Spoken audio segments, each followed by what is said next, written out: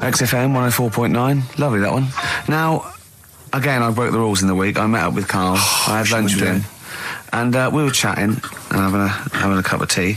And it got onto one of Karl's favourite programmes was the Tales of the Unexpected. Ah, of course. And all I can think is that he's probably the only person in Britain where they were unexpected. I mean, to him, when that twist came in, he'd go, gee, I can't... Yeah. Oh, God. Can't believe so it was the tree that did it. I mean, he was probably the only... And we were telling all these stories of horror, and he liked horror stories. And I told him this story. And I don't know if this had come across the way, but I told him this story. It was a short. It was a horror short. This was a film you saw, was it? Yeah. And what it was, it started off, just there'd been a car crash. You see, it's a horrendous wreck. And you saw it from the point of view of the person in the car. And he was calling for his mate, and he was going, Dave... And he sort of looked over and saw a body without a head that had been thrown at you. He goes, oh no, Dave. And then into the field of view came Dave, his mate, and looked at him with a look of horror, and then it sort of went black and you realised that he was just a head and it had been his body. Oh, wow. Right? Yeah. And I said, then it came up at the end, at the executions in the French Revolution, people experience consciousness for, and he went, oh, no, he said, it wouldn't be for that long. And then he went, if it was a chicken, it would work. Imagine remaking that film, but it's two chickens in a horrendous car crash. Their own fault for driving. It would work. No, he wasn't having that. Yeah. No, it was too long. I think he said, how long was this film? I went, about 5 minutes. He went, no. It would work if it was a chicken. I like the way that Carl is something like when you relate an incident like that, he's appalled and offended and annoyed by the people that made it, even though he's never seen it. Oh, he's annoyed. Yeah. Do you have a favourite Tales of the Unexpected, one that you remember particularly that shook you up? Yeah, we were talking about the one on where there's some woman in prison. Have you seen that one? I can't remember them all. Right. This woman's in prison. Yeah. And she gets a bit friendly with the guy who takes the dead bodies out. Right. And he said, I can get you out of here. He said, what you've got to do, right? You've got to, at midnight... When you hear the bell toll, that means there's been a dead body. Yeah, there's been a dead body. So what you've got to do is go into, like, the place where all the dead bodies are, get in the first coffin on the right, and then I'll come along and carry you out and you can run away and escape, right? So she goes, yeah, all right then. So she hears the bell go. I'll bury you, right? And then I'll come back later and dig you up. Right. Yeah, but that's the point. It doesn't matter. It does matter. Trust me, Karl, it really matters. Okay. Listen, I don't know if I'm going to ruin this for people at home. Yeah. Can I just skip to the end? I would imagine that she gets buried and he doesn't come back, and she has to get buried alive. Better than that. So she gets in the coffin, and she's lying there for ages. She's buried. She can feel a bit of movement going on, so she's obviously, being carried somewhere, so she's thinking, this is it, I'm getting out. And she's lying there for ages and thinking, why ain't someone coming and lifting the lid off this? Do you know what I mean? Letting me get out. So she's really bored. She gets a lighter out, right?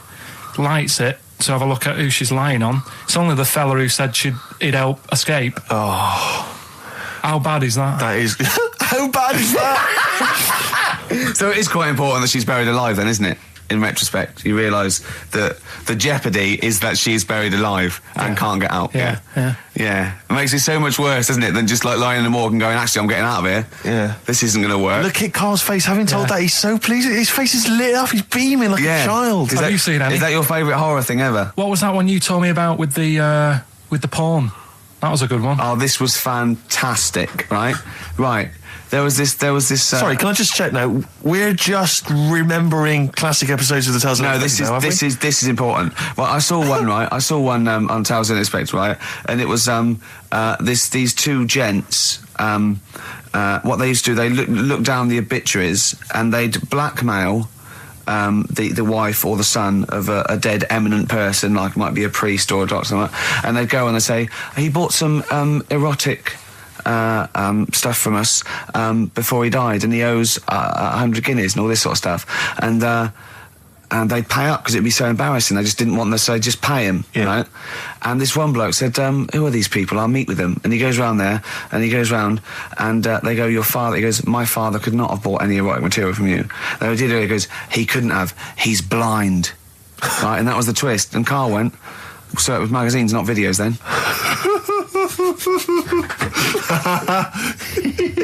Yeah. Now think about it, Steve. Is that so stupid? Well, presumably it was set in olden times because professional pornographers don't tend to call it, erotic material. Yeah. They tend to call it, juicy jugs or whatever. But more than that, I don't understand how a video is going to be any use to a blind person either. I know that you can hear the sound, Carl. Look at him nodding like he's caught me out. Yeah, what sound will you hear? Do.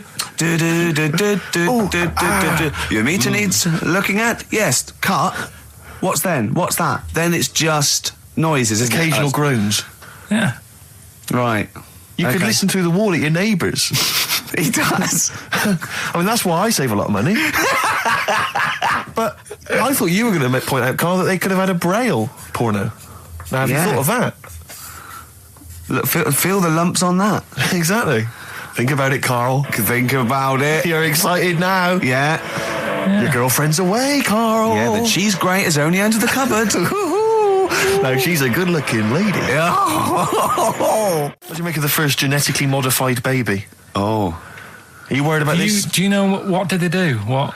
Let me see what it says here. Isn't it just choosing the eye colour? Well, this is the concern, isn't it? That in the future you'll be able to decide whether it's a boy or a girl, how intelligent it is, what it looks like, is it handsome, is it ugly? Obviously, no one will choose an ugly baby, and so on and so on and so on. And so it means that where will it lead? Where will it end, Carl? Are you concerned? I've thought about this a lot. What will us three look like in the future if they're being, genetically modified beautiful people? What will we be like? How will we be considered in society? True, yeah. But we've talked about this before, haven't we? About the cloning thing. Yeah, that's a bit weird. Yeah. But I don't think it matters because at the end of the day, right, you might look like some other kid, but it's the way you're brought up that will change your features and the way you are, your personality. If you lie, you get a long nose, don't you? Well, no, but listen, right, because I remember when we, I was growing up on this estate. This is going to be good. Go on. No, it's not. It's just an example of how this doesn't work. Go on. So we don't need to worry, sort of thing. Sure. Right? Okay. So I'm growing up on this estate, and there was this woman about 4 houses down, right, who's a bit rough. All right. Didn't fancy her. Oh God, no. Right, but she had a baby. Well, tell me about her first. I'm interested in this woman. Why was she? It was a very. Was it like a man in a dress? I mean, I didn't grow up in a posh house or anything. I'm not saying that if you live in a bit of a rough house, you're a bad person. What did she look like? But anyone can tattoos, clean up. Looked like Tony Green with a fag on. They didn't clean up much, right? Oh. Which, even if you've not got a lot of money, you can still try and make a place look nice. Yeah. Right. But she didn't, and a kid used to take a horse into the house. Sorry. Whoa, Neddy. What do you mean a kid used to take a horse into the house? Where did they get a horse? Must have nicked it from somewhere. Must have done. You've seen a horse in it? No. What, is that from outside the saloon round the corner? Yeah, was it just tied up with a bit of leather? Right. Oh, that's great. Big Jake, I'm looking for it. I'd been out. So let me get this. This was before the lynching stopped or after. Where did he get a horse from? What do you mean he must have nicked it? His mum said, where'd you get that from? I bought it. All right then, but keep it out of the kitchen. I don't want you going Catlin rustling. Where did he get a horse from, Carl? And how long did he have it for? Was he leading it or riding it? Mum, open the door, I can't stop. I can't stop it. Open the patio door as well. Looks like we got us a runaway. What do you mean? I don't know, but the thing is they couldn't afford to buy one because they're not cheap. So I'm just guessing. Maybe that's wrong of me. But I think... He had a horse? Yeah, right. So that's why the family didn't have any money. They'd spend it on the horse. No, I don't think, that's what I'm saying. I don't think they would have bought it. So anyway... Yeah, it's wise to whisper, Carl, in case they're listening. Yeah. And they could be in the room next door. It's not buying it, it's keeping it as well. Oh. So I was like in the car with my dad coming into the avenue, and you used to have to drive down it to turn round. And, and sort of go back to our house. You had the traditional method of transport. Yeah. And the horse was in the lounge. Reading a paper. Just like walking around. Oh, God! What? And when I was doing, I tried to earn myself some money once by flogging little flowers in plastic cups. What? This is genius. It just keeps coming. What do you mean you're trying to flog little flowers? What do you mean? Wait. Let's play a record. Let's play a record and come back to this. Because it's always going to just unravel and unravel. It's going to go for hours. Let's play a track. Deeper and deeper. It's like an onion, isn't it? We've created a whole world here where there's a man living with a horse. Just walking around the lounge. I come from the West Country. I've never heard anything like that. I just think of a big sort of like orange carpet and a rediffusion telly and this horse going, I'm fed up in here. Exactly. This is really... I am not taking the rubbish out again. Yeah. Right, play a record. Let's have Velvet Underground. We've got that lined up. Oh, yeah, the classic from the first album. I'm Waiting for the Man. Let's come back to the horse in a second. Little flowers in pots. What do you mean? From that classic first album, Velvet Underground and Nico, which apparently peaked at a disappointing 171 in the US charts. Think of that. And that's obviously Lou Reed, the Velvet Underground, and Waiting for the Man. Yeah, great track. So we were talking, we were doing White Van Man, and we got onto genetically modified babies, but and somehow then Carl started telling a story about someone with a horse, and then he got onto, he was trying to make money selling flowers. Just do the flowers briefly. Well, hang on, I just want to recap slightly. So there was a family, and who had the horse in the family? It was... Because you lived on an estate in Manchester. So the mother was a right pig, apparently. I don't know if that's relevant. You don't need to go that far. But what I'm trying to do is like make a picture for you so you understand. What did she look like? Who did she look like? Bit of a, and no disrespect to her, bit like Pauline Quirk.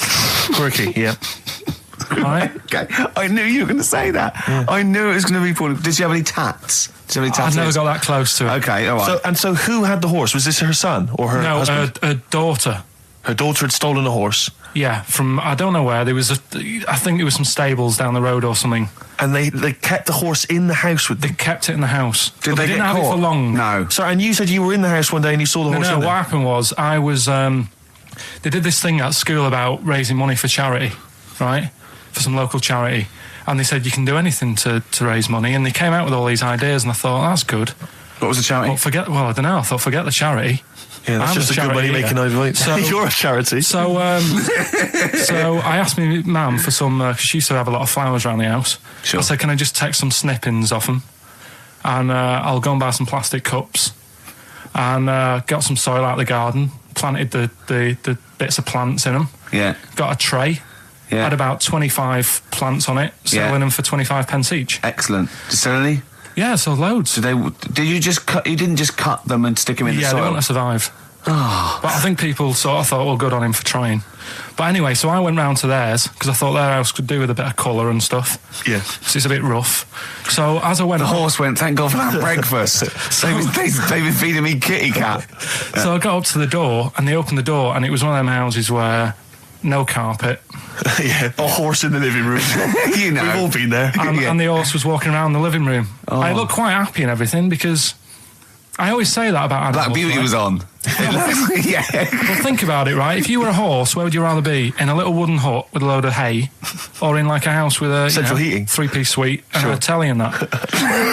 Telly and that? No, but I was saying this the other day. And an Atari, right? I was walking through London. Commodore 64, rubbish. Exactly. Walking through London with Suzanne, right? Yeah. And you know, like homeless people always have dogs.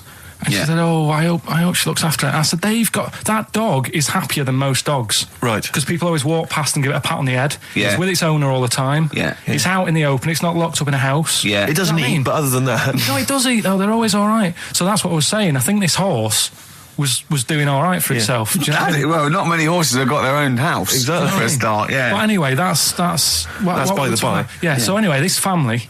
It was a bit. What we were talking about? It was about cloning, genetically modified kids and all that stuff. Yeah. Right now, what I'm saying is, you could say, right, Steve, you could have a baby, right, and Ricky could see it and say, God, I want one that looks like that. Yeah. Right. It could happen, Rick.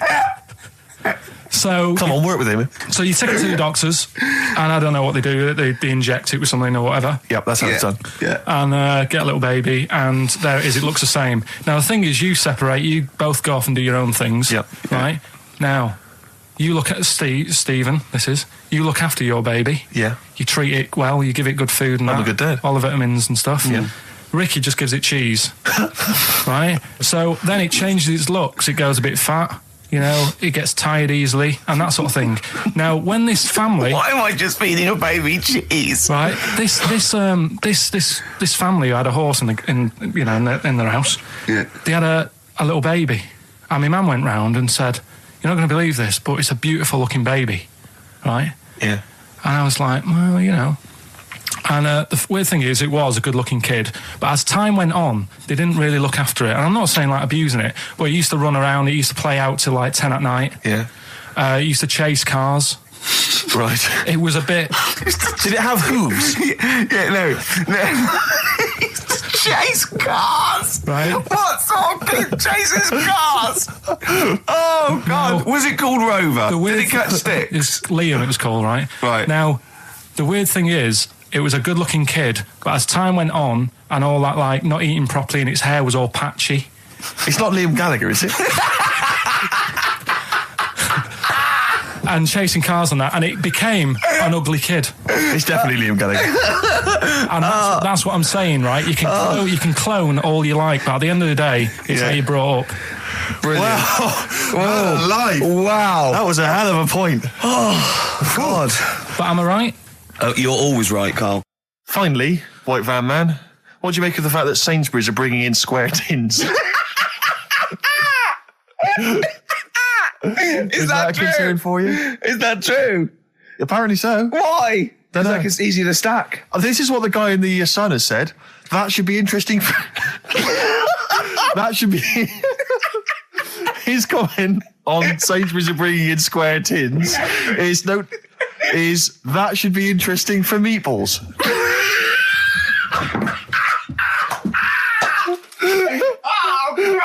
Ricky's just collapsed on the floor. Let's just play a song, Carl. I don't think even you can top that. Cooper Temple Claws. Who needs enemies? Good question, lads. Nobody. This is XFM 104.9. I'm Ricky Gervais. Oh, they should print a little book of those. They're great. Oh, how you can relate any song or artist to anything else. Easy. Joyful. Easy. Well, yeah, so me and Carl went out for a beer, and it was great, wasn't it? Yeah, We started yeah, off, good. and you met my mate Robin, didn't you? Yeah. And some of the stories. Do you want to tell Steve some things about Robin that you Robin, done? do you know him well? Yes. Well, do you know about his worm problem as a kid? Go on. Right.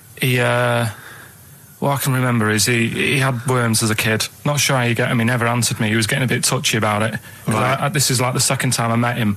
I think he was a bit annoyed that Ricky told me about his problem. What Yes. now? Straight away, you not being there, instinctively, what do you think went on with this story about worms? My suspicion is rather like when you told a group of people that Robin had once suckled milk from a cow's udder. Yeah. I told you that. Yeah. Did he mention that as well? Yeah. Yeah. My suspicion is that, like the cow story, the worm story is not true. But And why would he get so sort of uppity about it? Well, Because it's not true. imagine if that wasn't the first time he'd done it. Imagine if he did that every single time he was with somebody for the first time and Robin was just met them. He will tell that story to anyone. But they do say there's no smoke without fire. Oh, Robin!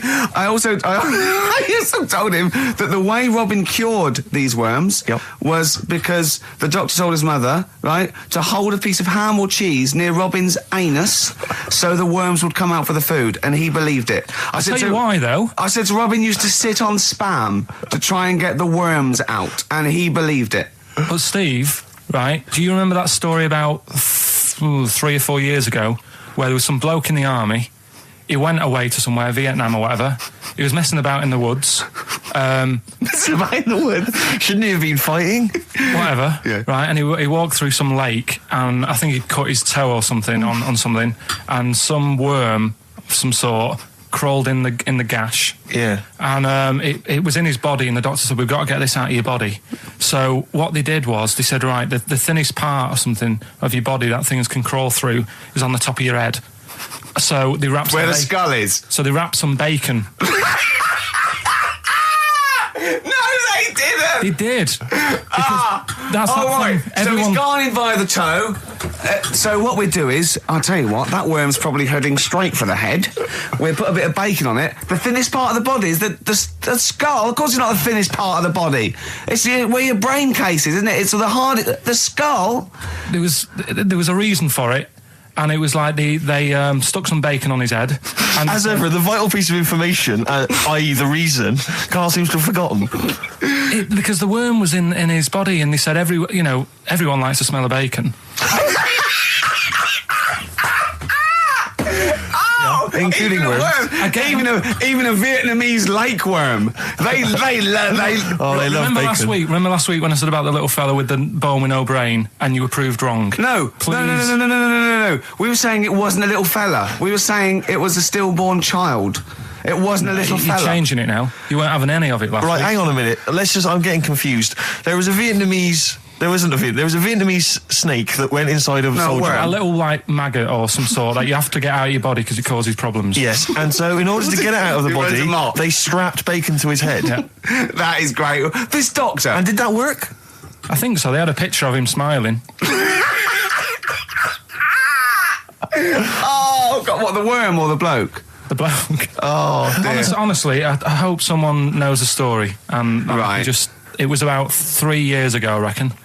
Okay. And, yeah, it did work. G.I. Bacon. So this is why the worm burrowed out of his head to get the bacon? Get to the bacon. Right. That's great. So this is why when Robin was telling his story, I was a little bit disappointed if it wasn't true. Right. Because in a way, Robin's never been to Vietnam. No, but what do you really think that Robin? Well, as Robin said at the time, Carl, why would I sit on ham then tell Ricky Gervais? It's a very good point. Because if he was a kid, you do daft things like that as a kid. Right. He is telling Ricky Gervais though. Yeah. And then, bless him. Okay. And then anyway, Robin left, and I tried to chase him, but he got away. He knows. And then we had a few pints, and then Carl embarked on some of the greatest stories ever told. Can you tell the story about your dad? Let me run it by. I haven't spoke to him all week, so let me run it by him. Okay, play record. Because what we got? We've got one of Steve's tunes. Yeah, well, bizarrely enough, this comes from the Teachers 2 soundtrack, the soundtrack to the current TV series. There's a slight whiff of nepotism in the air. Yeah. Rick, would you like to explain why? Well, that's why you're doing it. No, my girlfriend worked on it. But Yeah. you were going to play this anyway, weren't you? Well, I was, actually. Bizarrely enough, I was going to play some I Am Clute, and this is from, as I say, the Teachers soundtrack. This is called To You. It's a good track. That's I Am Clute, a track called To You from the Teachers soundtrack. That's also got, I noticed, the Electric Soft Parade, The Hives, Star Sailor, Feeder, Turin Breaks, Mercury Rev on there. It's a good little collection. Lovely. Carl has just had confirmation. He's looking smug because someone phoned up and went, it is true, it's a Laogai chi worm and you wrap bacon around your head. That's all the bloke knew as well. Yeah. And his name was Gary. Yeah. So I'm not having it. No. And he said, see, that's why the Robin thing isn't so weird. He said, but when you said he tried it with cheese, he said I was having none of it. He's got standards. Strokes, hard to explain. Like Carl, really? Yes. So, Carl, concentrate. Yeah, go on. So, we'll leave the worm with the bacon wrapped around the head, shall we? Well, if you're ever caught in the jungle, Yeah. Always carry some... bit of Danish. Good advice. Lovely. So, would you like to start on your... to Steve, because I've heard all these. Well, we won't do them all. Well, we'll start off with the Mr. Freeze. Tell Steve the story of Mr. Freeze. This is the first time he nearly died. This is the most serious of the lot, really. So, what it was, do you know, like, don't know if your mum and dad did the same thing, but, like, they do the weekly shopping on like, a Friday. Yeah. So when you got to Thursday, there wouldn't be much stuff left in the cupboard. It'd just be like, your Jacob's crackers and stuff like that. So when they'd been to the supermarket and they came back, I was like, what's that saying? Like a pig in... I loved it. It was like loads of food coming in, loads of biscuits. What is that saying? He nearly said pig in shit. Right. Is that the saying? Yeah. Right. So yeah, all this food comes in. Thank God he didn't. Otherwise he'd have been in trouble. That's true enough. Because he's culpable for our actions because Exactly. he's the producer. So technically, that twat's in charge. Go on. Right. So anyway, there's loads of food, and I'm like, oh yeah, look at this, and chocolate biscuits, and penguins and stuff. Bacon. And bacon. Just in case, you never know. So anyway, my mum and dad's putting the food away. Me and our kid are like, he's already grabbed something, gone back upstairs. It's like feral children. It's like a quest for fire. And then they were running upstairs. What did you sit under the bed, gnawing at some sort of pig's trotter? So I saw. Do you remember Mr. Freeze Pops? I do. Yeah. So they're kind of like popsicles, icicles. Yeah, but really long, like a foot long, right? Yeah. So I thought I'll have one of them. So I grabbed it. Went for the nutritious stuff first. Absolutely. And like my mum and dad are putting this stuff away and what have you. And I rip it open and knock it back, right? Straight away, just right back like Swallow that. Swallow it, But it went down the wrong way, right? So what, down your shirt? So I was like, oh God, I can't breathe. And my mum and dad didn't even know what I'd ate. Do you know what I mean? I ate it so quick. Yeah. And I'm sort of tapping my mum on the back, going, and she's going, oh God, you know, he's choking again, because I was always choking. If it was one thing, I don't know if I've got like a small throat, but I mean, even Ricky knows I can't drink that much, can I? Yeah. Do you know, or eat pebbles. I'm not a quick drinker. I'd always, I think I'm scared of like swallowing stuff. Yeah. And it was like bottle tops and mint imperials and stuff. I was always choking on stuff. Oh, jeez. So anyway, she's going, oh God, what's he picked up on it now? Drop it. So, and hit his nose with a stick. So I was going, I'm choking. At this point, my dad had I think he'd put his share away, you know, his food away, and he'd gone. His share, I love it. Yeah. He'd gone to watch like Winner Takes All or whatever in a lounge, and I was in the kitchen, and I was starting to I didn't care anymore. Do you know what I mean? I just got to that point where I wasn't struggling anymore. You just thought, I'm done for. I just was like falling to the ground. And my mum's going, you know, get in here, I think it's serious. And my dad comes in and sort of starts shouting at me, saying that's what you get for being greedy. He didn't even know what I'd eaten. Well, it was the moment to teach you a lesson, certainly. So he's there like that, and my mum's going, oh, look at him. And my lips were going purple, and my eyes were rolling into the back of my head. You look like Marilyn Manson. And so anyway, she grabbed me from behind and did that fireman thing. The Heimlich manoeuvre. Yeah. And, you know, winded me. And it came up, and I was all right. What, the whole popsicle came flying back out? You see, that's what I don't understand, because there was nothing there. No, just a little bit. No, it swells up, doesn't it? Because it irritated it, so it went down your sort of like your epiglottis. It went down the wrong way, like it went into your air canal instead of your throat, and it sort of spasms, and that's the fear. You just got to calm it down and relax. So in time, I would have been all right. Yeah, anyway. you don't. Well, no, you might have. So that's so that's hang on. one. No. But the weird thing is, like for 3 days after that, I felt like a sort of a special person. I went to school. I'm saying nothing. I did full days. A special needs person. Yeah. I went to school the next 3 days after that. I didn't wag it or anything. I did full days. I love that. 3 days, turn everything. Yeah, exactly. After 3 days, you thought, screw it. Yeah, did a quick history exam. Yeah. Right, next one. Weird. That's popsicle. That's popsicle hell, we'll call that. Right, next one. Which one's the next one? Oh, what about your paper round? Right, the paper round one. Paper round, I'd still say it's the best job I've ever had. And he means it. No, I really enjoyed it. It's like, you know, you don't have to work with anyone else, right? So you make your own rules. Just think of that. You know, you sort of You're spreading information to people, vital information. Giving a service, and no one else is around. You know, you can just do what you want and think about stuff whilst you're cycling around on your bike. It's really good. Yeah. So anyway, imagine the stuff he's thinking about when he's riding around his bike. So getting in the head of a salamander. So anyway, I loved it, and even though I only got 50p a day, right? No matter what the weather was like and stuff, I used to get up at 4:30 and go and do the round. And why did you get up at 4:30?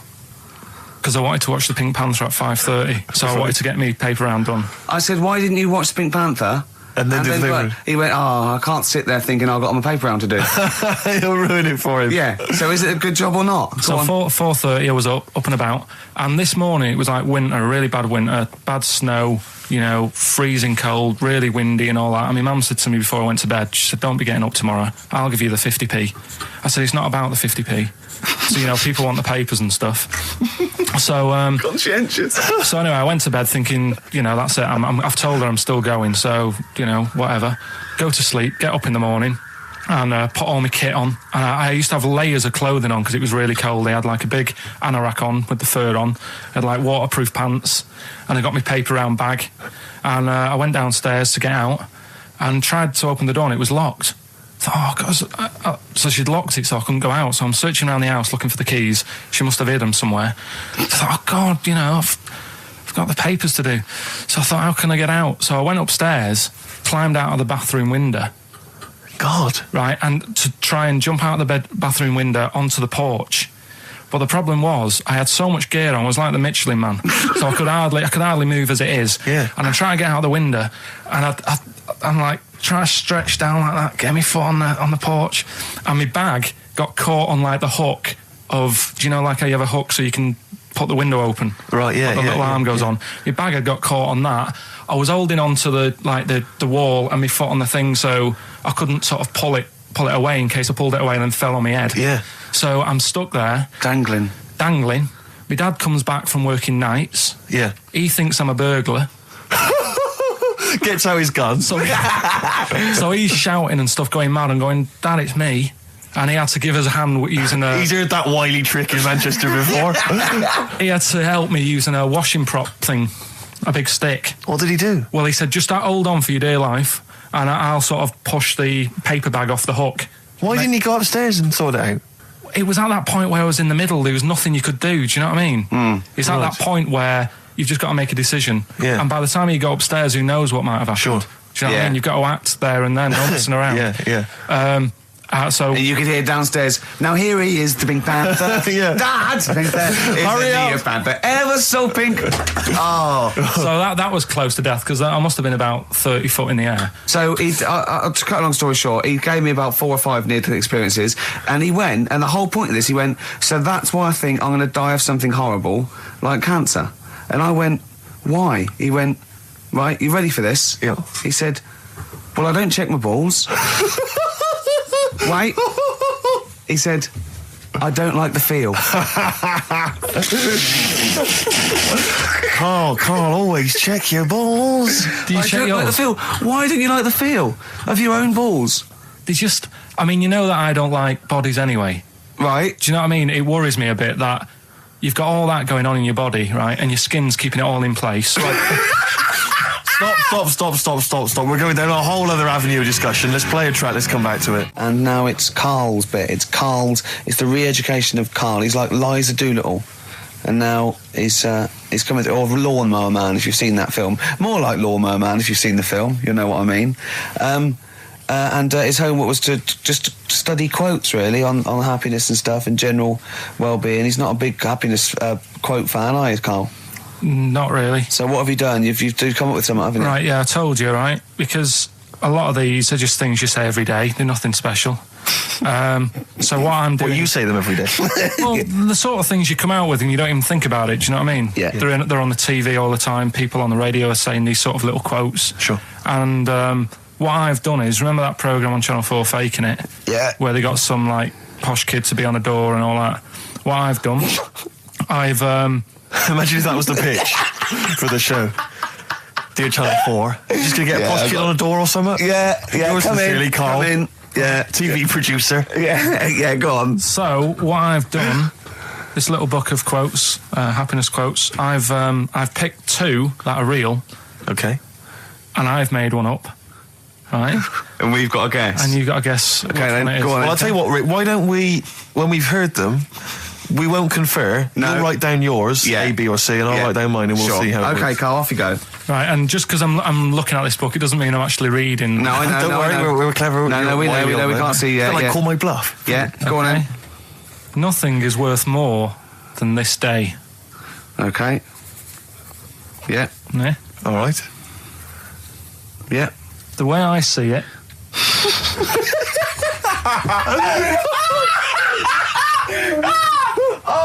Oh God, my head's gonna burst. No, hang on. My head's gonna burst. No, Hang on. this might not be Carl's. Oh, it might not be. How do you know I haven't tweaked them a little bit? Yeah, good Okay, point. fair Good enough. point. No, good point. The way I see it, if you want the rainbow, you got to put with the rain. Yeah, okay. All right? All right, yeah. Okay, hang on. It's not here. Come on. Cat food, Cat food, come on. it stinks a bit. But if you don't put up with the smell, the little kitten will die. Steve, I don't know what to say. I don't know what to say. Imagine this in faking it. Imagine their faces when he says that, and they're going, "Oh my God, Carl, play a song, mate." We'll have to confer on this one. Right, Blair. Well, that's just amazing, Carl. Just read them again. Two were real, one was fake. Go on in. Right. First one. Nothing is worth more than this day. Excellent. Next one. What does that mean? Well, cherish now, cherish your time. Okay. Because you can't get it back, and you know that's the way I saw it. Carpe diem, whatever it is, seize the day and all that. Okay. If you want the rainbow, you've got to put up with the rain. Yeah, of course. Yeah, rough with the smooth. You know, it's not all plain sailing, but you know, rainbow's beautiful, but it comes because of the rain, which you might not like. So make the most of everything, and good. Cat food doesn't smell good, but if you don't put up with it, then the little kitten will die. Right, now, Carl, that is a good effort. Now, that one's yours. I mean, obviously, right? Right, no, but it's a good effort, right? I mean, it slipped seamlessly into the others. Yeah. Don't think it didn't. No, but it's good. I mean, we knew it was that one. But what I will say is, it's good, but what you don't know, maybe subconsciously, is, I mean, it's very similar to the putting up with the rain and the rainbow. But that's good. Why do you think that? Well... What does mine mean? Well, even though it smells bad, it's good for something. Right, so I didn't look at it like that. What did you look at? I kind of thought... Was yours more specifically about cat food, generally? Because, normally it's an analogy. Yeah, or a metaphor for something, much bigger. Well, no, the way I mean, Dolly Parton, who I think did the rain thing, she wasn't specifically concerned about weather conditions. No. It was a sort of general idea. Yeah, it's all about life. Yeah. Well, that's what I've done. Go on. I've used an everyday thing. Yeah. And put it with today's problems, right? Go on. So, my girlfriend, she might like to go shopping for clothes. I hate it. Right. But because I love her, I put up with it. Ah, that's nice. Yeah? Yeah. So, you love that little kitten. You can't stand the smell of the stuff you got to feed it. But because you love it, you go, well, I'll put up with this just for a few minutes, and then I can, squeeze its head later and give it a little... Sorry! Squeeze its little head. No, yeah, well, that's just the thing that I do with cats. Put it in a bag and drown it in a lake. I can feed it and then I can throw it against the wall. So you didn't see it like that, did you? No, that's very good. So it's about love, is it? It's about putting up with the bad things for something you love. Yeah. Well, that's nice. But Carl, you seem now to be convinced and rather smug that you've tricked us and that you've fooled us and that we didn't understand it. Well, I say that's your fault, not ours. No, it's not, though. I mean, look, that man in Forrest Gump, he was a bit of a nutter. And he came up with the life as a box of chocolates thing. Yeah. Now, if that was in this book, you say, oh, yeah, brilliant, good bit of work. But if he was sat here doing the show with you, you'd be taking the mickey out of him. Sometimes I feel he is. No, but Carl, I could. In fact, if people are out there, we're too lazy. Could you write down everything Carl's ever said? Because I think we could publish that. Yeah. He said one today. He saw my salamander. It's not a euphemism. He saw my salamander, and it's just sitting there in the tank. Your exotic pet. Yeah, and he's worried about there not being a lid on. And he said, I went, what are we worried about? He said, wow. He said it sits there for 24 hours a day, obviously planning to get out. Well, it's got nothing else on its mind, and it's the daft thing is, he has actually got the lid ripped up a little bit. And he'll be looking up there, and it's going to get out. But what's the worst that could happen? What's it thinking? What do you think it's thinking, this salamander? It's got its eye on the DVD player. I can have Ian be down the market. Class. Rock the Casbah. I love the fact you had at least 3 minutes to get that right. I know. Prepare and get that right. I know, but my mouth was full of Maryland cookies. Yeah. Last week, this would blow your mind. He came in, do you know what he'd bought for himself? About 10 penguins. Who buys penguins still? I know. Or wagon wheels. Oh, I've never liked wagon wheels. You've not been a fan? No, but I was sorry about that. It's The Clash and Rock the Casbah.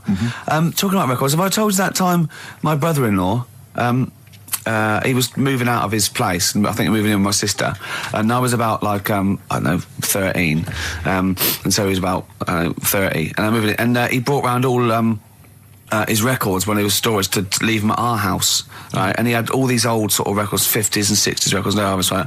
And they put them upstairs, and I was looking through them, and it's just all like Elvis stuff and Beatles stuff. And there was a mate of mine who loved Elvis, okay, and he had loads of chemicals. Yeah, he had loads of chemicals, and I was into chemistry, and he said, "Let's swap me some chemicals for them." So I sort of nicked about 5 Elvis singles, and I got all these chemicals, and then the guilt just hit me. I just thought, well, he's going to notice that. And one night, I just came downstairs and I confessed to my mum. And she went, all right, well, I won't tell him, but you've got to be good. And it's sort of like I was just really, really good for a year. And then I remember when I was about 18, my brother was talking about it. And he said, did you ever play those records I left for you? Brilliant. He told my mum, he said, these are for Ricky. She just didn't tell me. She was sharp, wasn't she? She used opportunism there. Oh, that's genius. And that was it. That's why I was good. But you've never stolen anything since, have you? No, I don't. Except that spate of shoplifting after that to teach your mum a lesson. yeah. Well, I went round and arson. No, I did. I just couldn't believe it. It was terrible. I remember. I think all kids go through a phase of shoplifting. Well, and when I was going through it, I used to just little things, just like magic markers and magazines, Mars bars, that sort of thing. Yeah. And one day, right, my mate Anthony, his mum called up my mum and said, I've got to meet up with you. I've got to have a word with you. And she said, what about? She said, I don't want to talk about it over the phone. So she goes, oh, right, well, yeah, come round tonight then. So anyway, my mum sees me, she don't want to be in an awkward position and, like, be a bit embarrassed and what have you. So she sees me and she goes, right, Anthony's mum's coming round. What have you been doing? Yeah. So I go, oh, God. I said, I've been nicking stuff. So she goes, like, what? So, not big stuff. I've had a few calculators and Mars bars and stuff. How many? I'll just work it out. Hold on. Works out at 7.2 per day. So, how many calculators do you need? So it was when that phase. You failed maths. Everyone wanted a calculator. It was like a trendy thing, wasn't it? Right. Oh yeah. In Manchester a couple of years ago. Yeah. So anyway, I told her all this and I confessed to, like, computers will make it there one day. I confessed to there's magic in the back of battery. Go on. Confessed to nicking all this stuff. She comes round. She only wanted to borrow some money. Brilliant. She said, oh, I don't like asking. I was a bit embarrassed to ask you over the phone, but can I borrow 20 quid? Oh, that's fantastic. And there's me. That's great. And it's similar sort of thing to yours. And did you? And he went, hold on, Mum, let's work out the interest on that. I bank 10%. She'll owe you £4.40. Yeah. So your mum was a loan shark. yeah. And did she mention? She went, I just with that other, because what I'm saying is presumably you got your mate in trouble. No. Right, you didn't. That's great. Anyway, should we have some more music? Because we've been waiting for hours. What are you going to play, Carl? We've got the Cooper Temple Clause. Oh, brilliant. His homework was to come up with those stupid lateral thinking problems. We maybe should give an example of the... Romeo and Juliet, right? Romeo's asleep on the bed, Juliet's on the floor, covered in water and broken glass. What happened? And you ask all these stupid questions, and it's... Romeo's a cat and Juliet's a goldfish. Again, awful. What am I thinking? Yeah. Yeah, come on then, Carl. Right, yeah. There's a bloke lying on the floor, right? He's cut his head, blood's coming out of his head, and all his mates come running up, and they're all stood round him. Yeah. And they don't take their hats off as a mark of respect. That is outrageous. Why didn't they take their hats off? I'm laughing, but it's probably as good as the real absolutely. ones. A bloke's fallen with his... Yeah. He's lying on the floor. Yeah. He's dead. Yeah. His mates come running up. Was it important that his head was cut? I don't know. I mean, would it have been okay if he'd have been wearing a hat? He wouldn't have been dead if he was wearing a hat. What's your answer? No, you're meant to answer questions. You don't just go, what's your answer? You say, where's the turn? So you go, no, and I have to guess. It's obviously like sort of motorcycle stunt team or a parachute. Why didn't they take their hats off? Because they're probably still on the motorbikes or something, or... Well, yeah, but if you mark a respect to someone, you could take your helmet off. Getting angry. What? They're parachutists. Why can't they take their helmets off? Because they're coming down from the sky. But he's on the floor dead. Well, yeah, but they can look down and see him on the floor. Are they on the floor, Carl? They're on the floor as well. They're walking, are they? Yeah, well, they sort of stood there looking at him. They're stood there. Yeah. They're stood on the floor looking They're at him. and he's soldiers. Why? But why? If Because it might be in a battle zone. They might have their helmets on, and he's been shot in the head. No. Well, that does work. You see, this is my point. That one works. That one works. Unless you give us a piece of information where that doesn't work. What's the difference? Why is yours different to he's been shot in the head in the trenches, and they're looking at him and they keep their helmets on? I just don't think it matters as much. If they're in the trench, they're already guarded a little bit, so they could take their hats off. It's the best mate, for God's sake. Okay, he's dwelling on this. Are they normal hats? What kind of hats are I'll give you they? the answer. No, don't get ratty. What kind of hats are they? Baseball hats? If I told you what sort of hats they are, you'd have the answer. Wow. Okay, I've got to guess what sort of a hat it is then, have I? Right. Is it a trilby? No. Is it a bowler? I know what it is. What? They're spacemen. No. Oh, that's a good That one. one works as well. This is my point. I like that one a lot. It works. He's fallen on the moon, and not that the moon happened. It was set up, wasn't it, in the studio? We know that. Yeah. Okay, Carl. What's your answer? Builders on a building site. Why is that different to soldiers? Because bricks don't fall in wars. But bullets fly. Right. Let's play a record and we'll come back to it, Carl, while you think about what you've done. Oh yeah, you've embarrassed Let's play yourself. some classic Suede. Yeah, and this is for David and Kieran. I think you wanted a bit of Butler. This is a bit easier, but I still think it's a good one. So this is, we should explain what this is if you've just tuned in. It's one of those stupid lateral thinking problems That Carl himself has created. Yeah, that was his homework. Right, this one. It's a fella. He has a normal day doing stuff. Nothing wrong with him. Right. And It's the twist in the tale. It's just like Tales of the Unexpected. Yeah. Just a normal day, nothing wrong with him. Hold on, though, he's got the legs of a fish. Go on. So, that's why he's been hiding his legs. So Go on. He does his The normal, legs of a fish. Sorry, Carl, carry on. He has his working day and that, Yeah. and then he gets a bit tired. Goes to bed. He puts the light on, leaves it on, goes to bed. Oh. That's crazy. That's mental. I can't think what's happened. Anyway, here's Radiohead. Right, okay. What? The question is, why does he put the light on when So he's a going man, to bed? he's had a normal day, he's come home from work. Is that right? He's come home from work, or he's not been working? Yeah, he's just been out? no, it's been working and stuff, I think. You think? You've made it up, Carl. You can decide. So is the question is, why has he put the light on when he's asleep? There's a reason that he's put the light on when he's asleep. Has he gone to sleep? No, Carl, don't shrug. You're meant to answer these questions. He put the light on before he went to bed. Yeah, and the question you're asking me is why? What's the scenario? And the light's on and that, but he's gone to sleep. Yeah. He started reading and then he fell asleep. No. Did he intentionally, for some reason, put the light on? Every night. It's mad. Sounds mad. That's Carl, doesn't it? Every night he does it. Yeah. He puts the light on. So, when he goes to light sleep. on, it goes to bed. Carl, is the point of this, he puts the light on for a very good reason. Not for us, but for some people. He's blind and it's always been on, and he thinks he's turning it off, but it was on in the day, and he thinks he's turning it off, but he's turning it on because he's blind. That'd be stupid. That works. No, that works great, Rick. Yeah. Thank you, Carl. So you've got to come up with what... Hang on. If What? you're blind, why would you put a light on? No, he thinks it's off. Yeah. But why would he turn it on anyway? Just think so he doesn't get burgled, so people know he's in because he can't see him. So he just he puts the light on when he's there, then he turns the light off when he goes to bed, so people think it's fine. But he's got it out of kilter, and actually he's walking around in the dark all day. I don't believe that if you're blind, you turn your light on. I don't think you'd be living on your own, would you? I'm not having that for a Do second. blind people live on their own? For a second. Well, some people do. Lonely blind people live on their own. No, if you got bad eyes. What, any of them women? Are there any blind women who are living on their own, Rick? No, I mean, if you know of some blind women. 08700 800 1234. We've gone through this. If you are a blind woman with no standards and you don't care annoying voices and smell, yeah, then get in touch with you. yeah, I mean, you've got to be within the ages of, say, 25 to 65. You know, Right. well, call it 75. You fussy all of a sudden. Yeah, go on. If you were blind, would you live in London? Because someone said yesterday there was one struggling outside in Leicester Square, and I don't understand. If you were, I mean, you know, That might have been a tourist. but why come to London if you're blind? It's the worst place in the world to come if you're blind. To hear the sights. To hear the sights. It's a bit mad, isn't it?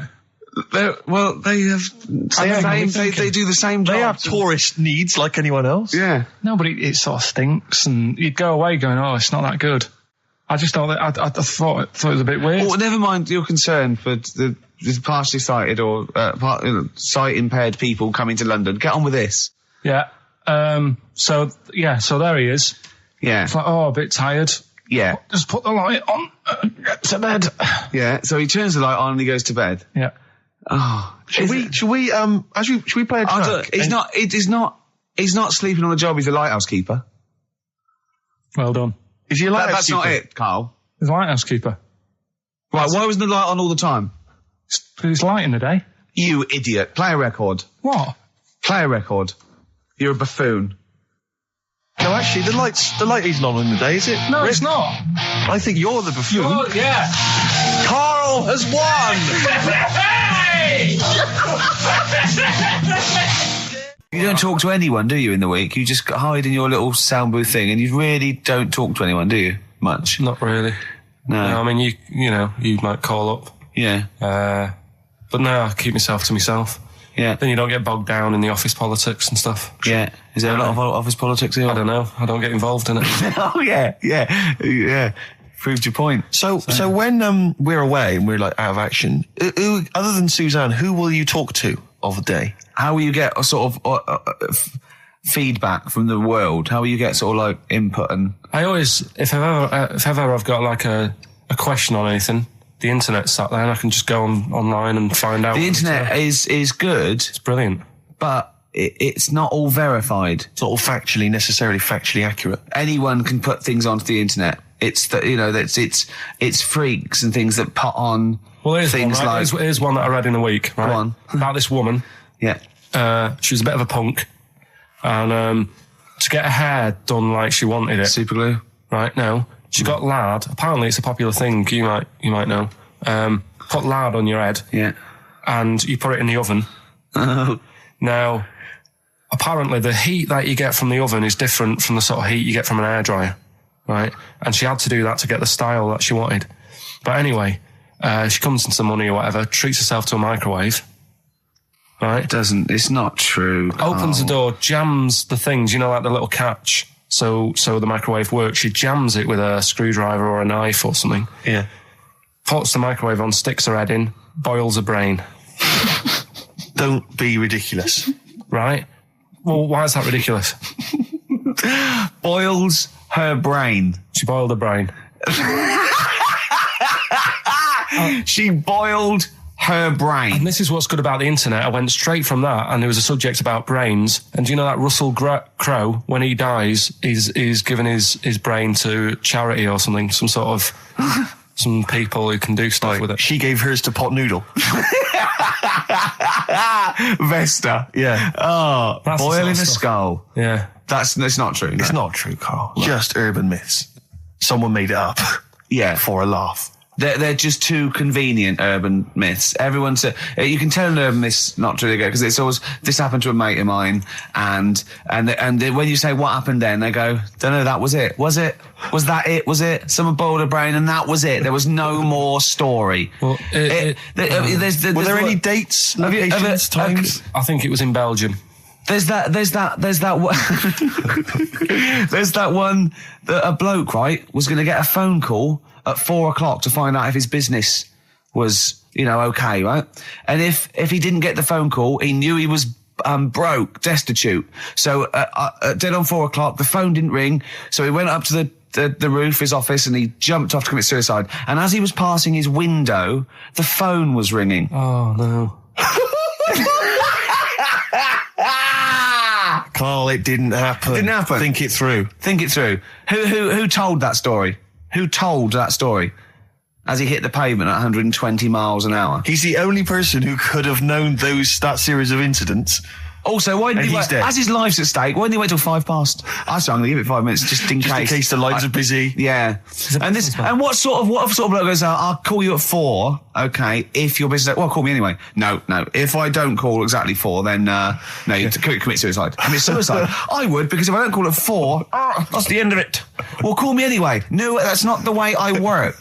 Why can't you just call me and tell me the other way? Well, I'm telling you how I do it. If you're bust, I don't call. Can't you just call to verify in case something goes wrong? What if it's engaged? It won't be engaged. Just commit suicide at 4, please. It didn't happen, Carl. The other one, right? A bloke, right? He's on a train station, and I'll tell you how I heard it. He's waiting for a cruise station, whatever, and he shits himself.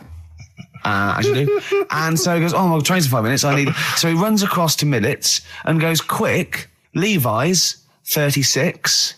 The bloke just puts it in a bag. He runs onto the train. He goes into the toilet, takes his trousers and pants off. He's soiled. Yes. Throws them out of the window. I won't be needing those again. Cleans himself off. Open the bags. It's a jacket. Oh. No, it didn't happen, Carl. At what point did he go into it and go, quick, Levi's 36? And the bloke went, sorry, Levi's 36, what, a pair? No. Shall I wrap them? Them? It. Shall I wrap? Just wrap whatever it is. Do you want to look? No. I'm not looking when you're putting it in the bag, please. Right? 36 waist stories. Don't say anything. I've told you 36 Levi's. I put it in a bag and charged me for it. Yeah. I don't want to discuss it further. Yeah. There was one... There we go. There was one about a woman whose husband died, and she had him cremated. Yeah. And made like a little egg timer out of him. Right. And she said, I did that so it can still help around the kitchen. Well, that might be true. That might be a joke. That's quite sweet. That might be true. It's a true story, again. It was all... No, not again, because the ones I just told weren't. Nor is the boiling the brains in a bag curry microwave. Head story, true. Yeah. That's all. That's nearly it, Carl. Right, what's your last room 101? Oh, God. It was holidays. Holidays. Well, You want to put holidays in room 101? people who are sort of annoying on holiday. Oh, yeah. Do you know when you go away? Oh, yeah. It's sort of touched on this before. Is this going to be the Scouse guy? Yeah. Go on. Oh, it's so long though. I mean, it was a holiday when we went to Tunisia. And the Scouser pissed you off. Surprise, surprise. Yeah. Yeah. But the annoying thing was, when you go on it was a cheap holiday, and like the lesson here is, if you want a good holiday, you got to like spend some money. Yeah. And we didn't on this one. We spent about, I don't know, 400 quid for 2 of us for like a month or something ridiculous. And we got there and, you get to the hotel and you go, we have made a mistake. It's a ropey hotel. You can tell like the blinds and stuff as you walk in, they're all dirty and stuff. And you think, well, let's make the most of it. Let's not get down about it. It's a holiday. It's for a rest. And you try and make the most of it. And we had to meet. Like you have one of those things where you get to your destination and the rep says, right, go and unpack your bags and that. Go and sort yourself out in the room. And tomorrow morning we'll meet up at 10 o'clock. And I'll go through, the best sort of place to go for camel rides and, the best deals I can get you. That sort of thing. Can anyone here walk like an Egyptian? So she says, right, tomorrow morning, meet 10 o'clock in the discotheque. So we get up and we have breakfast, and it wasn't a good breakfast. The kitchen was, like, bit horrible. The food wasn't good, and it was run by sort of midgets. What do you mean it was run? There's anything wrong with that. There was little fellas running around, and the annoying thing was one of them sort of started to fancy my girlfriend.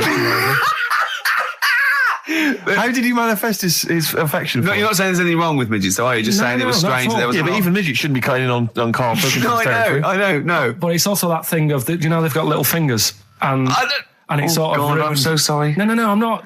It is a bit of a phobia of mine. Okay. Do you know what I mean? They are nice people and that. Sure. Oh, God. But the annoying thing is... So what was he doing then? How did he... I don't understand how he was chatting up your girlfriend. Was he crawling under the table so you couldn't see? Just kept... Whispering to her from underneath there. Stop it. Just sort of, Wait, I don't want to get a complaint on our last show. There's not many midgets. What's going to happen? Can we just finish this and start up again in a couple of months? Oh, yeah. So if you want to know more about the midget theme restaurants, then we'll talk you in 3 months. Yeah. It's just. Oh. It's just. No, that's fair enough, actually. Oh, You're yeah, absolutely no, right, sorry Carl. about That's this. your producer's head Listen, on. we'll see you in about a really, it's been a pleasure, truly, and thank you for everyone that wrote I've got you letters. Have you really? Yeah. I've got you both a present, right? Oh. I got Ricky, do you know, like we've done fables and Yeah. stuff? Right? Yeah. This is like Mr. Ben. Oh. This is brilliant. Yeah. Right, and it's like little fables that Mr. Ben goes on. Oh, fantastic. So I want you to learn something from that for when you come back. Okay, brilliant. That's lovely, I'll tell you Carl. one of the stories I read this morning. It's brilliant. In fact, when you've done with it, Yeah. give it me. Yeah. Because I haven't finished reading that. Okay, thank you, Carl. And for Steve, a little shout up lines. A little book of chat-up lines. That's fantastic. Carl. Thank. Well, we'll see you in 3 months. But carry on emailing Carl. Cherish Karl Pilkington. He sits in a little room by himself, so keep him in touch. And we'll see you in August. We're going to leave you with something that we all love. This is There Is a Light That Never Goes Out by the Smiths. Very apt, I think. Goodbye. See you later. It's just gone 4:05. It's Ricky Gervais show. That's Steve just doing the microphone, putting his headphones on. Sorry, Rick, I'm not... Sorry, I just didn't give me much time to prepare myself. So No, hang on. a week. Yeah. It was actually a week. I think that's working. My headphones are not quite working. Hang on. No. It's going all right, though. Well, not only we haven't not prepared for the show. Yeah, okay. I thought maybe people could phone in and give us some subjects to talk about. 0171 580 2000. Yeah. Or they can fax in 0171 580 1234, and they could get like a discussion going, like, what do you think of that Tour de France nonsense? And we could sort of, no, not that. What do you think about, well, you know, it's their idea, isn't it? 0171 580 2000. Quickly, I mean, really, seriously, just get on the phone now. This is my record of the week. Yeah, go on. Yeah, Yeah. what is it? Exciting? Yeah, it's Foo Fighters. Right, yeah. Walking After You. I'm looking forward to it. It's quite interesting. I think it's quite interesting, Rick, because, you know, it's a very sensitive song, very beautiful song, and I think it betrays something about you, about the inner Ricky. Yeah. Which I don't think we've ever sort of really tapped into before. No, but I mean, I've got something exciting for you as well. Really? Because maybe you know, you can find love too. Because Petru sent in a piece of paper here from, see there, from Mix Mag. Yeah. But it's the personal ads. Oh no, it's not. It's an ad. It's Select. That's an advert. for Whatever, Mix Mag. Rick. It doesn't really matter, does it? Realism, it makes all the difference. No, move so on. I don't think I'm just making it up. Come on. Right. Lonely, depressed bi girl needs someone of any age to understand. Right? Any age. Right, Well, yeah. that fits, you know, your any age. Certainly. Yeah. Ugly freaks preferred. Yeah. Right? Anyone accepted. Well, I'm in there. Well, No, excuse me. don't count your Excuse me. chickens. Don't count your chickens. Confidentiality and honesty assured. Yeah, that's fine. Reply guaranteed. Give it to me now. Now, I know what you're thinking, No, because she said... give it to me now. I know what she said. I know why you're thinking. You just any age, which you fall into nicely. Yep. Ugly freaks preferred, so you're at the top of the list, and anyone accepted. See, but I don't think she realises quite what you look like, because you're not in her framework. Do you know what I mean? So I still think you might be disappointed. No, Gervais, this will work. This will work. Let me see this. Only depressed bi girl. What does that mean, though? Bi girl. What does that? Bisexual. Bisexual? Yeah. Again, I think she means Bisexual? sexuality of any human. Do you know what I mean? Well, all I'm saying, bisexual, Gervais. Do you know what I mean? Am I right? What do you mean? Hey, three. Yeah, hey, three people. What? Three in a bed. You, a bisexual, and an amphibian. Three in a bed, Rick. Hey. Hey? But you won't be one of them. It's not going to happen, is it? No. Nearly 25 past 4. Ricky Gervais show. I'm Ricky Gervais. Gervais, I know we haven't got much in the show today. We've not really thought of anything to talk about. Why did you just give a time check then? Just to fill it up. I know, exactly. Yeah. But like, why? Do you know what I mean? Because the music, sunny out as well, isn't it? was playing, right? And you Yeah. mentioned it's 25 past 4. We'd never do time checks. How is that useful? What are you expecting? Someone's looking at it, they're going to think 25 past 4. Christ, I should be at my mum's house. I haven't they'll played put- any good records. I can't learn interesting, but thank God he told me what else. I've got to take that bun out of the oven. Well, exactly. You that's never know. but you don't want to tell. Or they probably just realised something good starting on telly. Well, exactly what I was going to say. Don't say it's 4, because who knows? I don't know. Maybe the Antiques Roadshow. No, BBC always start things at 25 past, don't they? Yeah. And 5 to. Well, you're a fool. That's what I'm saying. There's no reason for Why do they do that? Why do they do that and not on the hour like ITV? You know where you are with ITV. BBC, 10 past, quarter past. 0171 580 2000. Yeah. Why the BBC? I'm struggling. You are indeed. Well, I'll tell you what I'm going to do. I'm going to quickly go to an ad break, which is good. Yeah. That keeps people pretty fixed. Oh, yeah, they'll be desperate. Yeah. They'll be listening to those But I'll ads. do a little trial. Watch this. But after that, if you can hold out for 40 seconds, we've got the new one from the Manic Street Preachers. You've got to be happy with that. I'm loving it. Gervais, before we do it... Go on. I watched Team Knight Rider yesterday. You didn't. You've seen it. It's a new sort of thing. Must be made 10 years later. And it's instead of just the one Knight Rider car, it's a team of them. A fleet of them, Gervais. Team. I think it said teen. No, Teen Knight Rider. Yeah, when he was little, he had spots and he was a little bit embarrassed. On like a little sort of scooter. Yeah, and you go to the girls and go, hello. Do you want to? Do you want to? Oh, yeah. Teen Knight Rider. Teen Knight Rider would be beautiful. That's great, isn't it? Yeah. That'd be great. And Kit goes, what are you doing? Nothing. Yeah. I got him caught in the flies. Get these like kits there, sort of explaining how to shave. Yeah. That'd be beautiful. You dirty little. Now that is really gummed up my CD player now. Oh, we'll stop it there, surely. Oh, Teen Knight Rider. Teen Knight Rider. I tell you, if we get on to talking about telly programmes, Gervais, we'll be here all night. Yeah. Won't we? Yeah, well, it's about 25 past 4 now. That's brilliant. They're disappointed. But listen, Gervais, you know I've always said that you know when a party's going bad when you end up in the kitchen talking about old kids' TV shows. And singing the theme tunes. Exactly. And you remember Swizzlers. Oh, yeah. And Flying Saucers, yes, we remember Flying Batwing Jumpers. And everyone starts laughing. Batwing Jumpers. Do you not remember Batwing Jumpers? She's retired now. Thanks. Grot Bags. Grot Bags? What was that? That was the Emu. Pink Windmill. Oh, yeah. Talk about gay subtext. Pink Windmill. So I take it with the fact that we're talking about it. We are in the kitchen at a bad party. We're in the kitchen at a bad party. Have we? We've got nothing to talk about. You know, usually we say we've got nothing, we've got a couple of things and we get up. We've really got nothing, Absolutely have we? nothing. What about that Teen Night Rider? We were going somewhere. There must be something. Yeah. Hilarious. Imagine it. What was it? Michael, it's time for school. I can't, I've got bellyache. Well, you're well enough to do that. I have to do that. I have to get rid of my poison. But Teen. I wasn't talking about Teen Night Rider. No, sorry, Team Night Rider. You were actually going to tell an anecdote there. Well, no, not really. All I was going to say was that it was great yesterday because there was Team Knight Rider, which is the sort of 10 years later. There's a team of people with super electronic cars driving around solving crimes. Yeah. And then it flipped over, and there was Butt Rogers in the 25th century, featuring Gil Gerard. Do you remember him? Good-looking fella. Yeah. And Twinkie or a biddy biddy biddy. And sorry, are you on crack? No. No, sorry. Have you taken sort of like some real sort of heavy mixture of cocaine? What? What's that? And obviously a good-looking fella, biddy biddy, and No, that's Twinkie. And then I turned. What? Why are you? That's an impression of Twinkie, the little robot. The robot. The little. Oh, the little robot. Oh, wait, The little silver robot that went biddy biddy biddy. It's as simple as that. I'm not trying to corrupt you. I'm not trying to get, confuse you. Oh, go on, yeah, okay, it's fair enough. I'll take all I'm saying is, great TV shows there that we forget, We're in the kitchen, Gervais, yeah, we are, We're in the kitchen. But everyone else has left. It's just us two. It's just you we and could I. go home. We could go home, but we're still enjoying it. Yeah. In the kitchen there. Yeah. But what I was going to talk about is, there's a lot of TV shows. There's a lot of TV shows, Gervais, that we know and love and we remember. Yeah.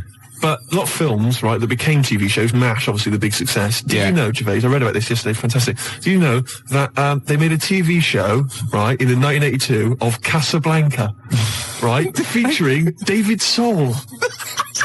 As what, Rick? As Rick. What a fantastic TV show. That is fantastic. It'd be Casablanca and you'd have a picture of him, wouldn't you? And every week they'd find a different reason for him to say, play it again, Sam. And lovely Patty Coombs as his Liza, whatever. Oh, that was fantastic. Mr. Rick, I'm not playing backgammon for money. Play it again, Sam. It'd be great. Every week, whatever it would be. I don't know what they're different contrivances. Like a catchphrase. Oh, that'd be fantastic. Great, wouldn't it? Bobby Crush as the bloke on the piano. You must remember this. Oh, fantastic. Every week he gets an excuse to play it. That is Well, once, right, I was looking through, right, and there was that TV show called You Must Be the Husband. right? Yeah, it was called You Must Be the Husband, and I'd never seen it before. And me and Jan watching it, it was just flicked over. We saw the last that we were going to watch something else, and it just ended with the waiter coming up to one of them and going, "You must be the husband." And we thought, do they have to remember that every single week? Deary me, that's like hard work. I tell you, Yeah. putting catchphrases Yeah. in TV shows, hard work. David Soul, Oh, that is fantastic. Dave Hutch.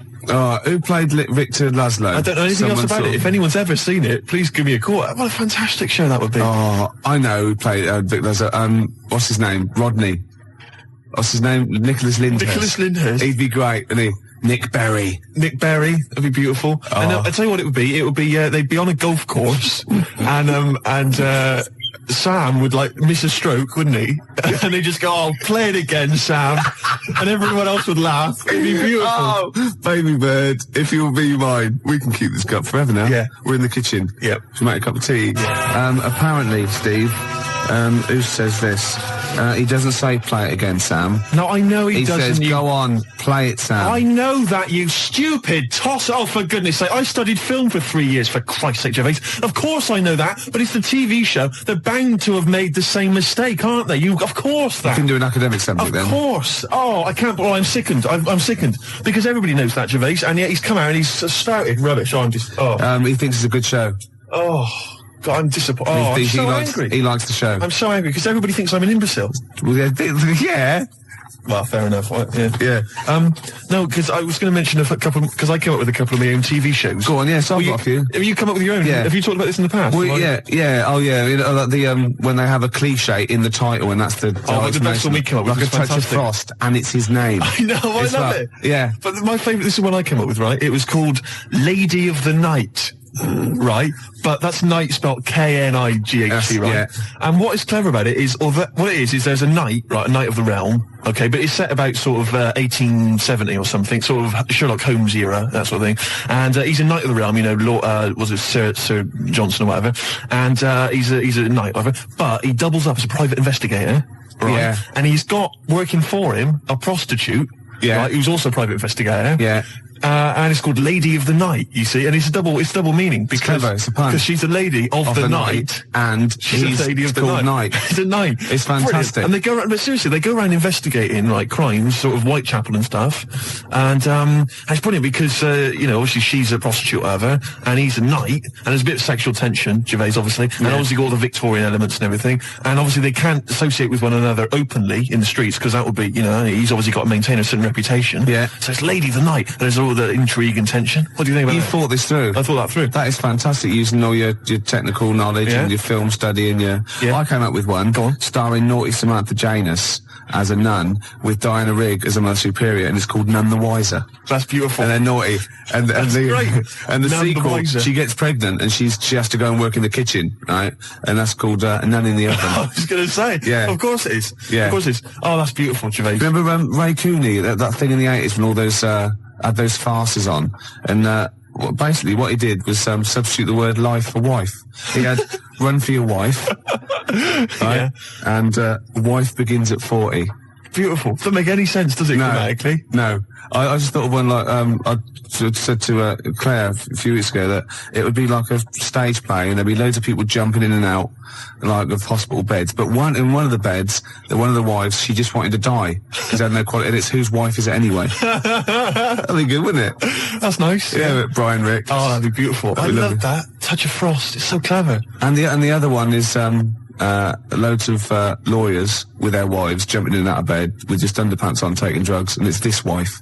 That's beautiful. Yeah? That's great. That's a nice touch. So let's have some competitions then. But you know, I've got a whole game show as well, which I could mention. Go on. Do you want me to mention it? Well, after the next should we play Blue Oyster Cult? Their Yeah. classic song, Can I Don't just say- Fear the Reaper. I've got a game show, right, that I came up with, Yeah. okay, and it features me, but I think it could be perhaps a vehicle for yourself, Gervais. Yeah? What's All it right, called? I'm going to tell you, it's called Ricky Gervais Meat Rations, Right. and I like it already. You like it already? Because there's a part in there for me. Yeah. Could I play the Ricky Gervais? Yes, yes. Fantastic. It was originally called. Basically, let me just summarise very briefly. I'm not going to tell you all the games, but it's basically recreating the heady days of the war. Right. Right. That's fantastic. It's beautiful already, isn't it? It's got the nostalgia thing. I've got a game as well. But it was originally going to be called Ricky Gervais Fag Rations, but apparently cigarettes weren't rationed in the war, so it's called Meat Rations now. Excellent. And I'll tell you some great games. My favourite is, what's it called? To be perfectly Anne Frank. It's a great game. It really is a great game where you've got to pretend to be Anne Frank and hide from sort of snooping Nazis. Oh, that is fantastic. It's a great game. And there's also, of course, let me go into it. There's also Dig for Granny. Good. I'll dig for victory, if you like. And what happens is you're scavenging through rubble, right? Can I just say, these are copyright. Anyone trying to rip me off? I mean, I've got the Penis Puppet Theatre. Yeah. I've got a stake in this, surely. Oh, certainly. Ricky Gervais Meat Rations. You can have a bit of my Penis Puppet Theatre. That's lovely. Yeah. And I've also got a new game that I'll talk about after yours. It's called Tip the Balance. And it's sort of like a game for 4, and it's like, I'll send it off to Waddington, see what you think. I mean, there's teething problems with it. Well, listen, Gervais, look, let's play Don't Fear the Reaper. Let's play that tune. By Blue Oyster and his cult. It's a classic. Yeah, and then we come back and we try and make some money. Let's make some cash. Well, you've got to be happy with that. Blue Oyster cult, Don't Fear the Reaper. Yeah? So go on then. So what other games are in this, Ricky Gervais's Meat Rations? Well, it starts off, there's the sound of an air raid siren. Yeah, I like it already. And we came up with, start queuing up, Mum, for Ricky Gervais Meat Rations. Excellent. Do I look like sort of Walker out of Dad's Army? Yes. That is fantastic. Now you come in. Yeah. And what it is, the set, right, is kind of like half of it is an old sort of East End pub, and the rest is kind of rubble and debris. And a skyline of ruined, Britain. And what it is you come in, you're fairly sort of sharp and dapper. And, of course, Chaz and Dave provide the music throughout the show. And you know the Dolly Bird that usually comes on? She's a woman with, like, curlers with a little scarf on it. That's right. She comes out with those little floral aprons. You've got it. You've got it. Fantastic. And there's a game show. There's a bit in the show called Roll Out the Barrel. Yeah. I don't know what happens in that. Yeah. Roll out the barrel. We could think of something. There's a barrel of fun, sort of thing. Yeah. And there's a dig for victory where you've got like a big pile of rubble, right? And you're digging through it, scavenging for food, canned food. But if you find like relatives or friends, you score extra points. Oh, that is fantastic. And there must be some sort of fun with like gas masks. Yeah. When you can all put them on and dress up as like, I don't know, one of the banana splits. Yeah. What could that be? Gas? Who snork? Yeah. Yeah. Well, possibly. So every week there's the real snork. Right. So it's like contestants come on. They put which one snork? Which one snork? Yeah. So you've got three celebrities. Yeah, who's a gas mask and the real snork. That's great. So you've got someone like Ted Malt's son. He pops one on. You got Frank Bruno. And Jilly Cooper. That's it. And they put their mask on and like a little outfit. And then the real snork is there. And you got to ask them questions. Like you get like Bernie Winters and Henry Cooper going. Number three. How long have you been in the banana split? And Jilly Cooper goes, about 6 years ago. I don't know. I think the banana split's been going longer than that. No, I don't think it's number 3. What do you think? And Bernie Winters go, number 1. Number 1. How did you get the job being in banana splits? And it's probably Ted Malt's son going, I answered an advert in the paper. That's not right. They were born. You know what I mean? And there's Chaz and Dave in the corner just going, na na na na na na na na na na na na na. Yeah, with the real snorks, and they all the lights go right, and the one stands up and he sits back down again, and then the real snork, and the others all take their masks off, and they go, "Lovely Jilly, what are you doing now?" Well, I'm appearing Puss in Boots down in Brighton. Oh, that'd be fantastic. What? Jilly Cooper? I don't know. What does she do? Oh, she's a novelist. Oh, yeah. Now appearing in Panto. I'm not letting you book the guest. Oh, God. But wait a minute. What? I mean, I love your idea. Yeah. Who snork. Yeah. It's a bit odd, isn't it? How we started off with a kind of wartime nostalgia show, but now we've sort of featured sort of quite bad 70s animal things. Nothing wrong with the banana splits. But I like that. That's a good game. Yeah, okay. That can be like a special feature. So I'm just going to make a note of it because we've got Dig for Victory, to be perfectly Anne Frank. Yeah, and who's snork? Who's snork? Yeah. Well, I'm full of ideas. I could probably help you on this. Oh, this is great. Well, what other? Yeah. I'm just trying to, well, maybe we'll come up with some other ideas as we Yeah, go we've on. still got Tip the Balance to go. But you know, can I just say, I did actually once try and pitch this. When I appeared on Blockbusters. Yeah. Well, I obviously met with a producer there, and I said, I got an idea for you. Have we talked about this on air? We talked about me on Blockbusters, Have we? but not about my pitching this. No, thing. go on. And I said to her, sit down. I said, I've got a great idea. And I tried to bill it with me as the star. She said, who are you? Steve's Meat Rations. She said, why are you in it? I said, I am. Don't worry, I'm the one who can pull it off. Yeah. And she said, right, go on, what is it? And at that time, I had none of the games. All I had was the title. And she went, I like it, yeah. What are the games? I don't know. She said, Oh, if you'd have just said, well, stop me there, love, and just popped a gas mask on and Yeah. said, who am I? she'd have gone, Snork. No, it's not. Oh, we got an ad break, then we got a classic from Blur. It's 5 o'clock. So if you were going to watch that thing that started at 5:02, you missed the first 5 minutes of it. Yeah. So we're doing well with this new game show, aren't we? Yeah, we got a few ideas there. Ricky Gervais's Meat Rations. Ricky Gervais Meat Rations. I love that. It's a great idea, isn't it? We came up with another quick game because obviously so far we've got Dig for Victory. Yeah. To be perfectly frank, and Who's Snoring, which is possibly I think the most popular game so far. Yeah. And also we've come up with a new one, haven't we? Puss in Jackboots. Yeah, you get a beauty of the age to come out. Saucy Samantha Janus. Yeah, maybe she comes out and she's got a little moustache on, right, and a peak cap pulled low and Nazi regalia, and you got Bernie Winters and Ted Maltson and Jilly Cooper going, you're obviously, by the warm applause, you're much loved. Yes, I am. Oh God, show business, and the audience clap. Obviously, yeah. Well done. Yeah, I guess so. I don't know. You're doing the Nazi accent very well. You an actress? Yes, that is correct. Yeah, it'd be great, wouldn't it? Could you salute in, please? Yeah, That'd be nice. Just do a little Nazi salute. yeah. Little click. That'd be I lovely. thought of a little quick And what's game that one? That's called Puss in Jackboots. Puss in Jackboots. Yeah, lovely. I thought of a quick one. It's called Get the Hell Out of Hiroshima. Right, it's against the clock. Anyway, there's that's there as well. And we got any other ideas, Gervais? The Cure love song. Gervais, it's time for the game show everyone's talking about. Make Gervais laugh. Yeah. We've had an entry here this week, all right, and what it is, let me explain the rules. Somebody sent in a picture, Gervais, right, I'm going to show it to you now, and if you laugh, then hopefully this young fellow wins a prize. It's from Neil in, let me see, Highgate. Oh no, I'm laughing already though. Are you? Yeah, because Well, straighten yourself out. All right, okay. Straighten yourself out. Now, you've not seen this picture. Oh, it's been so disappointing if it's not funny. There's nothing worse than that. You know what I mean? I know. Okay. Well, I think you'll laugh. You run the risk. Well, that's the nature of the game show. Okay. All right. And what's in it for everyone else who can't see the picture or cares? Nothing. Right, Absolutely yeah, nothing. that's good. But then, what? We're not here for their amusement, are we? All right. We're busy men. We got things to do. We got to entertain ourselves. Yeah, yeah. But what I would say is, what is there in this show anyway for anybody else?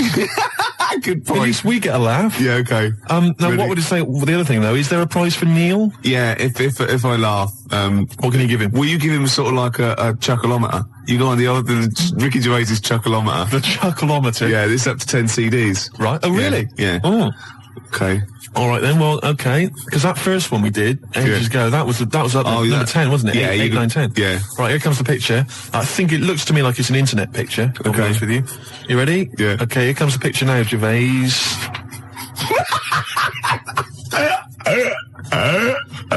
Oh God. Oh God. Oh, has he done that? No. Now listen. What I'll do is let's play a record, Gervais, and I will.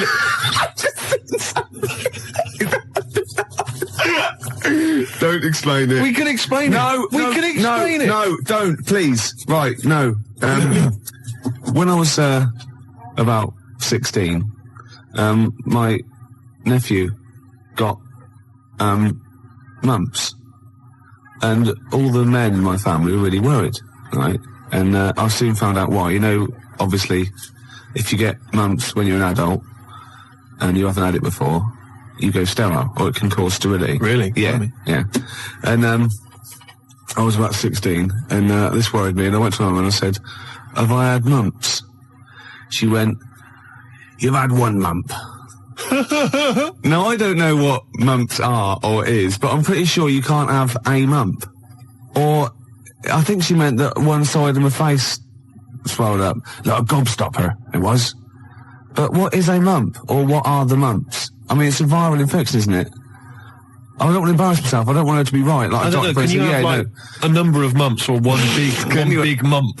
What if you had one big like mump? like a hunchback for a while? You're just like you're mump backed for a while and just walk around. You mump back. Yeah, and you don't remember because it's always when you're very young. You mump back, but yeah, exactly. But apparently I had one mump, so I could probably one of them, just one of them went a bit sterile. Can you? So you can become sterile if you have the mumps when you're an adult. Apparently, yeah. Can you? I mean, does that, for instance, it doesn't cause?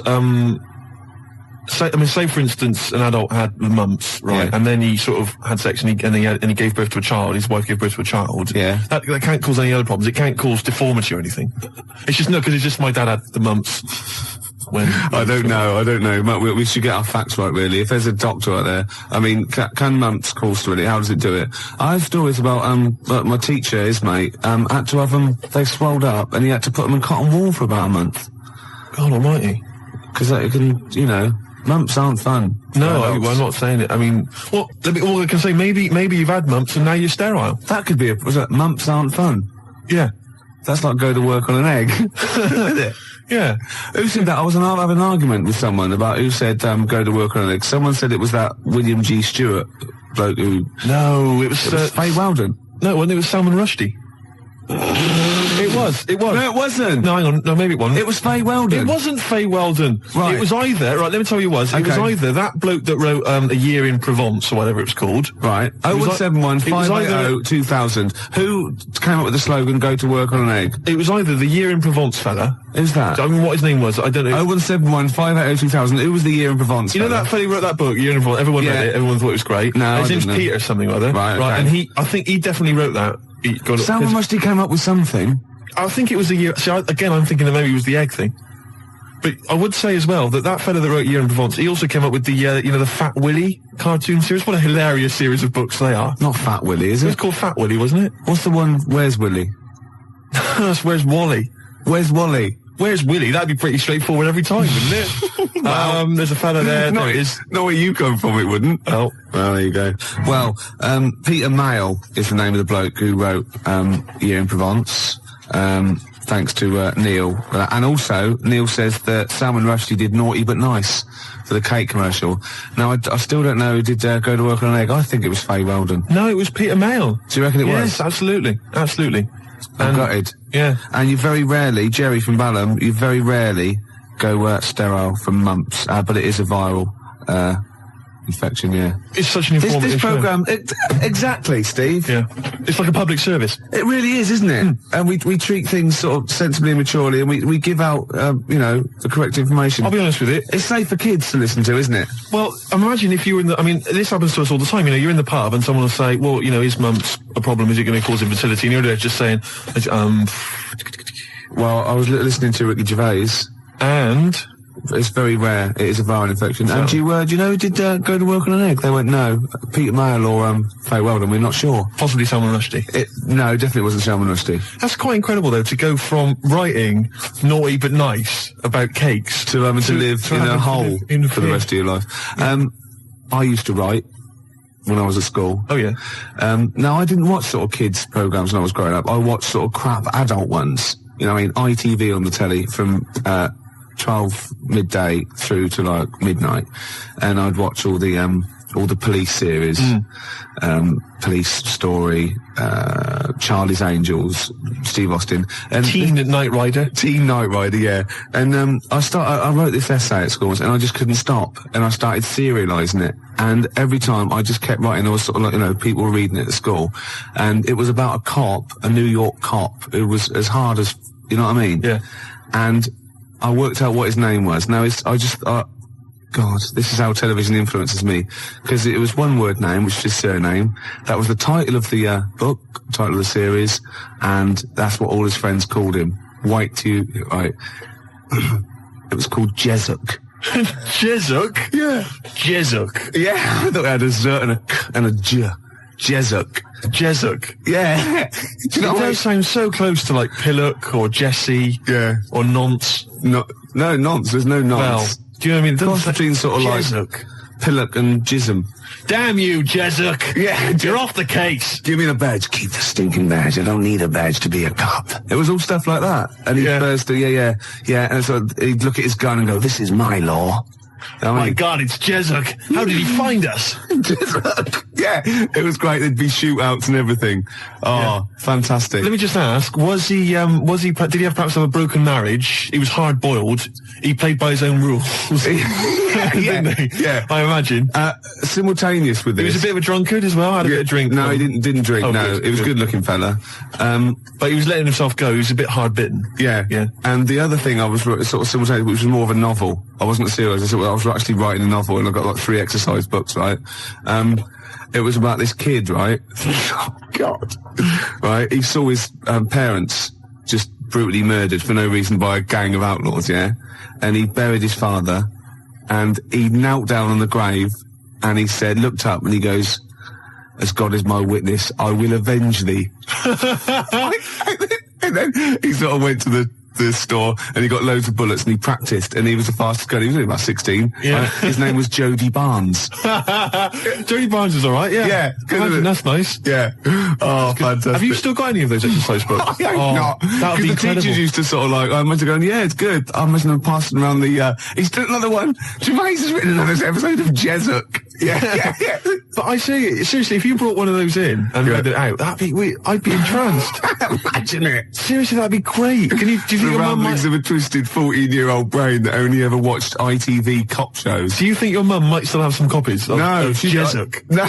Was it like sort of, the initial one was like Jezuk, then it was like Jezuk abroad, Jezuk in Paris, Jezuk on safari. Yeah. Here comes Jezuk. My mum... Return of Jezuk. I liked that Jezuk. He's a proper man. Yeah. It's not like you. But Mum, I invented Jezuk. You're a Nazi. You couldn't be like Jezuk. He's in my mind. Return of Jezuk. Here comes Jezuk, son of Jezuk. Oh, it's fantastic. What if Jezuk met Jody Barnes? They'd get on. They'd have no quarrels. They could team up. Oh, it'd be fantastic. After the break, a little bit of Lars. Team Jezuk. Still here then. Gervais, you've embarrassed yourself. Oh, just shut your ugly gob. You bug-eyed, anemic, fish-faced tosser. Nice to have you back. 4:05 on a Sunday, Ricky Gervais, XFM 104.9, London's only alternative. Steve, Yeah. you know we gave away those CDs. Hey, great giveaways, just good radio, isn't it? We've got CDs to give away, tickets and that, it's good radio. Do you remember who won them? What, last week? Yeah. Well, no. Right. I've got to get them back. What, are these the CDs that we took from the library? Yeah. Anyway? I've got to get them back. 0171 580 2000. If you won those CDs, could you give us a call? Well, why should they bother? They're probably busy listening to them. Do you know what I mean? You can't give something away and then take it back. Yeah, I need big time. I've got to get them back. We've had a bill for the computer as well. That's mine. No, it's not yours. It is mine. It's not yours. I procured that. That is mine now. No, that technically counts as ownership. Listen, Gervais, it's not yours, all right? I've told you this before. I've explained this to you 100 times. What? All right? If you urinate on something, Yeah. it is not yours. It does in the cat does not world. That's become what yours. cats do. That is what cats do. They go around their territory. That's theirs. They urinate on it. That computer's mine. If a cat urinates on something, Yeah. right? Yeah. In its cat philosophy, Yeah. it owns that. I agree. That's a sort of there you what's go it then. call it? A sort of territory thing. What's the difference? You're not a cat. No, I know. You're not a cat. That's discrimination. No, you're not a cat. You can't live life by cat rules. Well, I've got loads of stuff like that. My flat's full of stuff that I've got like that. What? Yeah, I've got 2 telephone boxes. Right. I've got a cash point machine. Yeah. Glyn was furious. He was getting out money. Right. Side of a church. That's yours. Yeah. 2 BMWs. Well, I had 2. I've got 1 now. What happened? The second one, the owner caught me, and he started doing the same. And because I started first, I finished first, so he finished last, so it was technically his again. Is that how it works? Yeah. If I piss on something, then that's mine. Yeah. But if someone else pisses on it, then that's theirs. Yeah. Is that how it works? Could you say urinate? This is XFM 104.9. They are mine They're now. not yours. They are. They're not. They're my shoes. Jimmy. Yeah, and they're mine now. No, they're not. I can't believe. This is why I don't want to do this anymore. Why? I can't believe you. They're my shoes now. That is ownership. That counts. In the cat world. They're my shoes now, and some of the carpet is mine as well. In the cat world. Yeah. Wow. You cannot live your life by the rules of the cat world. I can. What does your girlfriend? What's this? Oh, not many people can do that. XFM 49 quarter past. How do these sort of little theories of yours develop? What? They come in my head. Then they're all right. Then I like them and they happen. Right. Then they're mine. Yeah, it's fine. It's fine. Okay. Yeah. What do other people make of the fact? They go along with it. What, your girlfriend? Yeah. And all my special friends and the friends that I make. Does she mind that your flat looks like an East End lockup and stinks of urine? No. She don't have a problem with that? No. The sinuses are gone now. Completely gone. Her sinuses are gone? Yeah. The Charlie? Yeah. Oh, I thought as much. Well, I know what you rock and rollers get up to, Gervais, in your spare time. Oh dear. It's beautiful to see you again, though, because we thought you would. I'm looking good. We thought you'd be gone forever. Why? But you're back. Yeah. It's beautiful to see you. I'll be around for it. Anything planned? I didn't expect. It's like my life. I didn't expect to be here this long, so anything is a bonus. You know what I mean? Yeah. Any plans for today's show? Got some more records than that, and some absolute drivel. Right. Yeah. Packed into 2 hours. So no different. No. Hey. No. Great. Well, it's going well. It's Yeah. going well. I've got a little competition. Yeah. Which I'll maybe introduce after the. Is there anyone mad enough to sleep with me competition? Because is there? Is it? I'm not doing that one again. All right. I've got a different one. Yeah. I've got a different competition. Keep calling the Samaritans, please. We don't do that sort of thing, sir. Please. Or else. Can't threaten the Samaritans. Why do you like that song so much? Because they're singing about you being an ugly tosser, alright? Just gone 20 past 4. Gervais, I hate to kick people when they're down. No, you don't. You like it. And you like people twitching when they've been badly hurt. But I don't know how this came about, but I started to consider the songs of Carter, the Unstoppable Sex Machine. I don't know why. Someone was playing one in my house, and we were flipping through the record, the lyric sheets. Fruit bat. Now I don't know when I was when I was in the sixth form, when I was in the sixth form, Gervais, everybody had a Carter USM T-shirt. Yeah. And I imagine you probably. By the end of the 80s, early 90s, all events officers, A&R men. Yeah. What were you doing about that time? You'd have been what? That was when you were claiming benefit while still working. Yeah. You had the wheelchair and everything. Yeah, the tartan blanket. Nice. Fantastic. You see, everybody had a Carter USM T-shirt. I didn't have one because I didn't. No. Do you know what I mean? That wasn't me. It was all a bit cliquey, and they didn't like me for it. Yeah, it wasn't because of that, though, was it? It was because they sort of had like symmetrical heads. They were running in their human packs, weren't they? And just ostracising you. Go, oh dear. Those start. Yeah. Right. I'm just looking through the lyric sheet. This is from the album 1992, the Love album, right, by Carter. Yeah. Just give you a taste of some of the lyrics. Yeah, go on. Which we thought were so profound in 1990 or whatever. I never did. This is from the track "Look, Mum, No Hands." I should point out that many of the titles of their songs are appalling. There's obviously my favourite, possibly the worst, is "The Road to Domestos." That is the worst name for song I've ever heard. I mean, what's that supposed to mean? Anyway, that's great. Check this lyric out. This is one of the worst lyrics. Go on, I'm ready. Go on. He flies through the air with the greatest of ease, that daring young man in the blue dungarees. What the hell does that mean? Oh, is that supposed to be profound? Oh, she flies like a bird in the sky high. That ugly old tart with a sty in her eye. This is quite a nice one. Listen to this. Is clever. This is bloody clever. Go on. What they done? What's Fruit Bat done here? If we club together, with all the diamonds. Hey, hold on. I'll stop you there. Club. Go on. Diamond. That's so far. Oh no! Wait. Stop there. Oh come on. How's it? Go on.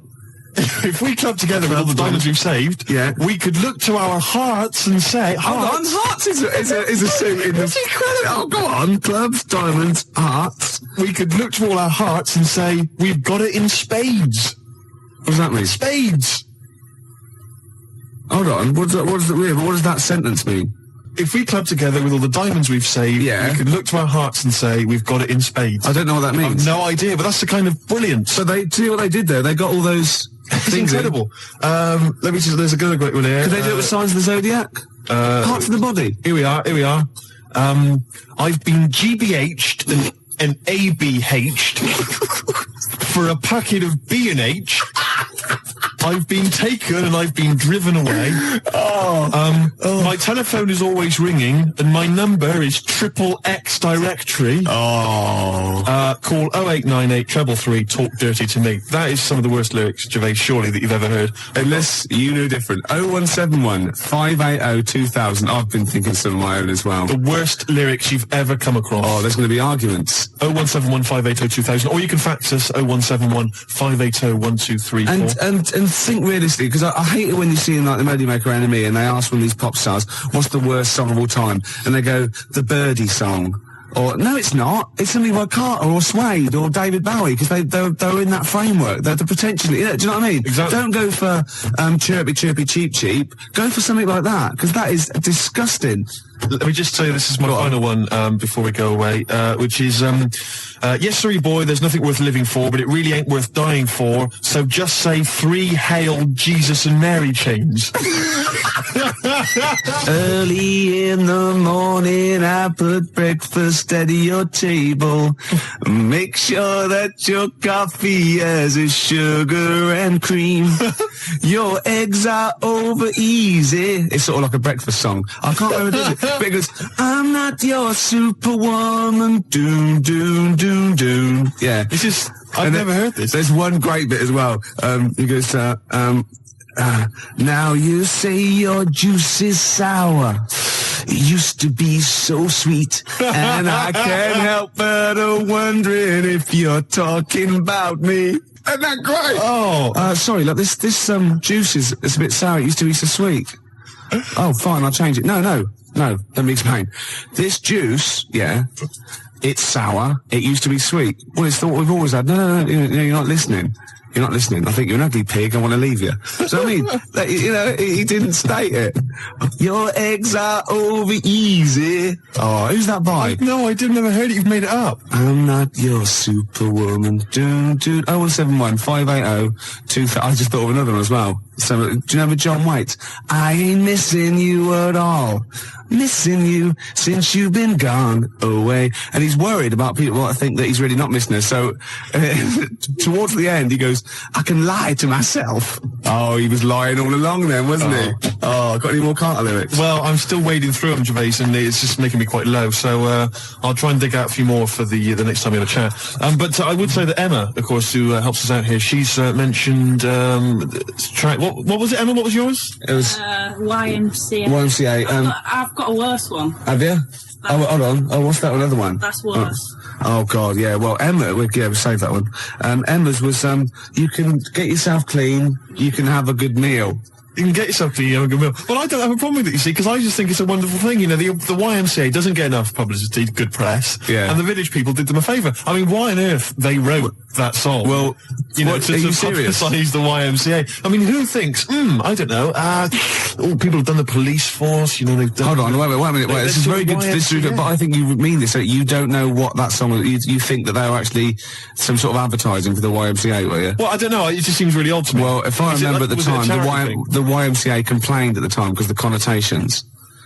It was just a PR thing for the YMCA, I imagine. It's like that one that in the Navy. Yeah. Do you know what I mean? The sort of PR thing for the Navy. It's just bizarre. When they were dressed up as sailors and stuff.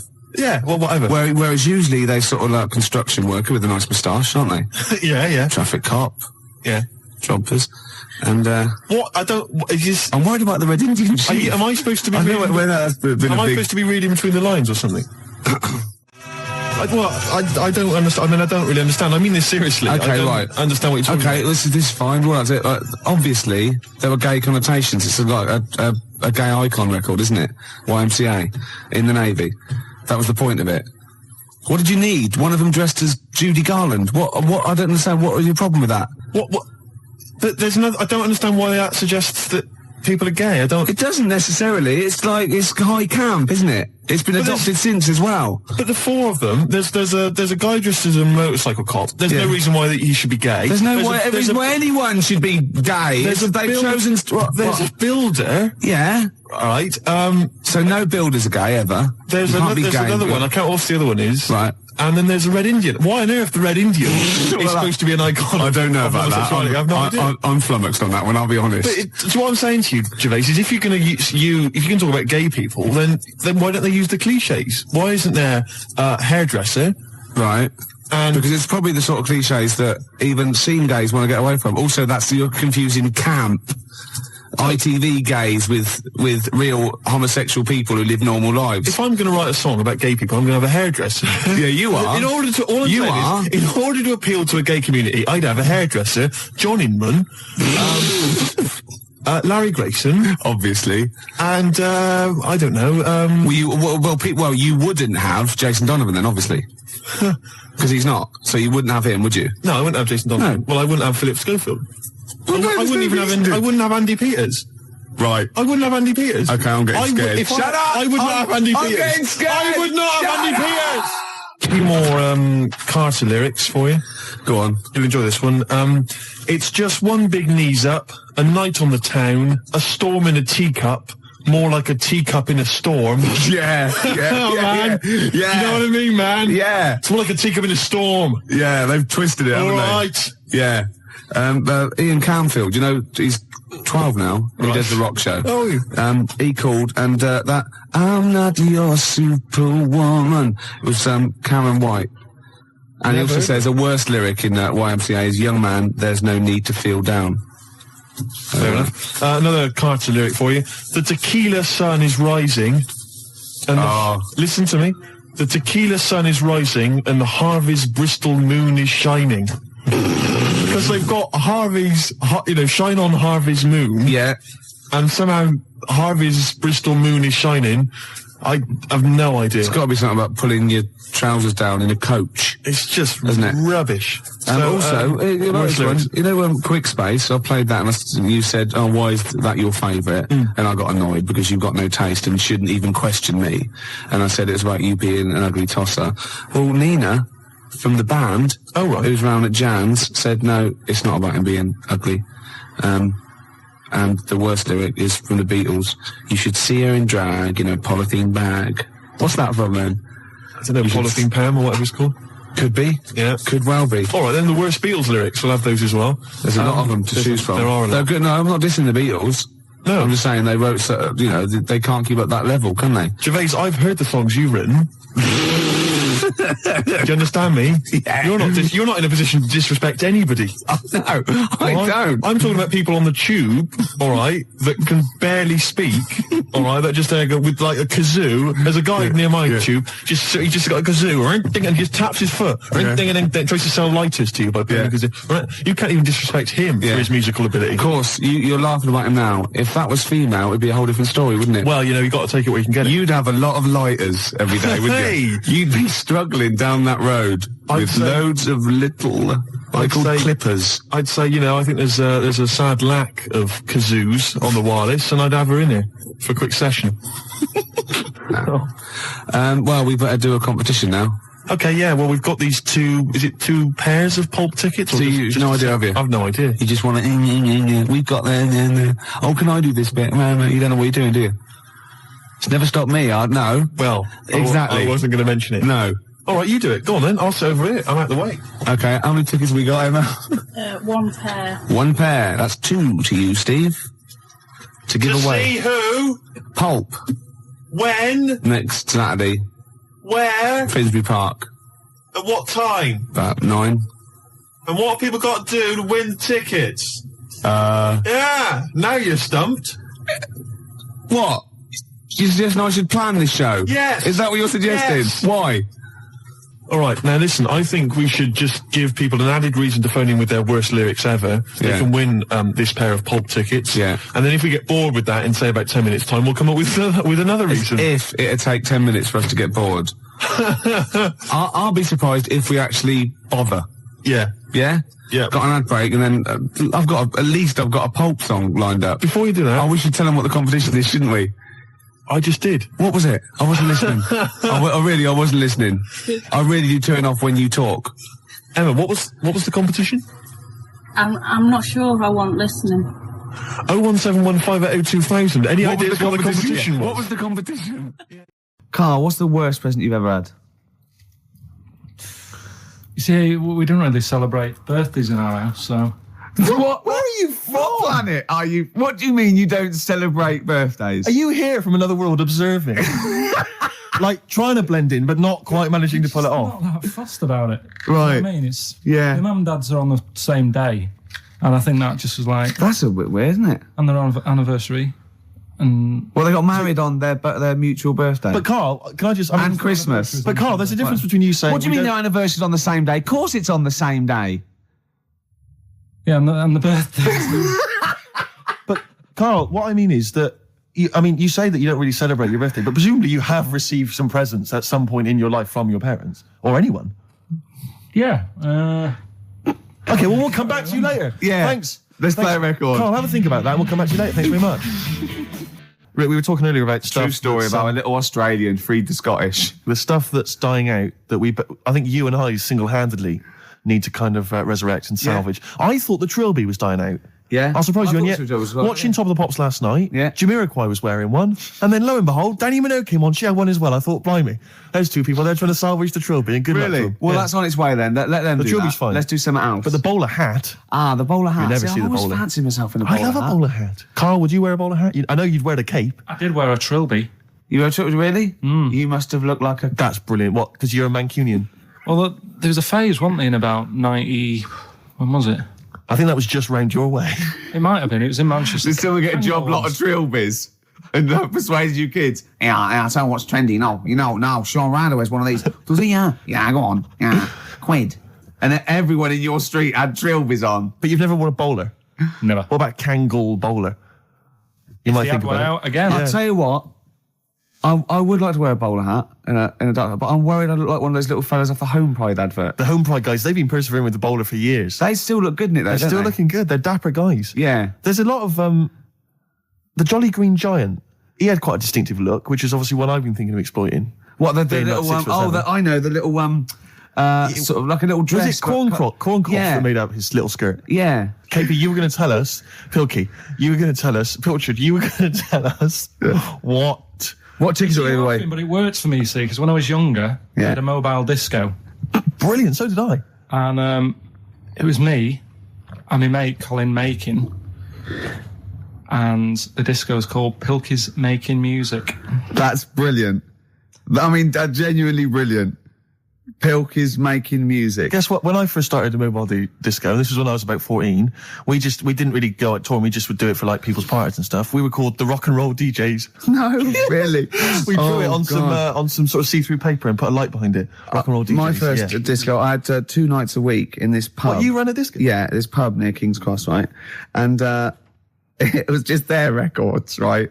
And I had to play this number of songs every time, the same time of week. So all the locals, all drunk with dancing and everything. One of them was American Pie by John McClane. Right. And they just sing along all the words, sort of drunk. And it's about 7 minutes long or something. Yeah. The other one was Baby Jane by Rod Stewart. Nice. If I didn't play that, I'd get lynched.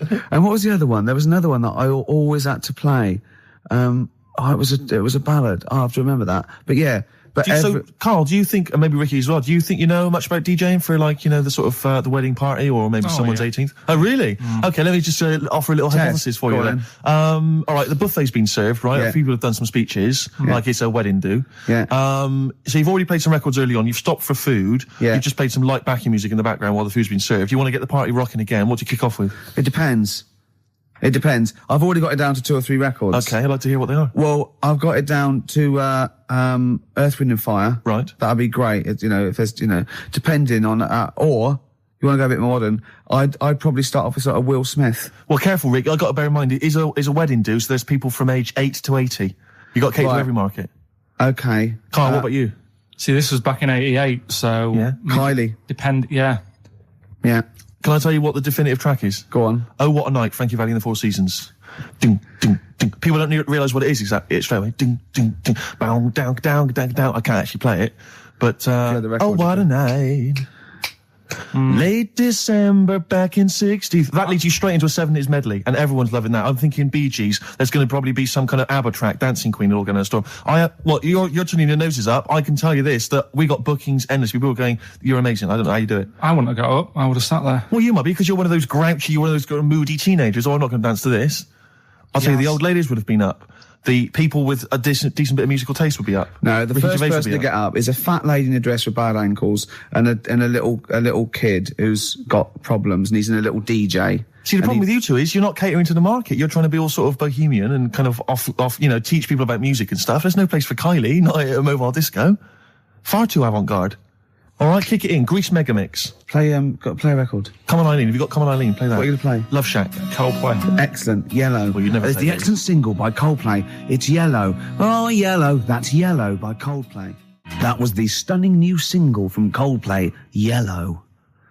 All the way back to 1999. When was it? 2000? It was. No, 99. Was it? No, was it? About that. I used to sell mackerel. Did you? Yeah, I had a pet magpie Did you? called Maggie. Oh, you Inventive. pet magpie. You mean you captured it and didn't let it go away? Yeah. Can't have a pet magpie. But then it got really vicious. I mean, Well, it was quite right, nasty. let me go. What do you keep it in, a rabbit hutch? No, it flew around, but it used to just come to me all the time. But then it started pecking me head and stuff. That's not a pet magpie. That's a bird in the garden. No, but I could actually, I could hold it and stuff. It wasn't scared of me, and it knew it was me. It used to come down from the top. It hated you. That's why it wanted to peck you. Is that? And the other thing, I always remember being younger and walking through the woods to school with my mum, and I was chasing a butterfly, and she said, "Oh, don't do that, Carl." And I said, "Why?" She said, "Because they only live a day." I said, "Oh, all right, I'll get a dead one in the morning." That's genius. That's great. That's quick thinking, isn't it? Oh, that's sweet. Let's play some. Black Rebel Motorcycle Club and Love Burns, XFM 104.9. I'm Ricky Gervais. My name's Steve Merchant. Carl, what's your name? I press the buttons.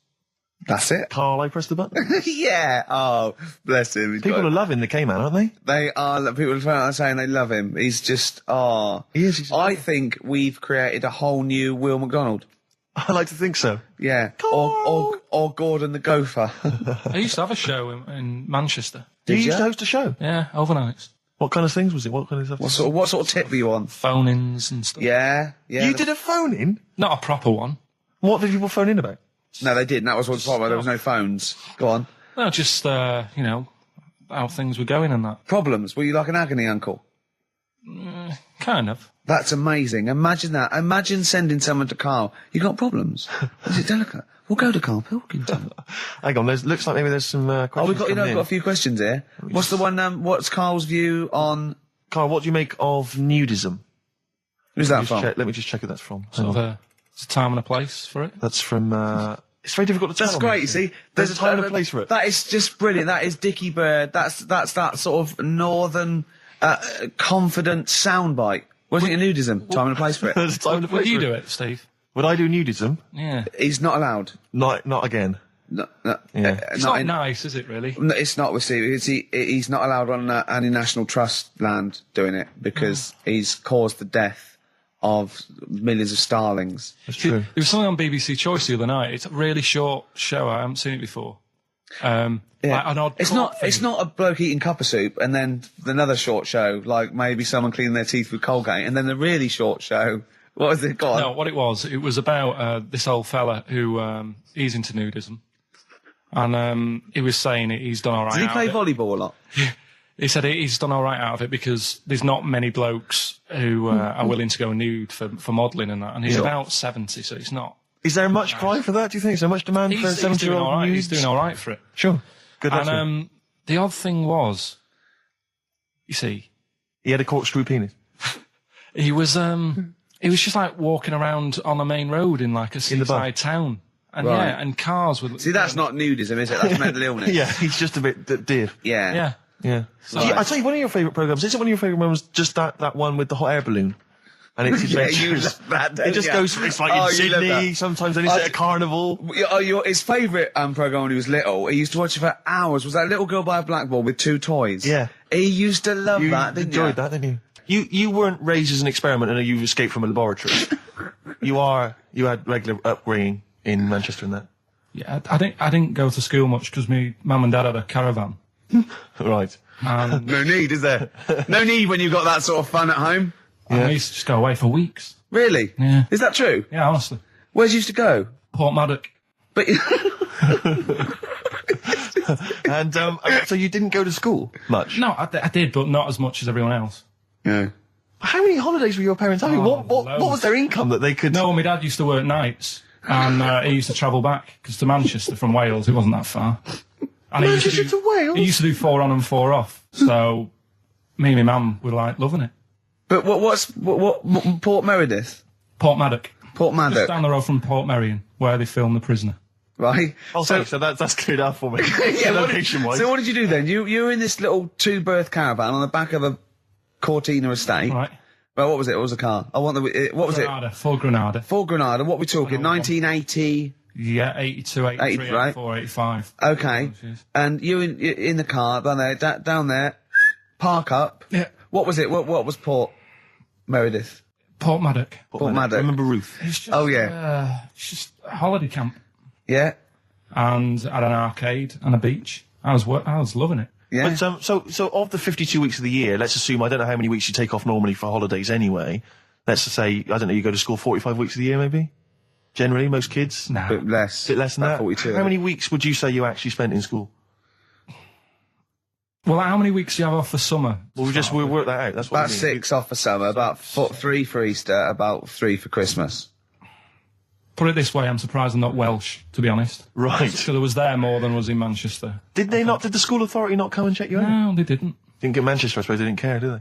Not really. Yeah. They're lucky you turned up at all. What did you just turn up for the last day when you could take in your best toy? Did you know that when you could take in any game? Just play with everyone else's. Why, I break my stuff. Sure. Yeah. Yeah. No, that's a good Well, this point. answers a lot. This does answer a lot. The fact that you spent most of your time on the beach as a kid. Teachers were no good at my school. We were talking about it yesterday. About So you were teaching them a lesson by going off for the summer. Yeah. Anyway. And did you go to university? No. No. Did you go to sixth form or college? No. When did you leave school? When I was about 15. Right. What, you just went on holiday and didn't come back? I just got a job early, didn't I? Where was it? Port Maddock? Getting there. No, I was a printer. BM Print in Trafford Park. Well, that's great. That's a little interview there. yeah, little next, there. I'll be interviewing Steve Merchant. What are we playing next? Bit of elbow. This is fantastic. This is Elbow. Elbow, Asleep in the Back. I think that is absolutely beautiful. I think Elbow are my favourite new group. We've sang their praises many times and they never phoned to thank us. Should they? Yes. Do they? Really? Annoying. No, they're doing a good job there. I wonder if they found their lyrics. Because I also wanted to write a song from, didn't I? They didn't take me up on that either, Steve. I'm not sure I'm so keen on them now. Carl, can I have a Jaffa cake? Because I've just found a lump.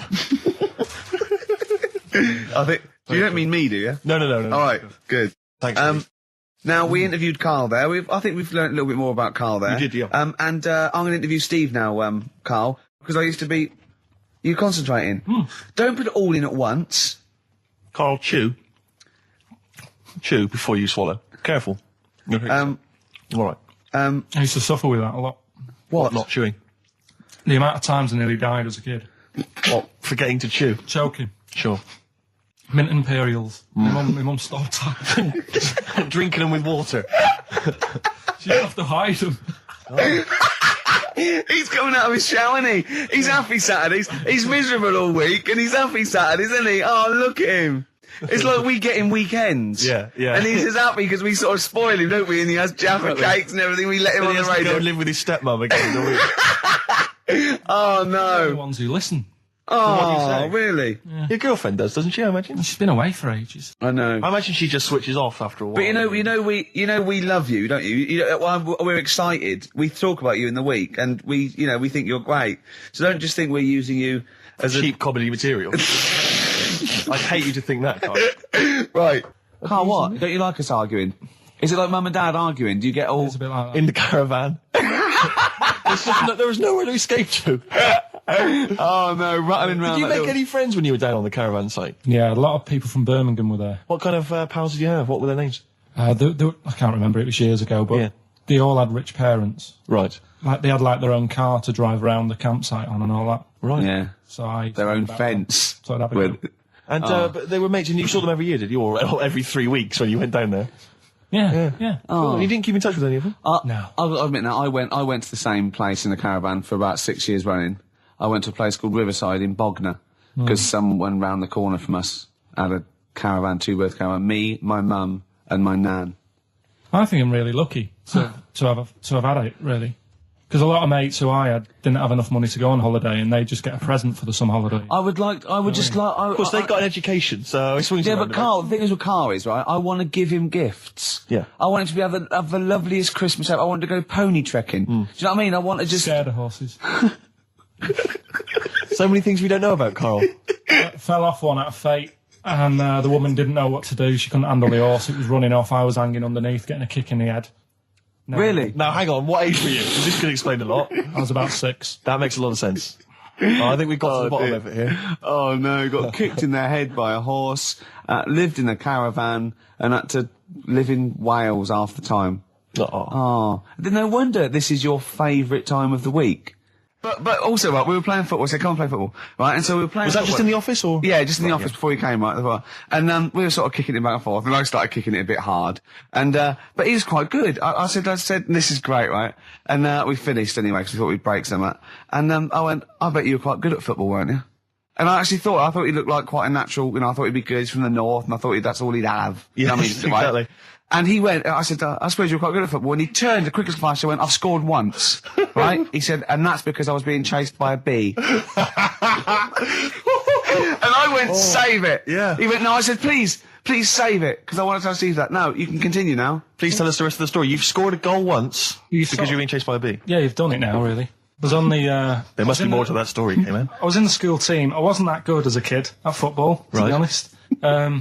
Mainly down to, I think it's because my dad wasn't into football. Right. And I think that's the way it works, isn't it? If your dad's into it, then you could be a footballer when you're older. Sure. Yeah. Because you're into it.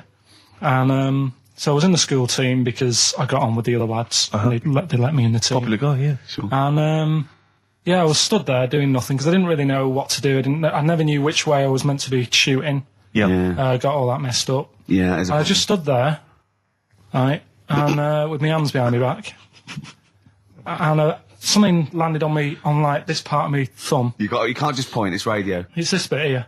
Right, yeah. The base of fleshy your thumb. bit. The fleshy bit of the thumb. Yeah. And I thought, oh, what's that? And I looked down, and It was a a bee. thumb. Oh, it was a bee. It was a bee on me. So I start running, Yeah. try to get away from it, and bees. Actually, something interesting about bees: more chance of getting stung by a bee in windy weather than any other sort of weather. That's incredible. Anyway, so I'm running away. And he said there was no more. Extraordinary. I've already learned many, many things. You're being chased by the bee. It's So windy. I'm running. It's on your thumb. Is it still on your thumb now? It's sort of gripping onto me like a stag beetle. Clever. I love it. Oh, Or a bee. yeah. So Yeah. I'm running, and I'm running towards like the goal. Yeah. Oh God! And the ball comes to me. Yes. Wallop, get it in. Brilliant. What happened to the bee though? Did it sting you? They die, don't they? I mean, ultimately it died, sure, but at that particular moment, Oh, did it sting you? this was probably about 20 years ago, so I imagine. No. Once a bee stings. So you, did that's it sting Yeah, you? but did it sting you? Yeah. Right, that was the question. When did it sting you? When I was playing football. Carl, do you want me asking, you say you're on the school football team. Was there just 11 boys at your school? Well, now you got in the squad. Listen, Carl. All I mean is, at what point in this story did the bee sting you? Straight away? After or half time. Play a record, man. Oh, it's the best. What was that illness years ago? Right, there was a couple of lads at our school Oh, yeah. had really big heads Right. and webbed fingers. and webbed fingers. And Sorry, wait. Were that... Hold on, did you find him in a pond? Did they used to be little tadpoles? no, Carl, you're not confusing your past with an old episode of Doctor Who, are you? What were they called, these two? I didn't mix with them. It was just like... Of course not. There was nobody thought anything of it at school. No, like, sure. You're used to it. Yeah, it's the North. There goes the creature from the Black Lagoon again. yeah. He's late. Brilliant at trigonometry. He's late for double maths. Yeah. But, I didn't think anything of What it. is it called? What is the disease called where two fellas... Are they... Not even related.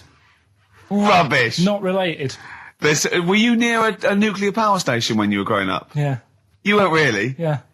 Oh, this explains so much. This has got a I bit don't heavy. think that's it. Hey, talking of enormous heads, Yeah. you were at the Pop Idol final, weren't you, Rick? You went Yeah. down there just because obviously Rick's a huge fan of Pop Idol. He wanted to be there. He wanted to give his support. Quite seriously, there was no irony there. We were Yeah, he having genuinely great is a time. fan of it. And he was. You sort of had photos taken with various people. Yeah, didn't of you? 'Cause course. you were a bit drunk and you wanted to have a memento of it. And it's obviously Yeah. a picture of you with Fat Man Rick Waller. Yeah. But the best one is a picture of Ricky and his girlfriend with Dr. Fox, whose head It's twice the size of mine. any other head. It's quite remarkable. I He's don't know how had they the make it- barrel. He's a lovely bloke, and he was really nice to meet him and everything. But he looks like an immaculate tan. And he's always happy, and he's It just looks really on the good. picture. It looks like someone you might see in a carnival who's built a huge papier-mâché head, and he just we're like Frank Sidebottom, and just sort of walking down the road. It's just incredible. Dr. Fox didn't used to go to your school, did he? He used to hang around with a mate. They were great swimmers. They were brilliant swimmers. Oh, God. In the week, I called Karl up. I said, how are you, mate? He went, not too bad. Now, as you know, his girlfriend's been away for ages, hasn't she? Covering the World Cup, the African Nations Cup. She's a sports journalist. Well, yeah. All right. Okay. I love the fact you're thinking, what does that mean? Like, well, she's not much of a journalist, Rick, to be honest. I've read some of her stuff. No, but she's not on air. She does stuff, Yeah. Behind the scenes. Yeah. Sure. A lot of journalists do. You always want to make clear that you're not going out with Kate Adie. That's what you want to make clear, isn't it? Yeah. Now, so she'd seen none of the meteoric rise of Karl as a Right, 'cause broadcaster. she's been away for the whole time a since you've sort of raconteur, become... a wit, Yeah. a cult figure, to be honest. And he hadn't told her this, so apparently he went home and she was sitting there, looking a bit grumpy. He went, all right, so yeah. She went, should we go out then? She went, I'm not sure I want to go out with an idiot. Right? Oh, no! Yeah, and she went, Loch Ness Monster. Why don't you just think? Of course the Loch Ness Monster lives in Loch Ness. And she was giving a bit of a hard time. And she went, he said, that's why I didn't tell her. I didn't tell her really. Same thing happened when I was at school and I had to play drums in Little Donkey. I didn't tell my parents, right? But my dad turned up anyway. And what happened? He, How old were you, Carl?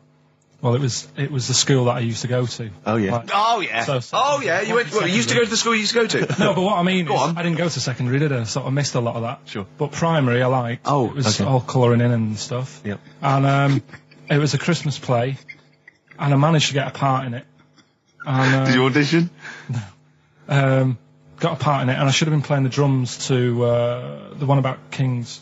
We Three Kings. Yeah. I was meant to be doing that, but Little Donkey came on, and it was one of them. What do you mean came on? That was like next up on the next song, Right. and it's one of them songs that you can't help sort of. Tapping along to. Yeah. Do you know, like if I was to go, Yeah, you'd have to finish it with... yeah. Do you know that they actually send that into space? Do they? And What, hoping that aliens will respond with that? yeah, they do that because apparently it is one of them things that you can't help. What, even if you're an alien life form? Yeah. They know that, do they? But anyway, What, because they watch Star Trek or something? Hello. Knock, knock. Yeah.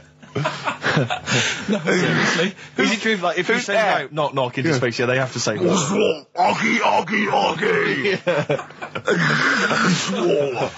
Ah, that is You look great. into it. Seriously. Oh, hold on, what's something out there? What's a little green fellow? That is great. Yeah. So anyway, That is Little Donkey is like one of them tunes that you can't. And I was there, and I had the drumstick, and I thought, oh god, The drumstick. I could feel myself. And anyway, Just wanting to do it, yeah. I started going along and playing Little Donkey, which I wasn't meant to do, but it went down such a storm. What, were there people like parents and that dozing off, and then suddenly they heard your version of Little Donkey, and they thought, wait a minute, now it's really picking up. What do you mean? I'm glad we paid £1.50 for this. What do you mean it went down such a storm? I'm going, hold on, was it like when People have Ringo... lighters in the air. You know, like when Ringo joined the Beatles, now going, boo, Pete Best, but he went... Yeah, and they went, whoa! Oh, God. No, but the teacher just said, it went down really well, you can do that again tonight. Right. When you're in it again. But anyway, so my dad was there, and you hadn't told him about this performance, so he just turned up off his own back. I never took the letters home and stuff to show my mum and dad, because it just put me off. So, anyway, he turned up, don't know why, he must have heard from someone else's dad. Yeah. He turned up, and he swore about me, which... Did he? I don't... Could you use a word that's allowed to be said? The word? Of course it is. Right. If you got a kid in the car or anything, you can turn it down now. Yeah. Right. But he said, there was a guy stood next to him with a camera, big video camera, filming it, and he said, yeah, film it, but try and avoid getting the twat in the hat in the shot, because I had one of those porters, you know, the little round pork pie hats on. Right. This is so sad. What was this a nativity play? It was about Jesus and stuff. Yeah, well, there was a porter there helping him with his bags. Of course it was, I forgot. I mean, Mary and Joseph, they got there. Yeah, because it was the hope, you know, because the inn was full, but I think the porter doubled up with the inn and the stable. Right, that was nice. So he carry bags over, yeah. You're right, though, I don't know why I was wearing one of them, but I was. And your father said that, and how did you know your father said that? Did you hear it? About it later. Oh, he told you about it later? Yeah, I was talking about stuff I'd done at school, and he said, oh, God, remember that, and I spoke to him the other day about it. Right. And, yeah. Oh, God. So that was the end of your sort of drumming career, really? Because it could have been, I mean, you know, the audience loved it the night before. Yeah. You could have, like, been, who knows, a whole new world for you. Yeah. Have you done any stuff? I've never drummed. I wish I had, man. That's a movie story, but... and that's why you don't tell, your mum and dad don't know you on the radio, do they? I think when they were down the other weekend, they had to come in here, I just said, I'll just go in and press the buttons. Because they could listen on Sky Digital, couldn't they? They could do. But you wouldn't want that, would you? I don't want that. No.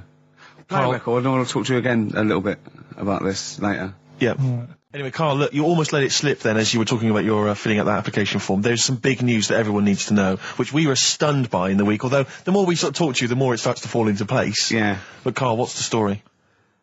That I haven't got me exam results from the GCSEs. He never turned up to get his exam results. I was working. And so, how many did you take in the end? Because you weren't even sure about that, were you? You think you took maths and English, don't you? Yeah. And you think you've handed in the artwork for art, don't you? Now, art was continual assessment, wasn't it? Coursework. And what was it that you made? I made a man sort of putting his arms into a car. You've made a model of a man putting his arms into a car. What was this? So that one's passed. Was that this a homage to break-ins in Manchester? Was this? What was this? Oh, look, he does what he sees. Yeah. So you've got that. That's safe. You've definitely got that one. So you've taken art, you've taken English and maths, you think? So this is what we're going to do, listeners.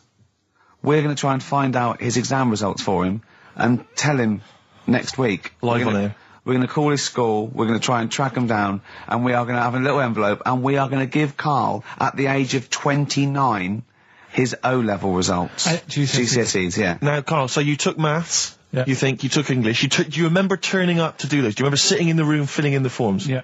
Okay, and how did you feel you did? I don't think I did well. You don't think you did well? Did you revise? No. Why didn't you revise? Because I don't really believe in it. Okay. Well, it's just that if you don't know it, then you don't know it. You shouldn't have to start looking at a book. If I went to like the hospital, yeah, and the doctor said, "Oh, you need your appendix out," but hang on a minute, I've just got to read up on it. Yeah, that isn't good enough. Okay, he should know, and that's the way I feel about it. To be fair, though, he did do the revision beforehand. Yeah, they don't usually pass on, maybe when they're in practice. Yeah, information they took in by osmosis. Yeah, yeah, and bloke comes in and goes, "Can I just see what you did with that?" And I goes, "You've passed." Yeah. Phew. That's a good one. Yeah. Good job I watched Casualty. I just like the way, the things that interest me, I remember. Things like snakes not having ears and stuff. Yeah. I didn't have to read about that. No, you just learned that, yeah. You saw it on the telly, didn't you? You saw it on that Ian Wright programme. Yeah. Yeah. And this is what Karl said to me. He said, it's actually, I called Karl up in the week, and Reese was with him. Reese used to be on XFM, and he took the phone, and he went, "Karl's worried, I've seen that programme." He said, "Snakes don't have ears, right?" He said, "So you can creep up on them and pick them up." And he said, "Karl's worried." He said, "How'd you ever put them down again?" Because then they know that you're there. I woke up the other night quite late, Worried about that. and I said to my girlfriend, I said, how do you put a snake down? And she said, what are you talking about? I said, that Ian Wright thing, this guy managed to pick up a snake. And do you know that thing where they clamp its head on a jar to get the poison out? I do now. Right? They did that, but they didn't show you how they got rid of it, and I thought, it could really get nasty, because it's obviously annoyed that you've had its head pressed in the jar. Yeah. Yeah. Right? They hate that. Now, Especially as it's in front of their mates. when you lift it off, Yeah. right, you've got hold of it. Yeah. If you go to chuck it down, it's going to turn on you. It's going to get wild, isn't it? So, I just wondered. Well, what you do is you never put it down, Carl. Yeah, that's why That's what happens. that bloke has got about 11 or 12 just carrying him. Exactly. Yeah, you never put it down. You sling it. Who cares? You just throw it, don't you, really far. That's not that. I don't think you should throw. But Carl, listen, don't worry. We're not asking you to get involved with snakes. We're just asking you now. You've done maths, you think? Yeah. Did no revision for that. No. Okay. English. Do you remember what it was? Did they ask you about Shakespeare? Did they ask you I about can't books? remember, but I must have done it because I thought that was... It was English language, not English literature, wasn't it? So it was Was it like spelling and all that So sort was of it? No, was it like a comprehension? You read a passage and had to ask questions on it. Was it? Did you have to I might write a not have short done essay? I don't know. I can't remember any of that. Okay. I did a science, Okay. Physics or chemistry? physics. All right. Well done. And this is all you think? You actually took that. You actually took physics GCSE. You think? You're obliged to do a language, I think. Did you do French? I did French for a bit. I don't think you are. I don't think you have to do a I language. think you have a GCSE. I think you've got to. Well, English quite good. I think that's his language he did. So you don't know about I can't language, history, remember. geography. Just what you will find out, won't we? Okay, but you just can't remember. I can't believe you can't remember turning up for these things because it's quite a big moment in people's lives. It is the thing that you've been working to all of your educational life. On the day that the things came out, I was working at as a printer, Okay. and it was a really busy A lot of day. spelling mistakes. That It was day, a really that busy paper, day, wasn't so it? you're bound to forget. Yeah, your yeah. exams. No, but I had to use gold ink that day. Oh. And it's, Yeah, I mean, you're yeah, not a yeah, printer, yeah. so you don't know. No, that's the biggie, innit? But it's tough. You've got to really get your rollers clean. Carl, play a record, mate, and good luck with the exam results. Hopefully we'll have them for you by next week. Black Rebel Motorcycle Club, spread your love. It's time to give Carl... You're actually nervous, aren't you? I'm a little bit nervous. Just to recap, Carl is 30 this year. He never went to get his results of his GCSEs. So myself and Steve took it upon ourselves to phone his school, track them down, and we actually got your results. What did you think you took? Did English, Right? maths, Yeah. art, Right. and I think I did physics. Okay. Well, you didn't do any of them. Eh? You didn't do any of them. You didn't register. You registered for one exam and took one exam and got results for one exam. So I don't know what you thought you were turning up to, or you weren't registered, or you didn't. You're familiar with the notion of registering for an exam. You have to kind of officially register in order to be eligible. What do you mean, register? I turned up for a couple. Yeah, you can't just show up. You have to register for them. You have to pay this because it costs the school money, so they have had to have paid for you if they thought you were going to pass. You can't just turn up on the day and ask for some paper at the front. I never got a letter telling me that. Well, that's because you were never at school. But you did somehow register or registered for one exam. You registered for history. It's a topic that you've always been interested in. Oh, I was saying to Ricky before, World War II, I loved it. Not the actual event. No, the but study just of it. all You mean? the stuff like, about the Anderson shelters and stuff like that. Yep. And the bombs and that. And then when I took it, it had nothing to do with that. It was more about the Tudors. So it didn't. The Second World War didn't come up. You mean there were no questions about the Anderson shelters? Nothing. That's devastating. So So what are you expecting the result to be? is that seriously? Is that it? Yeah, it's the only one you took and registered. As far as the school is concerned, or yeah. certainly in Well, it's the terms only of one what that they told counts. us. It's the only result. It's the only one that counts. Yeah, you've got. I don't. Did you register for yours? Yeah. Yes. I've got certificates and everything. So what? Do you do that before the exam? Do you have to go somewhere and sign something, or? Yeah, you don't check your results and then decide if you want to register. It's not like Millionaire when you look at the question and go, I think I'll take the money. Yeah. You go. No. But anyway, you must have registered for one, or maybe your teacher put it in. Put you in for Well, it. I didn't do it. They must have been confident. They must have been confident. They must have thought your best bet was history. Right. So, what did they get? You got an E. which I think, I mean, technically, is a pass. E. It's a bad pass, but there's F. How And there's much You're not going to be doing a PhD. you can get an F, right, which is fail, and then a U, which is ungraded. Now, I don't know why the U exists, because F means you failed. U is like them going, you not only failed, but you wasted my time. So, We're annoyed that you took this exam. so you thought they'd register me to get an E? well, they didn't. Well, they think didn't. you'd I get think any. they were hoping. It was rather like you with the lottery. They were hoping see- for something better than You nothing. see, I assumed that the man who registered for that thought he can scrape an E if Anderson shout was come up. Yeah. Well, that's it. You've got. Now, what I'd like to do, Carl, is I've started your re-education. You've read a book on Rasputin. I'll be asking you a few questions about that later. I've got another book for you to read next week. Next week, I've got a I'm little. not in the mood. What? Not in the mood. Oh, come on. Look. What's that? What does that say? It's that fella. It's the picture of the bloke that he used to use for Citizen Smith. Yeah? Che Guevara. Yeah. Yeah. He was quite happy, I think, when he found out that Robert Lindsay was involved. He went, yeah, of course you can. No worries. No worries, yeah. What So- are your feelings, Carl? What do you think? Are you emotions depressed? I'm just a bit annoyed because I'm sure I turned up for more, so it just wasted me time. Listen, they don't matter. I'm sure I you're did more doing than one. very well. You know, you can educate yourself. GCSEs are merely a step on the ladder to help you, not just for education, but, you know, they're more vocational than anything else. You're doing very well, and you're reading books. Don't worry about it. But It's can I not a suggest concern. something? But if you want, I'll pay for you to take history again. Carl, we'd love to see you get a C or above. And Well, we're I'll willing pay to... for you, and I'll get you some books. Right, now listen. We can, let's get, I reckon, when are the exams? June? Something like that, yeah. We'll try and register next week, and I reckon you can get an A or B. I'm history. Busy, I'm In busy. history. No, don't worry about it, it's just easy. I get you Brody's notes. If Heat magazine, they love you, Carl. They could probably sort something out. They could probably pay for a tutor. They got a lot of money, they sell a lot of magazines. I mean, it is almost always, and you found that out, I discovered this, it's always the Tudors and Stuarts. There's no fear for them not coming up. Now, what do you already know about them? You must already know stuff about Henry VIII and Elizabeth. No, because it's too long ago to even get interested in. Do you know what I mean? You can't Is that why you relate didn't- to it. Okay. The Anderson thing, it was like, God, you know, I bet my mum and dad were in an Anderson shelter. You know, this is interesting. What, when they- Oh, my granddad would have, like, had something to do with this. But the Tudors, it's like, I don't know even if they had a family back then. Play a record! We come back Hang to on, this. hang Sorry, on. Steve, Because I need to introduce my the new feature. Yeah, For the I record. don't know if I had a family back then. Carl, listen, let me just Carl. ask you now, right? If you can finish this sentence, we've got a chance. Divorced, beheaded, died. Divorced, beheaded. Died.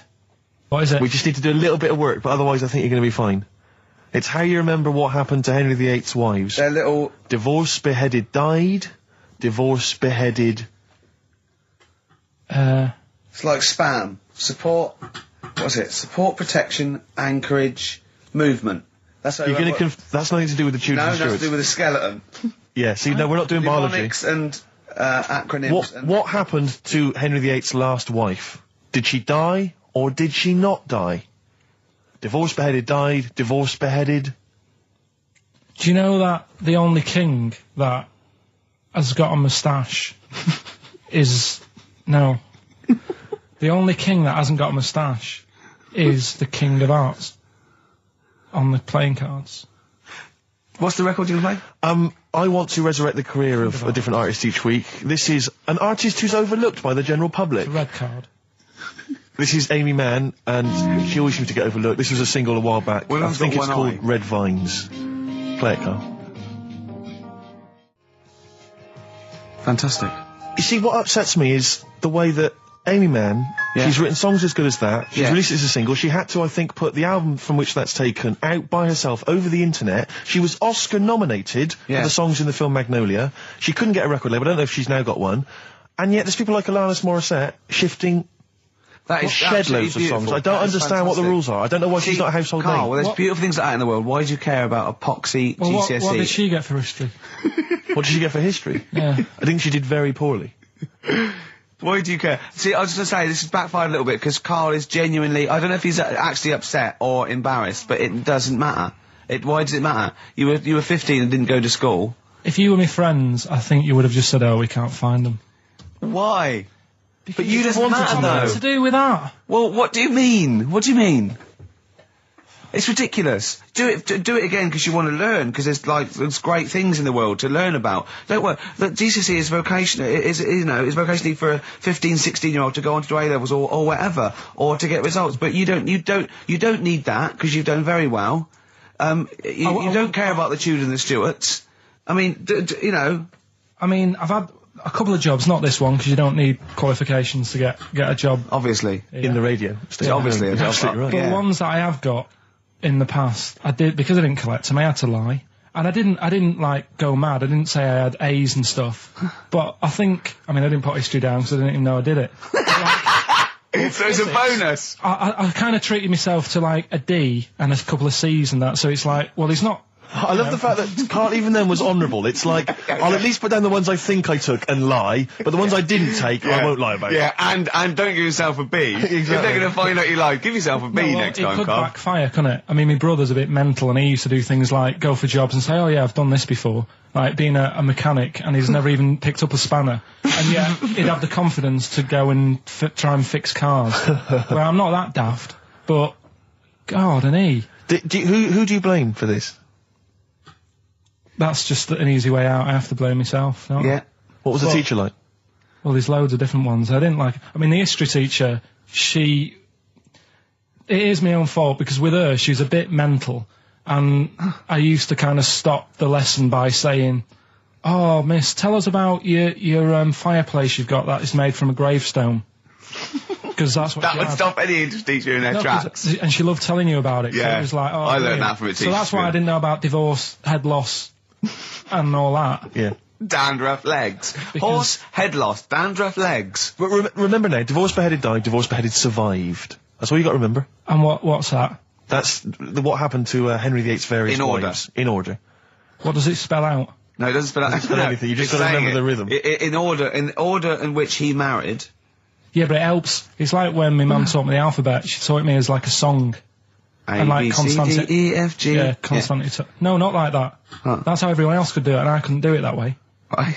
What That tune did she do it to? ABCD. It was A, B, C, D, E, F, G, H, I, J, K, L, M, N, O, P, Q, R, S, T, U, V, W, X, Y, Z. Karl, have you ever logged on to Friends Reunited? It was the site that everyone was talking about last year. No. Are you aware of the concept? I've heard about it, but there's no one from school who'd want to see Hook it up with. again, really. So basically, for those that don't know, you have to log on to his website, and then you can it helps you track down your old schoolmates if they've also logged on and stuff. And we took the liberty, really, of looking on the Friends Reunited site and typing in your school and trying to track down any of your old mates. We didn't get in touch with any of them, don't We worry. didn't do that. We're We not don't going to want you surprise to. you with them now. No. But I was just interested to know, like, some of your thoughts on some of the names that I could run past you. I mean, these are people from your year. Just tell me if you recognise the names. Alison Birch? Think I remember. What's your thoughts on it? Posh Don't- girl, Don't be probably- libellous. Don't be like, no. No. Posh probably did pretty well in history and that. Sarah Morris? God, yeah. Remember her. Go on. You're grinning. What's the thought? Go on. No, just, she was alright. She was a popular one. What does that mean? She was nice. Yeah. Okay. Okay, what about Darren Buckley? He was one of my best mates. Was he really? Yeah. Seriously? Yeah. What do you reckon he's doing now? Do you still keep in touch? When my mum and dad were still in Manchester and they had a butty shop, he used to go in because the bookies was next door. I know the way you paint a picture. If you did this in your history exam, Karl, you will walk it. Go on. So your parents had a butty shop. There was a bookies next door. Yeah, and he liked having a bit of a gamble, so he used to, I think he works for some insurance company. Do you think that his fiancée Beth knows he's got a gambling problem? Or that his 2-year-old son Lewis? No! Yeah, they live in Cheadle Home. Hume. Cheadle Hume. He must be doing well. 'Cause it's He's still supporting the Blue Army and frequents the shrine on a fortnightly basis. funny thing with him is, right, when I used to stay over at his house, and his dad was a copper, and I remember his dad came down and said, right, I want to see you two. I was like, oh God, what's happened? And got us round the table. And he said, do you know much about drugs? So we were like, what's all this about? So he goes, you know, they're not good for anyone, you know, the stupid thing to get into. And we're like, yeah, we know. And he went, you know, do you? We said, yeah. He said, what's this then?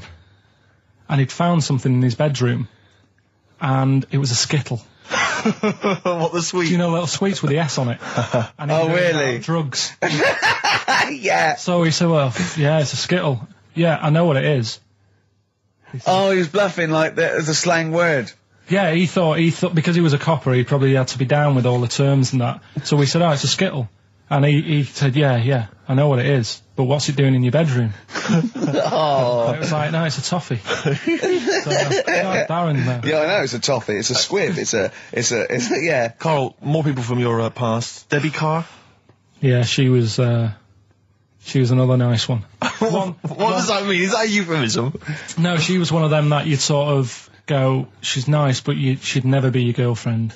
Do you know what I mean? She was, Not really. Even though she was in the same year, she seemed a lot older. Right. And It wasn't a teacher, was it? There was 3 of them who all hung together, and they seemed to hang around like the older kids, the ones who looked like men. Do you know what I mean? They had, What did you look like then? Well, it's just that I had youthful sort of looks, whereas like the older ones had like beards and stuff. It's a gang of boys in the 5th form with beards. Were they smoking pipes? Come over here, me filly. Oh, you, Debbie Carr, come over here, you little beauty. No, but she was like, I love that. They were hanging around with beards. There's the big boys. Oh, fishing. That's lovely beards. What do you I mean? just see a whole row of George Bernard Shaws. Brilliant. How do you do in history, boy? Think on E. You're an idiot. Oh. they were like, you know, I'd be there sort of playing punching people in the arm.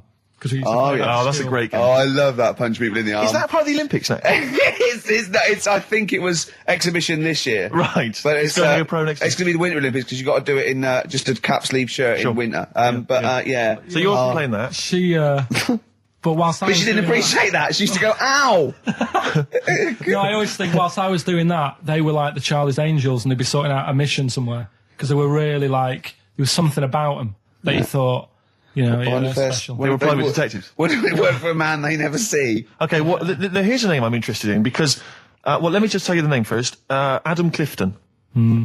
Oh. Go on, what are your thoughts on Clifton? He was one of them kids, he was alright, but he had that thing when, if you didn't have enough milk, he had like, wrinkly hands and like white bits in his nails. Oh! Because you didn't have enough milk. Yeah. Yeah. So therefore, you didn't like him because you didn't get enough milk. This is not to be confused with the 2 people with the big heads and the web feet, is it? Web hands. Well, this was I interesting. know that they weren't related. They must have been somewhere along the evolutionary sort of trail. Do you know what I mean? They must have come from the same sort of stock. But you wouldn't have liked him. He's just one of them people. He was alright, but... Before you say any more, on Friends United, you can leave a little message which explains what you've been doing and what your life's like now. And most people leave maybe 2 paragraphs. Yeah. Adam, I've printed it off. He seems to have printed. I think there's about 6 pages here of stuff. He keeps updating it, and he just basically lists his memories about everyone. Okay, at the school and what he thinks of everyone. And he says, I often see Simon. He's doing all right for himself. Self-employed illustrator. Mark Cooper. Karl Pilkington. Right. And your name comes up. Now, I don't know if you've told us this story. I think you may have done, but I can't remember the facts about it. It just says Karl Pilkington with his pet bird. Was it a magpie? I can't remember.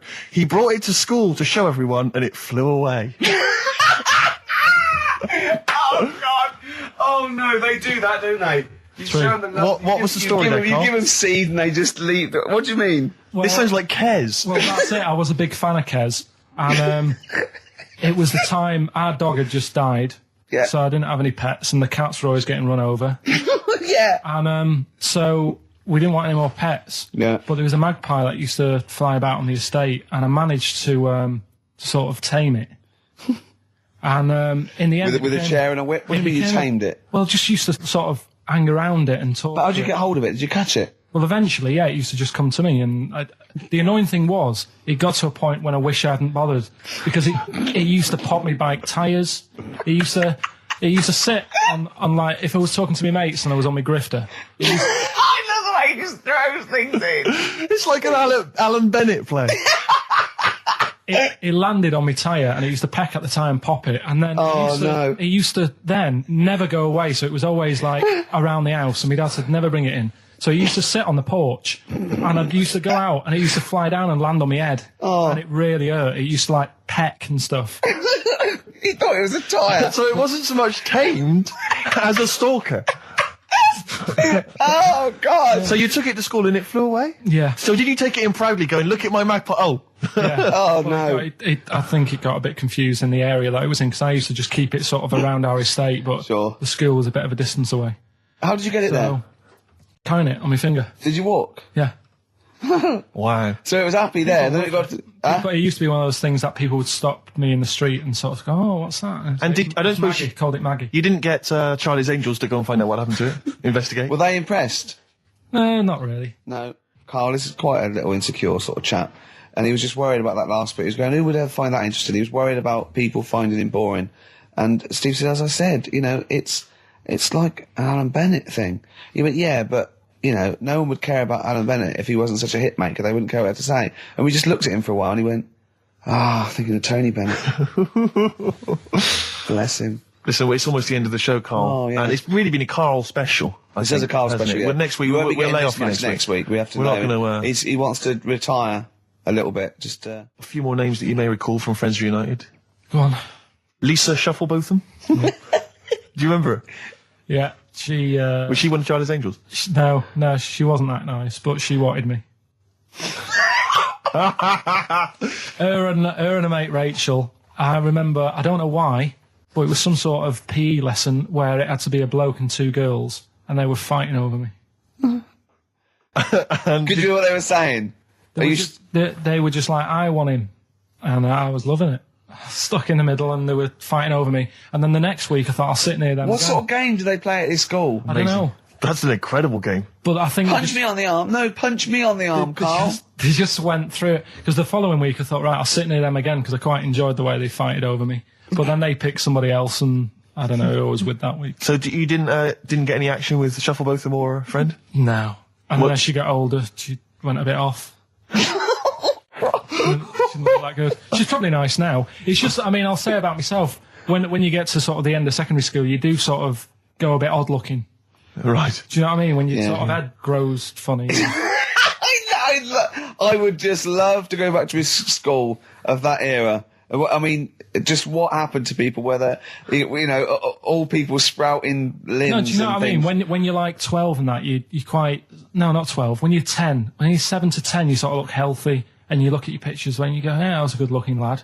But then when you get to late secondary school, something happens, and you just look a bit odd. Okay, well, what about Alison Thorpe? Not sure about her. I sort of know the name, can't put a face to it. Damien Comer? Again, know the name, Yeah. can't remember anything. No. Yeah. It's a shame. Well, these are pretty much all the names I could find. We've had some interesting thoughts, though, and interesting anecdotes. Yeah. Anyone in particular that you'd like to say hello to that maybe listening now that No, I think I would have mentioned Darren Buckley if you hadn't have brought him up. Oh, right. He was like my buddy. Yeah. Did you ever see the Magpie game when you took it to the school and confused it? No. You're joking. That was the end of it, was it? Yeah. So where did it go? Probably to some other kid. Because, I mean, actually, it probably got killed. Because if it was being that friendly with other people, some people might have took advantage of it. In what way? Well, there was a programme on the other week about... What, in the way that Shufflebotham was trying to take advantage of you? There was a programme on the other week about bear whisperers. Yeah. And some blokes got really friendly with a bear. And then when they were leaving that area where the bear was, they said, oh, we've caused a problem here because there's some bear hunters coming in and moving into this area. And it's going to get a bullet if it acts like this. So they had to scare it away. And that's what I should have done with Maggie. I should have terrified it a little bit so it wouldn't trust humans. Just introduced it to some of your schoolmates, I'm sure, would have freaked it right out. Well, the ones with Maybe the that big was why head- it fled. It didn't see. Oh no! It didn't see those two fellas with big heads and webbed hands coming towards it, did it? That would have terrified anything. It's like a scarecrow, like two walking scarecrows. Listen, have we got time for a song for the ladies? What's happening? We've not really thought. Quick We've then, been quick. wittering Just on do here. it. Just do it. Thanks very much. Well, hang on, no, we haven't lined anything up, have we? I was going to play Mary Lawson and that for you. And then Is this going to be the final track? It has to Yeah, be. it would be, yeah. We've blown it. We've blown it on the Carl special. We have indeed. I'll play it next week. So Carl there's got an E at history in GCSE. Any history teachers, anyone who can help Carl out, I think we should try and register him and take it this June. So what's your homework for this week? You've got to read about Che Guevara, haven't you? The revolutionary leader. Yeah. Okay. Do you know anything about him at all? Have you got any basis? I just know that if you want to use his face on your business, it costs a lot of money. Do you know, like, if McDonald's wanted to have him as, like, instead of Ronald McDonald? How does he do it? Steve, how does he do it, man? Oh, we listen, just play a final record, Carl. Say goodbye, and we'll see you next week. All right. See you later. Cheers, mate. Wu-Tang Clan there, Steve. XFM 104.9 with Gervais, with me, Steve Merchant and Karl Pilkington. Now, I just remembered something else Carl's in the week. I know it's forbidden to talk to him, but I'll tell you this. He was very excited about the Friends Reunited. He was a bit nervous at first, wasn't he, last week? But then he was really getting into it. And in the pub, he was talking about those people, and he said, I'd never go on a reunion, though. He said, I'd never do that. What, a school reunion? Yeah, and he wouldn't want to see anyone. And I went, well, I said, wouldn't you want to see those two lads with the big heads and the webbed hands? Oh, yeah, these were people you went to school with, weren't they? Yeah. Well, I didn't knock about with them. They were in the class. What were they called? Freaks. Right. Right. Okay. And he said, no, I wouldn't want to see them. He said, because what could you say? Oh, you haven't changed much. Right. And he said, they wouldn't go anyway, would they? I said, why? He went, well, they didn't have any friends. Right. And I said, well, weren't they friends with each other? And he went, no, that would have been too obvious. Like, they passed each other and went, no, I know it's tempting, but let's not. Everyone would think that's just what we were going to do. Let's not do it. Yeah.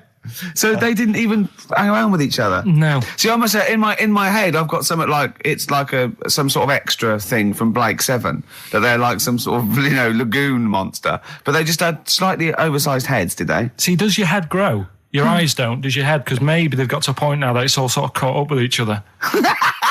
Well, at the time, the eyes were very small and the head was huge.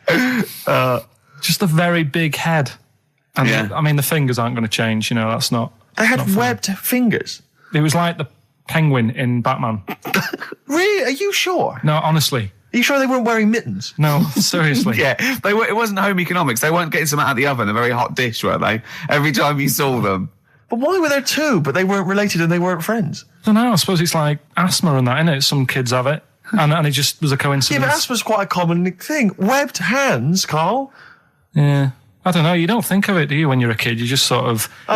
when you first see them... Yeah. There goes the frogmen. Do you do that? I imagine you get caught staring at things. Yeah, do you go up to people with problems and go, Mummy, is that a monster? Well, I was telling you one about when I used to go with my dad in the taxi. Oh, yeah. What Tell us this story. Well, your father was a taxi driver? My dad he had loads of jobs, which he did back then, and they don't do that anymore, do they, people? They don't have loads of stuff. Sure. But at one point, he had a black cab, and I used to go with him. He used to get a beer crate and put it in the front of the black cab and sort of sit just next to the meter. And anyway, we got this call, and the guy on the end of the radio said, "Oh, you've got your son with you, haven't you?" So he said, "Yeah." So it's just like, we've got to pick up at number 11 Village Lane or whatever. And I said, all right. And it was this woman. It was like a woman version of the Elephant Man. Wow, the Elephant Woman. Yeah, it looked like... it was really strange because I was in the front of the cab, and when you're a kid, if something looks odd, you're a bit scared of it, aren't you? Yeah. And my dad was like, look, be all right. And we're driving towards her. Look, don't worry, son, I've got loads of buns. And just to I'll just throw one down the street if you run after it. You're being mean, right? I am a little bit, yeah. How old were you, 18? No, I was about 12 or something like that. 11, 12. And as we got closer to her, it looked like she was holding like a bag of spuds on her shoulder. For a snack. Right. And her head was all a bit mangled and messy and that. And my dad said, whatever you do, don't stare at her face. Yeah. And she got in the back. Because you turned into stone. Well, she got in the back, and I had like the mirror, the driver's mirror thing, and sort of having a look, trying to work out. And he said, don't stare at her face. I couldn't work out where her face was. It was that weird. Oh, God. So I'm not sure you're from Manchester. I think you're from like Narnia or something. Yeah, you got frog boys walking around. the Lord of the Rings. That got like the claws of a lobster and the head of a toad. Yeah. And you got women getting in with spuds for heads. I mean, what This is not Manchester. is This is not the place you grew up. This is madness. Oh, you can't believe it in London, can you? You come down and you go, look, symmetry. It must be amazing. It must be a thing to do with upbringing now, mustn't it? And because, again, do you know, I've said to you before, years ago, when I was a kid and didn't have any worries, good-looking lad, you go through it a bit, have a few more worries, and you look knackered. Now, back there's a lot more worries and stuff, so you get a lot more freaks. Whereas in London, everyone's like happy, aren't they? I love the fact that stress can cause your fingers to fuse and your heads to grow. No, but if She must have been really stressed to have a head. Yeah. She was she an accountant or something? You know what I mean? But what did she do? What did she say? Where was she going, by the way? She couldn't speak. London Zoo, please. I think she was going to like To a the pet fair. shop. Seriously, honest to God. On my mum's life, she was. Because at the end of the day, that's a good thing with animals. They don't judge you, do they? She's not She an wasn't an animal. animal. She's a human being. She's not actually an elephant. No, but you know the Elephant Man was not actually an elephant. You understand that? He's got no elephant genes in him at all. No. That was just a cruel name people gave him. Yeah. No, it's the name of the disease, isn't it? Elephantitis. Look, so listen. So this woman, why was she going to a pet shop? She was going to a pet shop. What, to find a husband? Is this true? No, it is true, yeah. Oh, God. I'm not taking the mickey because it must be so really bad for you. Of course it is. Carl, I'm going on to you today about cutting myself shaving. Yeah. I was going on about that. To think that she's probably not alive now, but to think... But you're saying that you're going to say this is a worse problem than a little cut shaving, aren't you? Yeah. Yeah. Do you know what I mean? I think you're right. Carl, really worry about. there's a couple of key questions I need to ask. One, if she couldn't talk, how did she tell your father where to drive her? Did she have it written on a note? Did she point with her nose? Yeah. Right, this has got silly. Pick your song. But also, finally, where did you say she lived again? It was like in a village, a little small village. Right. Just hidden out of the way. All I'm saying is we could maybe get like some sort of coach, book some coaches, get a coach party up there to have a look at her. Take some photos. And now you can make some lemonade. The offspring of a woman and some spuds. Yeah. Please enter at your peril. Should it give me a shiny shilling? XFM 104.9. Yeah, with Steve Merchant. What I was saying was, yes, we could have a little trivia quiz, right? This is how it works. Their phone in, yeah, right, and they'll pitch a question to us two, right? We won't know it. They'll tell Carl, and Carl write down the answer, yeah, or on his email, right? And then it might be something like, who was the first woman MP? And write down the answer, and they go, okay, Steve Ricky was the first MP. We'll write it down. You know, I mean, you'll write down something like the Queen, yeah, and I'll write down Britney Spears, yeah. And they go, well, Ricky says Britney Spears, and the answer is, did you see? Yes. And then whoever's so they phone in, or can they email as well? They can email as well, Steve. Right. Okay, so let me just try and clarify this, because I didn't really follow that, and I know what the competition is. Right. People listening, phone in or email in with a question, a trivia question. It can be about anything. I don't do game shows. But one which we may be able to get, right? They phone in with that, or they email it in. But only Carl knows the answer. He asks us here in the studio the question. Ricky and I write it down independently. We hand it to Carl. We see who's got the right answer. It's like 15-1, but 2-1. And the great thing is that the best question that we'll vote on at the very end of the show can win these 3 CDs. We've got Feeder, Echo Park, The Essential Bob Dylan. That's a 2 CD set, Rick. Maybe keep the questions highbrow to show our intellect, not things like pop and trivia. And good idea. And we've also got this big compilation, Reloaded 3. That's also a 2 CD compilation. We'll start phoning and emailing now. Emailing go with berserk. your trivia Absolutely questions go berserk. For Gervais. I'm best at science.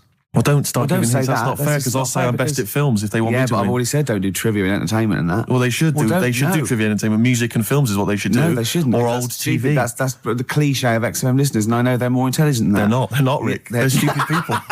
They're stupid people, and they only know about a few things. Garbage, Cherry Lips on XFM 104.9. Well, either they really want those CDs or they want to embarrass us. Because the phone lines are going mad. And they are going mad. We didn't even give out the phone number or the email, Rick. Shall I just give it out now? Well, obviously I need to. Well, I ought to anyway, for those that didn't hear it but didn't know it already. Of it. 08700 800 1234. Sorry, that's not 08700 08700, because I started again because I got I sort of fluffed slightly. Yeah, go on. 08700 800 1234. And when he says he fluffed, like that's not how he got into television. Exactly. ricky.gervais@xfm.co.uk if you want to email the question. And only Karl can see the screen, so there's no cheating. Probably people don't know what fluffing is, do they? No, I don't think so, Rick. Karl, have you had a question? What, already? Are we doing it now? Should we do it now? I think we should just drip them in throughout the course of the show. Yeah, you could one dripping them in. Go on. Ask this a question. I thought this was a good one. It's from Clive. Go on in. Clive, we got a listener called Clive. Wow. That's all right. Who was the first James Bond? Oh, is this film one? I know that. No, but wait a minute, I know this ambiguity because we've talked about it. We've talked about this ambiguity before. You see, he might be deliberately embarrassing us because the old myth is that someone played it on radio that we all know and love. Yeah. Now, he should have specified, did he mean the film James Bond, the first film James Bond? Can I just say, we won't count this one because the definitive one, I've talked to Glyn about it as well, it's Dr. No was the first one of the team that we... Sean Connery. So Sean Connery's the first screen James Bond. So we agree on that even if we're both wrong. What did he say it is? I bet he said it was Bob Holness who played him on radio in like the 1950s. He didn't say the radio bit, but he said Bob Holness. From Blockbusters. Yeah. And I was drawing a little Blockbuster thing. That's really spooky. That's weird, isn't it? But the thing about that is I'm worried if it might be a myth. It may be a myth. I don't think it is. It's that we can't... 1 point to me then. No. Yes. No. Well, did you know it? Did you know it? We talked about it. No rubbish. Yeah, but if we talked about it, did I say it to you? No, we agreed that it was Sean Connery because it just like we didn't count Casino Royale because you said it wasn't by the same team. Yeah, but that wouldn't have been the first James Bond anyway because that came later in the series. No, Rick. No. Don't play the music. There's no way. That's clearly a point. You didn't know it was Bob Holness. He meant it was Bob Holness. I knew the answer, wasn't it? Well, fun-loving criminals, Scooby snacks. Anyway, it doesn't matter because we both agreed once in a pub that the right answer is Sean Connery. Yeah, but wait a minute, we both knew the that. point's not that. The man phoned in with a question and the answer the man was after was Bob Holness. Oh, okay. And that's the answer I'll tell you gave. what, the answer I was after was me. But that's nonsense, Rick. He's the question master, the man who phoned in. That's ludicrous. You to face the facts. You can't say what number am I thinking of. It's got to be the real answer. No, but I knew the answer he was after. So brilliant. Yes, because that's, even if he's got it wrong, it's such common parlance now that Bob Holness was the first James Bond that I knew the answer. Face the facts. Right, give us another question, Karl. Jeez. Give us another question. God, he's a bad loser, isn't he? I had a good one here, but... You've forgotten it? Or I sort of scribbled it down. This is brilliant, isn't it? Hang on a minute. We can edit this out, can't we? It's not live, is this? It's only a pilot. It's gonna this is going to look great when it comes out. Go on. Which food... Yeah. Karl, you know making up the question. No, it's just that I sort of took down the important bits. But this is amazing. This is amazing radio. Go on. Which food kind of doesn't make you fat? Jeez. What kind of a question is that? Oh, this is No, it is proper. I love it. Imagine this on the Weakest Link. What kind of food doesn't sort of make you... I mean, it doesn't make you fat. Okay, do you want Basically, me to... no sort of calories in it. Celery. Water. Well, I mean, what do you mean? Do you mean a vegetable? No, do you mean you're right. Apparently, it uses up more calories to bite it than... Yeah, but wait a minute, Rick. One all. No, it's not one all because you're supposed to write it down. You didn't know. But you didn't... what do you mean I didn't know? You're supposed to write it down. That's the whole point. We're writing things down. You said water. You said water. But that's because I thought we weren't taking the question seriously because you didn't know what he's talking about. One all. We got to set the rules. This is... Bit too much like Portishead for my liking. Was it? Yeah. I quite enjoyed it. Beat a band. Well, that's because Portishead are from your neck of the woods, isn't it? Was it? Portishead, I think you're fine. Yeah, I embarrassed myself. Right, well, another question, quick. Is this question a real question with a definitive answer? Or is it like, what is my most comfortable chair? I don't know why people aren't going to maybe like Trivia Pursuit or something, just getting a question off that and then... Because they're a little bit more discerning than that, Steve. Have you heard the questions? They don't know what they're talking about. This is stuff they've overheard in pubs. Go on, ask it, Karl. I look at the Karl takes down and goes, what's that? I know. What am I meant to write? Go on then, ask this one. Right. What sort... No. The Pope. Yeah. What semi-precious... Sorry, Mrs. Robinson, we're going to have to let you go. Yeah. Go on. You are the weakest link, Karl. Goodbye. Yeah, go on. The Pope. Yeah, the Pope. Yeah, we've got the Pope. Yeah, that's not strictly a question. He wears a...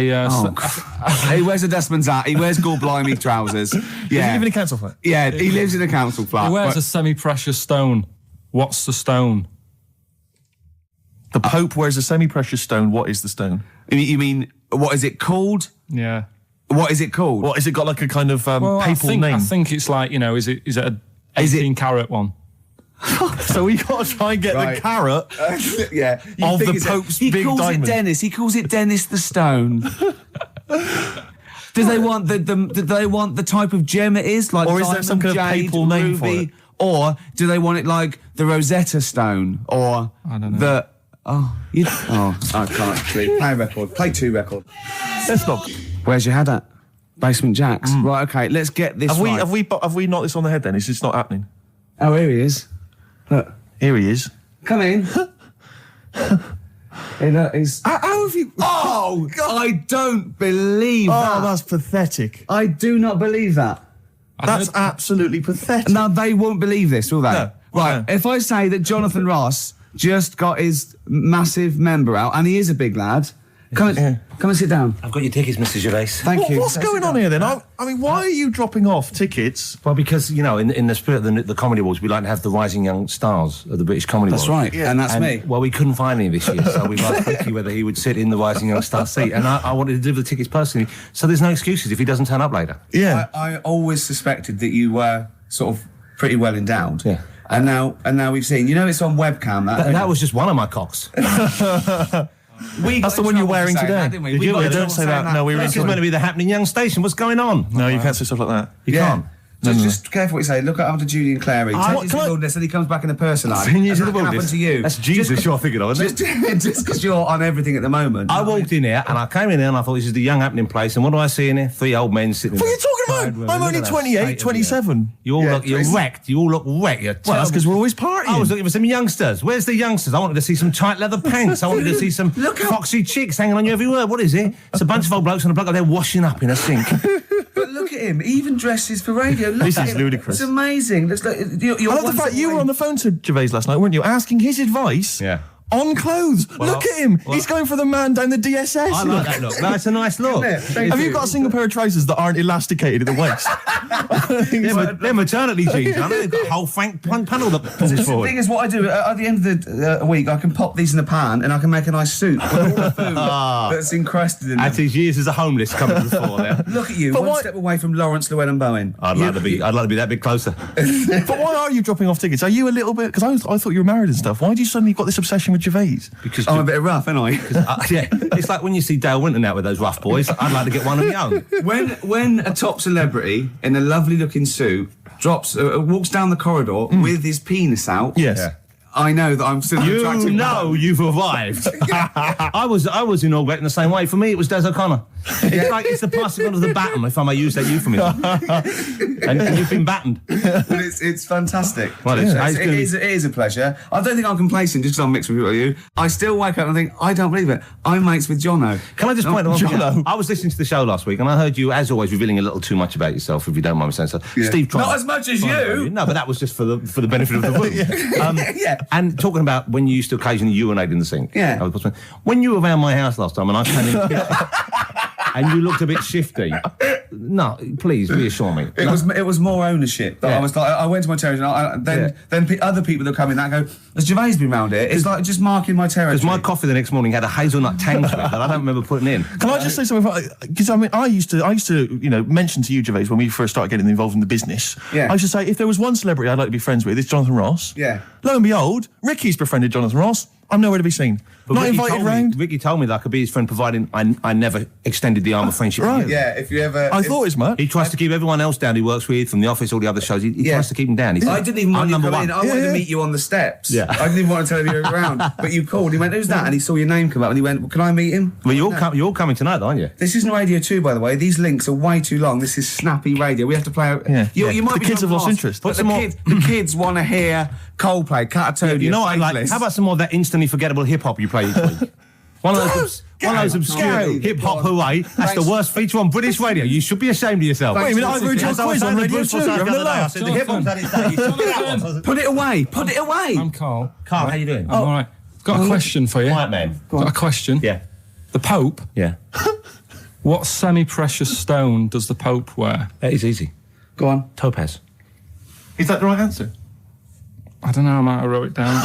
I'm really sorry, Jonathan. It's not what he publicly admits to, but I have to know because I was hanging out with him at the Groucho one night, and he was saying, "Oh, look at this, look at this, look at that toe bench. Go and buy that. Look at that. Vatican City. Look at that. We can make a nice ring out of that." He said. Didn't go anywhere, but thanks for asking. I better go. I've got to go. I've got to go buy some winkle pickers. Thank you very much. Okay. Enjoy Nice it. to meet you, Stephen. Carl, I wish I could say it'd been a pleasure, but actually it was quite creepy. See you later. Yeah. It's annoying, actually, that Carl never went to the email because the questions have been sent in there. Are they good? Questions, and they've all been sort of neatly spat out with the correct answer. For instance, I might have asked you this if I was the quizmaster, Go on. Rick. How many noses do slugs have? Oh, I Which think is an it's interesting 4. It is 4. Yeah. Point to you there. Let me just see if I can find another one. Who, according to the current issue of Viz, is a cycloptic pop temptress? Oh, don't know. Is it a pun on her having one eye and sounding like? Cycloptic is the clue. There's Yeah. only one pop temptress. Oh, it's Gabrielle. Of course. Yeah. 2 points. Mine are better, he didn't get them. These are rubbish. Have you ever watched a quiz show? Because I can understand the question. They're rubbish, I suppose, aren't they? That gives me a chance to know what the answer is required. Go on. Let me see if I can find another one for you. No, you're never going to get that one. That's too hard. Oh no, that just That just teases you more, Yeah. doesn't it? What's the name of... No, that's boring, that one. Sorry. There you It's go. beginning to fall apart again now. Here we are. What's the proper name for Big Ben? Is it St Stephen's Tower? You know, it absolutely is. That's 3 out of 3. That's fantastic. Yeah, because the bell named after something like Benjamin so and so works in it. It's Stephen's Tower, and that's the big bell. It's actually, in a weird way, I didn't know any of those. So it's actually quite good that we did kind of balls it up with Carl, because otherwise there'd have been egg on my face. Yeah, but I still won. I just won less. Oh, did you? Yeah, you did win. Yeah. I've already forgotten. I already wiped that out of my memory. Yeah, but hey, Steve, it's not me that's the real winner. It's Neil who asked that question About pubs. and he's got those 3 CDs. Just tell him what they are again. Just Feeder, Echo Park, a compilation called Reloaded 3, lots of great stuff on there, and the Essential Bob Dylan 2 CD. Have you called him and told him? No, not yet. This is such a shambles, isn't it? Because what if he goes out or something? Actually, if he's listening, can he give us a call? That is so lazy. Can't we call him like Tarrant would? I would have That's had his surprising. number. You've not got his number? I forgot. Oh, this is unbelievable. I said get the numbers, Carl. I wanted to go for the Pope one. Carl, do you actually work here in the week? Or, like, did you just, you know, like in a film when they knock someone on the head, put on the spacesuit and go to the moon? Is it like Secret of My Success and Michael J. Fox? You actually work in the post room, but Saturdays there's no one around that recognises you. So you pretend that you're a producer? Yeah. Because you don't seem to know any of the rules. Because I reckon that name's made up. When did I say a producer? When did I say I was? Carl Pilkington is a name that you'd come up with on the spot. No, he doesn't work. No, he's not a producer. He says he works in sound. He works That's what he in says. sound. Yeah. Well, I'll tell you what. Work with this. This is my song for the lovers. It's a beautiful track. I've played it before. I'll play it again. It's one of my favourite tracks of all time. It's Bob Dylan. If You See Her, Say Hello. Here's a little bit of trivia for her. This is the last song I ever played on the old XFM before Wow. they came in and said, "Okay, you can go now." That's incredible. Isn't it? Bringing tears to my eyes. Lovely. Well, the greatest singer-songwriter of all time. Beautiful. With one of his best songs there. Absolutely. Bob Dylan, If You See Her, Say Hello. She might be in Tangiers. I mean, he's having a go. If you're going to go to Tangiers on the off chance to try and find her, I wouldn't bother. Yeah, You know. but I mean, you know, he's certainly if you're thinking- going to be there, then he's have a look for desperate. her. He's desperate. He's going. Well, she might be in Tangiers. Have you checked upstairs? She's definitely not upstairs. just have a look. Well, anyway, that was Song for the Lovers. But because I'm so excited about having such great prizes to give away for the first time, some albums that Carl found, I got 'em. we've got the lucky winner on the line. Hi, Neil. Are you there? Yeah, I'm here, Ricky. Hi. You're a winner with XFM. Fantastic. Yeah. Do you like Feeder? They're a good group, aren't they? Feed it back. Well, yeah, the kids seem to like him. They do. The kids like them, and then Bob Dylan. He's a great, lovely bloke with a guitar, isn't he? You're working hard, aren't you? I'm fed up with this, mate. Really, honestly, I just don't know what else to do. I come in every week. I try and Right. do. Yeah, You have to write a new series of The Office. That's what you have to do. I'm trying, but I've got voiceover work now, so there's more money in that. You know. You're everywhere. Yeah. Willie's adverts. Yeah. Ooh, sorry, I shouldn't mention that shit on the radio. No, it's all right. It's all So, right. Neil, Steve Merchant here.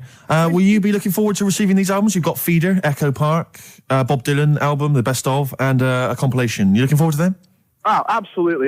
You know, I mean, it's going to really lift my Christmas haul. I'm not going to get to go home this year, so that's going to make up for it, I'm sure. Neil, what of those three? Which one will you be putting on first? I think Feeder, Echo Park, because the kids seem to like it. Okay. Excellent. Thanks very much. What will you be Neil. doing for the rest of the weekend? Are you going to be chilling out? I'm chilling, man. I'm freezing. I'm playing golf right now. It's That's madness. It's very Yeah. cold out here. What's your handicap?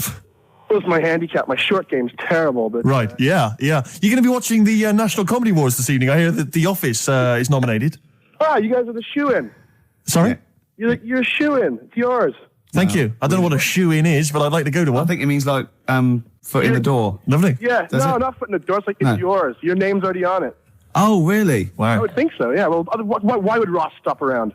I don't think he makes the decisions. Neil, but thanks very much for calling. Those prizes are going to be winging their way to you. We're just like real DJs, aren't we, Neil? Just say we're just like real DJs and we'll leave you alone. You guys are just like real DJs. Enjoy your game. Cheers, bye. The reason you became king of the universe, of course, is because of your fascinating French bread anecdote. Oh, yeah. Yeah, come on the then. How did baguettes come about? If this is going to be someone cooked a loaf a bit wrong and said, I can still make a sandwich out of it, I'm going to hit you. No. Go on then. Right. Napoleon, when he was at war and that with Russia. 1812, yeah. Yeah, all his soldiers were like, not used to the cold weather and that. So they said, take some clothes in your bag with you because it's going to be nippy out there. So they put all the clothes in the bag. Sure. They were told, Thought, it's Napoleon, for Christ's sake. No room for any food. You're joking. So Couldn't they make some sort of like sandwich? No, it wouldn't fit because of all the clothes. You had to take extra gear. Sure. So anyway, he said, I can see where this is going. I'll be honest. Is there a baguette-shaped gap left in their holdall? They thought, let's make some bread that you can fit down your trouser leg. What? That's not true! No, it's not, I Carl! read it in Euston train station. I was waiting to go back to Manchester. Where did you read this? Scrawled on the wall in graffiti? Yeah. Do you know Was it also meet me here for cock fun at 12 o'clock? The upper crust sandwich shop, Euston station. It's on the wall. What do you mean it's on the wall? Do you know it says like sail on at Dixon's, whatever? Yeah. Next to that, there was like a bit of information. Once you've read the stuff on I Dixon's, get information. there's a big thing about the history of the baguette. I read it and I thought, No, we got to make a sandwich we can split down our trouser leg. But how can you march and fight with a huge piece of bread down your train? Although it would be intimidating. You see them coming, you go, sacre bleu, look at the size of them. They're big fellas. Well, Blimey. I can't help but feel that could be a practical joke at your expense. yeah. do that. Well, the Earl of Do you ever Sandwich... question anything you read? If it's printed up, is that, Yeah. like, fact for you then? Well, it's not funny. I mean, if they were trying to be funny, it's like, it's not, is it? So it's information. Have you heard us? Things sometimes want to be funny when they're not. That's exactly what happened with the sandwich. The Earl of Sandwich wanted something he could fit down his pants. And it was those triangle cut sandwiches wrapped in cling film were perfect. You might be right. You might be right.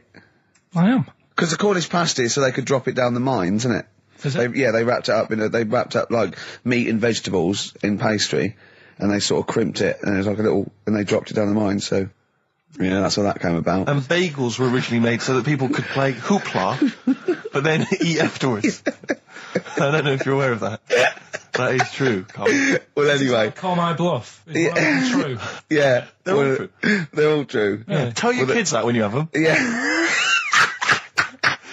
You know, if they're still alive in a million years. Well, it might be true. Can someone confirm that baguette fact that it was so Napoleon could stick it down Not him. his trousers? Not him, his soldiers. His men. Yeah. Fascinating information. Fascinating bread information, Carl. Radiohead. Yeah, now this is my song for the lovers. It's a beautiful track. It's Let Down off OK Computer. It's one of my favourite Radiohead tracks. It's lovely. Right, set the tape going now if you want to tape these songs. Avalanches, Frontier, Psychiatrist. Absolutely. Well, we've had lots of emails. People, obviously, we inflamed and provoked Well, about actually, I have to the say, Cornish pasty. I've got a couple of amendments to that. The crusty bit, is actually as a handle, because obviously the miners had dirty hands, and they'd eat all the stuff in the pasty, and they'd be left with this sort of crust, and they could throw that away. Mm-hmm. Also, someone told us that at one end was an apple, so you have a little sweet as well. Little dessert. So, there you go. You noticed how, like, over the years we've been doing this, way back when we started XFM, no one ever contributes when we ask about the music, when we ask about hip-hop, or their, opinions on that, anything important. But start talking about pasties. Yeah. We've had about 5 phone calls. Yeah. And someone phoned up to confirm. They used to work for Upper Crust, and basically, Carl got all excited. So it is true. She went, well, I don't know if it's true. I've read the same sign you did, Carl. Interestingly, there's an email here that says, which basically offers a history of the baguette, and talks about after the revolution, the government decreed that all of France must eat the same bread. And it was up to the bakers to bake this bread of equality. And then Napoleon kind of made sure it was a particular, he kind of set in. Obviously on the bread you can eat anything you find in the garden, frogs, snails, bits of horse, But squid. the interesting thing is, Rick, that there's no mention of sticking it down your trousers whilst going to war. The French have tried to keep that secret for over 100 years, It was only Steve. the upper crust people. Nearly 200 years, that is a top secret. Somehow Euston Station upper crust got hold of a document, left behind in an old sea chest, possibly Napoleon's, could have been Josephine's. Unfortunately, jotted it down. He's kicking himself now. Oh, Secretary, I cannot believe I left a note. If he talked like that. He did. He did that, yeah, he talked English, but in a very funny French accent. We never got the, we should go in a competition who's the tastiest cartoon ever. Well, actually, I threw someone up did contribute. Cheetara, I threw up, Jessica Rabbit. I've had some people contribute here on Go the on. email. We've got someone here, Dom, has emailed us. He's told us that, for him, Daphne from Scooby-Doo. Yeah, Always popular choice. And obviously this is one I've never quite understood, Wilma from the Flintstones. I've actually always felt that Wilma, I don't know, I just thought she was a bit... No, not a bit Wilma, hungry. Betty, surely. Yeah, Betty. Well, this is what I'm hearing, Wilma, I mean, yeah, Betty, surely, but Wilma? No, I mean, she's quite homely. But Betty, yeah. Come on, Steve, you wouldn't say no to Wilma. No, I suppose not. Rick, we've got a couple of emails in here, and they're saying they enjoyed your performance over the Christmas period on a programme called 100 Greatest TV Moments. Yeah. Did you do an interview or something? What was the deal? I didn't see this. Yeah, the Office was in there, wasn't it? And I was interviewed for it.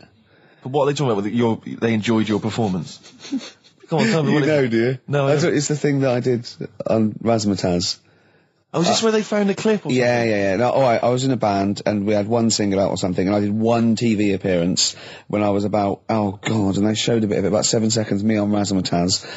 Oh god. Razzmatazz, for those that don't remember, was like a kind of, I suppose, what was it, like a kind of Kids. CD UK of its time? Yeah, exactly, yeah. And, oh god. And it was of the time, sort of new romantic. And they showed a clip of this? I looked about 10 and about 5 stone with hair and makeup and girly clothes. My sister actually said I look like Posh Spice. Brilliant. There's a funny story about that, right? Because we were rushed and we had to do this thing and and we were meant to take a flight to Newcastle. And Where were you travelling from, London? Yeah, but we got there and we didn't have tickets, we were told to be there, but the A&R man overslept. Right, for the record company, overslept, and it was terrible, and we were fretting, and eventually it was too late to get the plane, we missed the plane, we had to get a train, and it was really kind of fine, they were back and forth, they're going, yeah, if they come now, we can still do it, we're going to miss it, and this was like a big promotional thing, and we got there, and they went, oh, God, right, and I had this sort of like jumpsuit I was wearing that I'd cut off, put that on backwards. A jumpsuit? Yeah, Brilliant. I know, Is this it what was bad. on the clip? Yeah, I had that on back to front, and there was no time, and I think I even mimed wrong at one point, and it was awful. But the funny story is this, that when we were there, we didn't have our tickets. This was at the airport? We bumped into Bucks Fizz.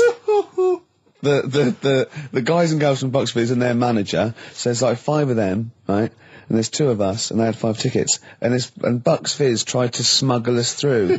And so they went through the things, right, and they went, tickets please, and he just waved 5 tickets that he had, like that, goes, this is us, right, and they went, well, can I have a look at them? And they went, there's only 5 here, and they just looked at us and went, sorry lads, we tried. We were nearly smuggled through. By Bobby. Carol. They couldn't even with their powers, they were the height of their powers. That was like make-believe time. They'd already done making your mind up. I thought if anyone can get us through customs check, it was the Fizz. But even the Fizz What I like could though, not get that us through. reassures me, I have to say, about kind of airplane travel. You know, in these kind of troubled times, it's nice to know that even someone like Bucks Fizz couldn't get, smuggle someone through. That's good, because even, the top security man went, hold on, there's 5 in the Fizz, there's 5 tickets, those 2 lads are not going through. Exactly. Yeah, that makes you more secure about air travel now. Well, it's lovely if I'm in America, and I see 5-star, trying to get through customs. With 2 other lads. Exactly, I think, wait a minute, what's going on there? Yeah. Wait a minute, security guy stopped him, it's fine. It's fine, yeah. There's only 5 in 5-star. Oh. It's lovely to know that. Yeah. I love the fact, and did you know the Fizz previous? Was this your first run-in with the Fizz? No, they were doing the Taz, same as us. They were doing the old Raz, same as us. Did you recognise the Fizz and go, oh my god, that's the Fizz, let's try and sneak in with them, or did they recognise you? How did it work? They wouldn't have recognised us. Exactly, that's what I'm thinking. I love the audacity of going up to Bucks Fizz and saying, try and smuggle us in. Can you try and break aviation law for us? Now, yeah. Now it's time to make your mind up. We're going to the land of make-believe. I did that and they laughed. They went, brilliant. Yeah. We'll get you through, lads. Yeah. Just stay tight. I was actually on top of Bobby's shoulders in a long coat. Lovely. Yeah, but Bill... Well, seriously though, I don't understand what their plan was. Like they would have gone, through. It's the Fizz, let them through. Yeah. Don't bother checking the It's like, not wasn't even answering, we couldn't even get to Newcastle. Do you think it was wearing your jumpsuit backwards that sort of gave it away? Well, no, but see, I didn't have it on then. I was just in civvies. I just had jeans and a t-shirt then. I didn't even have my hair gelled. I was just like cash. I saw it. I thought it looked all right. Did you? Did you? Well, I mean, for Don't you? In a tight jumpsuit. Yeah. cheekbones. Brilliant. Yeah. I had some cheekbones. Yeah. That was the. If anyone else saw it, or maybe they taped it and they've got a clip, because I'd love to see it. I missed it. Well, I'll get you one. If you have it, put it. I'll tell you what. Why not create a website? And put that clip on there on a constant loop, and then send the address in, and I'll give it out, and people can check it out for themselves. Yeah, brilliant. Is that okay? Yeah. Cool. I'll have to lose weight now. Yeah. Hives there on XFM 104.9. Right, we've got a competition question. Steve's come up with it at the last minute. This is just to check if you are a regular listener of the show. Yeah, we would like to reward loyalty. Exactly, absolutely. So, last week on the show, Ricky described a story that happened to him back in the 80s when he was making his TV appearance on Razzmatazz with his band, and he had to fly out, was it to Newcastle? Yeah. And he tried to get on a plane, and a pop act of the 80s tried to help Ricky sneak aboard an aeroplane. But failed. But they failed to do it. At the height of their powers. And they were at the height of their powers. What was the name of that outfit? Should we put them on the line? Absolutely, let's hear Well, it. There's the people there already. This is to win Incubus tickets. Please do not be mental. Don't be mental or swear or say anything libelous or nasty. Yeah. Just be nice. You won't win if you're not. Go on. Hello? Hi, who's that? Oh, I've got my headphones on, haven't I? Put your headphones on, Rick. I'll just keep her talking. Oh, no. Hey, how's it going? Hello? Okay, hello. Hi. there. What's your name? Lindsay. Lindsay. Where are you calling from? Clapham Junction. And do you know the answer? I do. Okay. Bucks Fizz? It was indeed Bucks Fizz. It was the Fizz. It was indeed the Fizz. Well Do done. you like Incubus? Yeah. Right. Right. Oh, yeah, you see, if I was interrogating you, I'd go, you hesitated. Yeah. There's so many people phoning up who are desperate for these Incubus tickets. Please don't make They us are give them to rightfully, you. no, to be fair, they're rightfully yours. Right, I tell you what, I'll have a T-shirt if you give them the tickets. Okay, is that just any old T-shirt, or No. Can we send her a T-shirt? Carl's nodding. you think we can send you a T-shirt? Right, we'll get you a T-shirt. How are you going to do that then, Carl? Because you've got to take her name and everything now. You keep talking a minute. Yeah. This is pathetic. This is wouldn't amazing, happen isn't it? with Dr. Fox. He'd have it all Foxy planned. wouldn't do this. Can I say as well, it's a bank, there's a train station with one vowel. Yeah, but there's loads, aren't there? He hasn't thought it through. Bo as well. There's many. Listen, Carl, take a note of her number. It can't have been that. I can't remember it. What was it? I remember I tried it the last time I tried it. This is a shambles. And I couldn't work out. Then there was wrong answers. I remember Aldwych came up. Maybe it's Aldwych. What's Carl doing there? Who's he talking to? I don't know, he's talking to her, but what? Say again? Look, quick, let's think of something. Come on. Hello, are you still on this line? No, he's picked up the phone now. So what am I doing? We're giving away. We're letting people behind the curtain. Let's keep up this veneer of professionalism. This is so rubbish. Come on, no, don't draw attention to it. Okay, all right. But let's just talk and make. Steve, what are you doing tonight? Looking forward to Pop Stars? I'm looking forward to a lot. Who do you want to win? I'm glad you've asked, Rick. I'd love to see Darius have a bit of success, but I don't think it's going to happen. I think it's probably going to be the stutterer. I think it is going to be Gareth. He has a name there, Steve. I think it's going to be Gareth. Yeah, apparently in the polls in the week he's getting twice. We're back, don't we? Okay. All right, Carl. So she's getting a T-shirt, is she? Lovely. Right, who's that on the line? Next contestant. Hello. This is amazing. An error. I mean, we couldn't do this worse. Come on. Exactly. Hello. Hello. Hi. Who's that? It's Dan.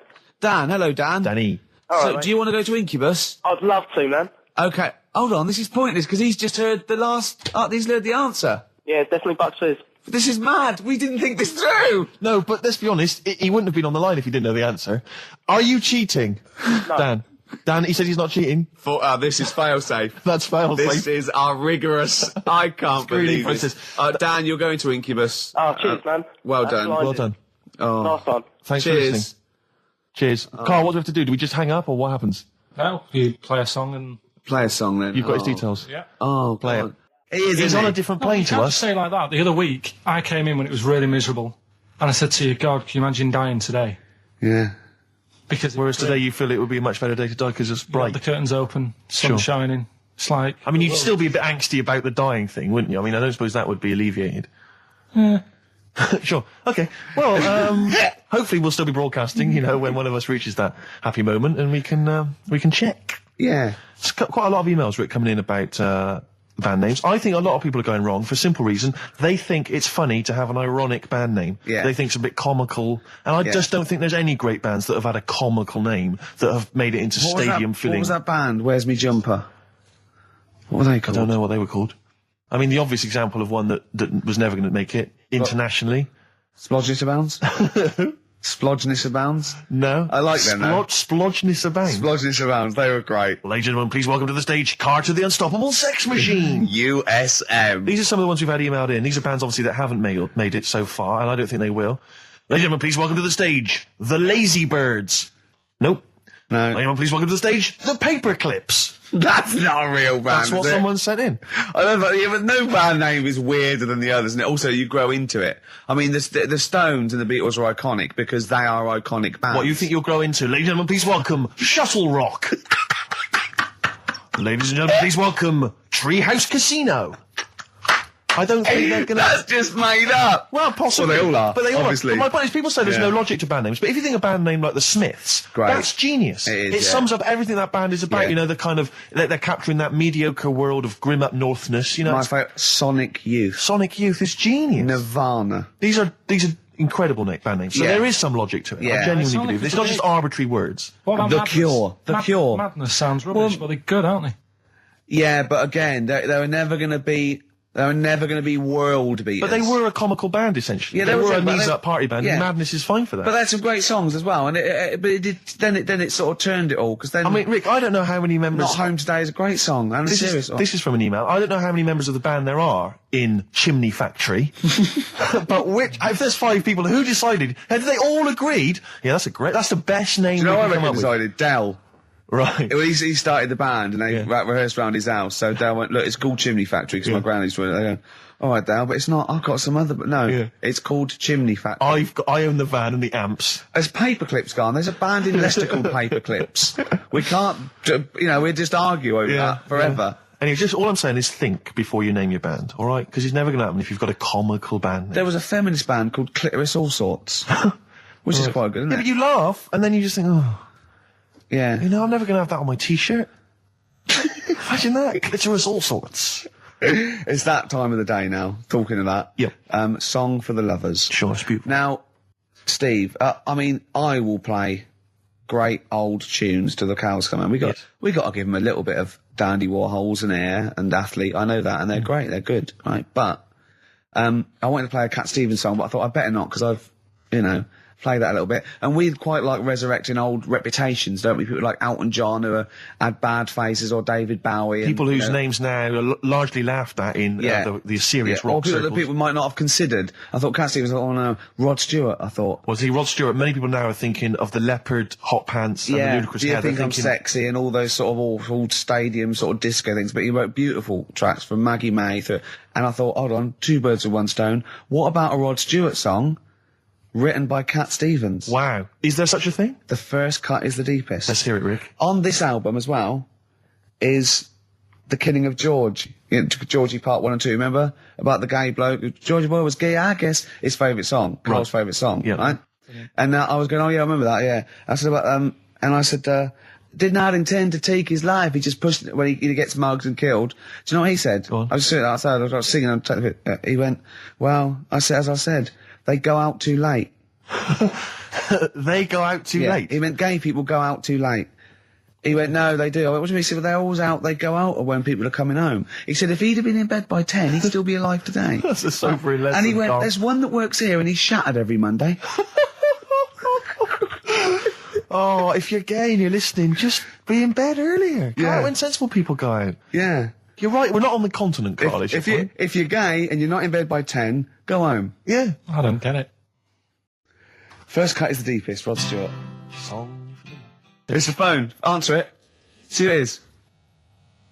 Can you give us a second, listeners? Just amuse yourselves for a moment. We're Who just is it? speaking to Carl's just on the phone there, speaking to someone.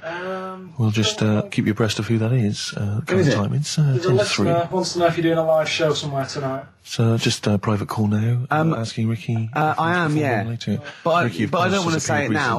recently on television. I don't mind one person now. I Hits want it to get from it the out office, and often performs live at different venues around the country.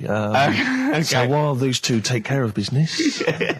All right, guys, have you finished that private call? Yes. Jeez, that was outrageous. Star Sailor and Poor Misguided Fool.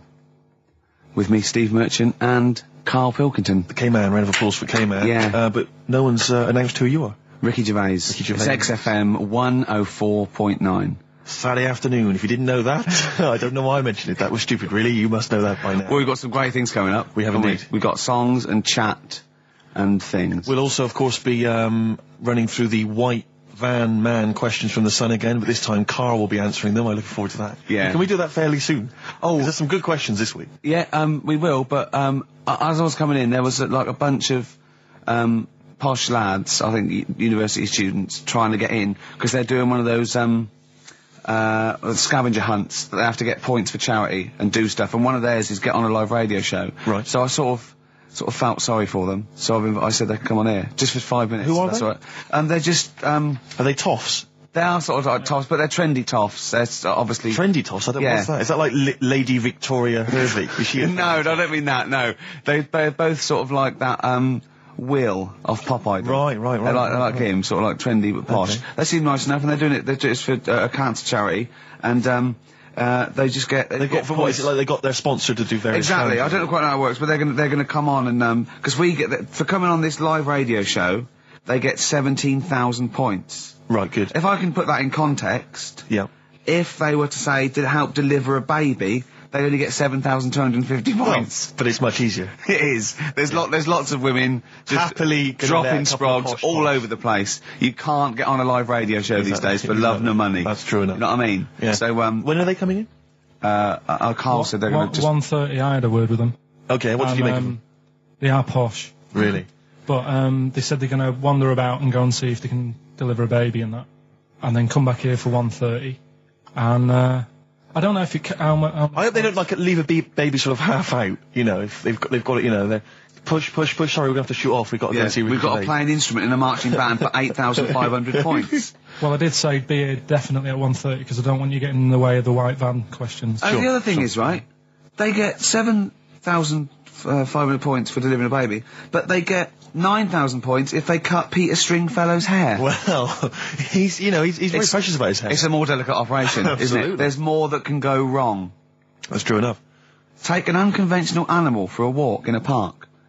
What is an Unconventional animal? I think that could be a dog that just doesn't play by the rules. Yeah, that's a dog that's into Slipknot. Yeah, that wheeze in a urinal. Yeah, exactly. Standing up. Exactly. Yeah, well, I'm looking forward Well, to yeah, that. I'm sure they're lovely guys. Good luck to them. Yeah, we'll see you later.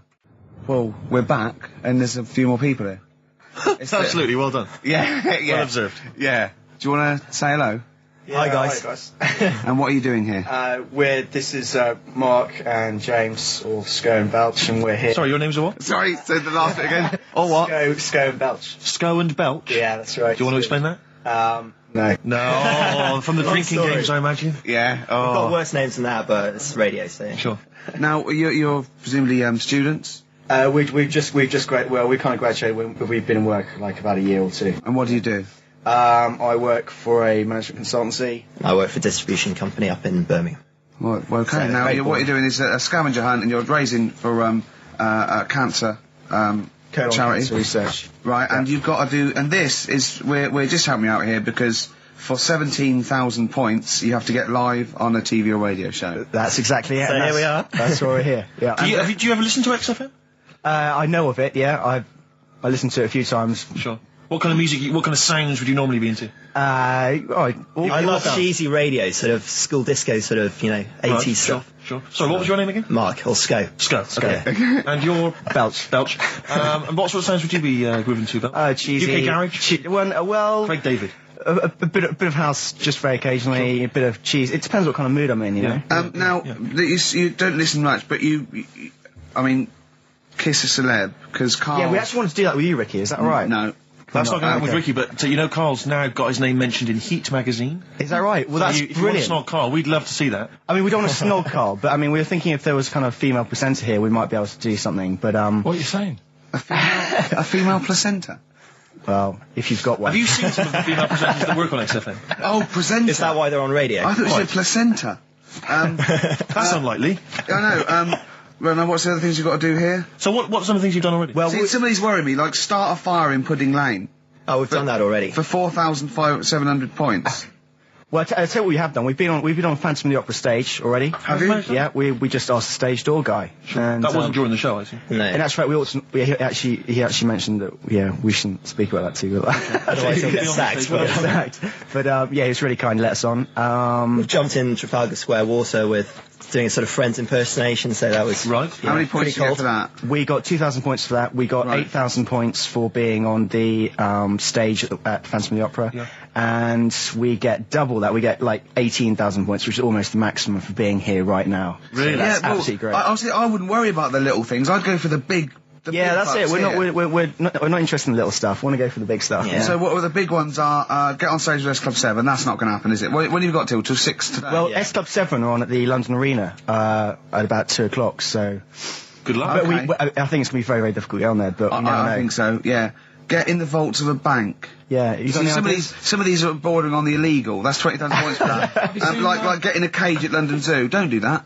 I mean, it's 10,000 points, but don't do it. Unless it's a penguin cage. Well, that's what we were hoping. Just some kind of timid animal we might be alright with. You know? Yeah, sure. If anyone's got any good ideas for sort of funky things to do on air, then Okay, well, if you leave your number and anyone calls in, they can help you then. Well, maybe some of S Club 7 are listening. Well, let's say, because I mean, we love them to bits. If they are, it is for charity, and the points get awarded into money for colon cancer research, so it'd be absolutely fantastic if we could. Yeah, so Bradley, John, Tina, if you're listening. Yeah, if you're listening. Or any celebrity out there who's a female celebrity, we need to snog them. It doesn't need to be a long snog, but if we can, that'd be great. This is good for 7,000 points. This looks like a good one.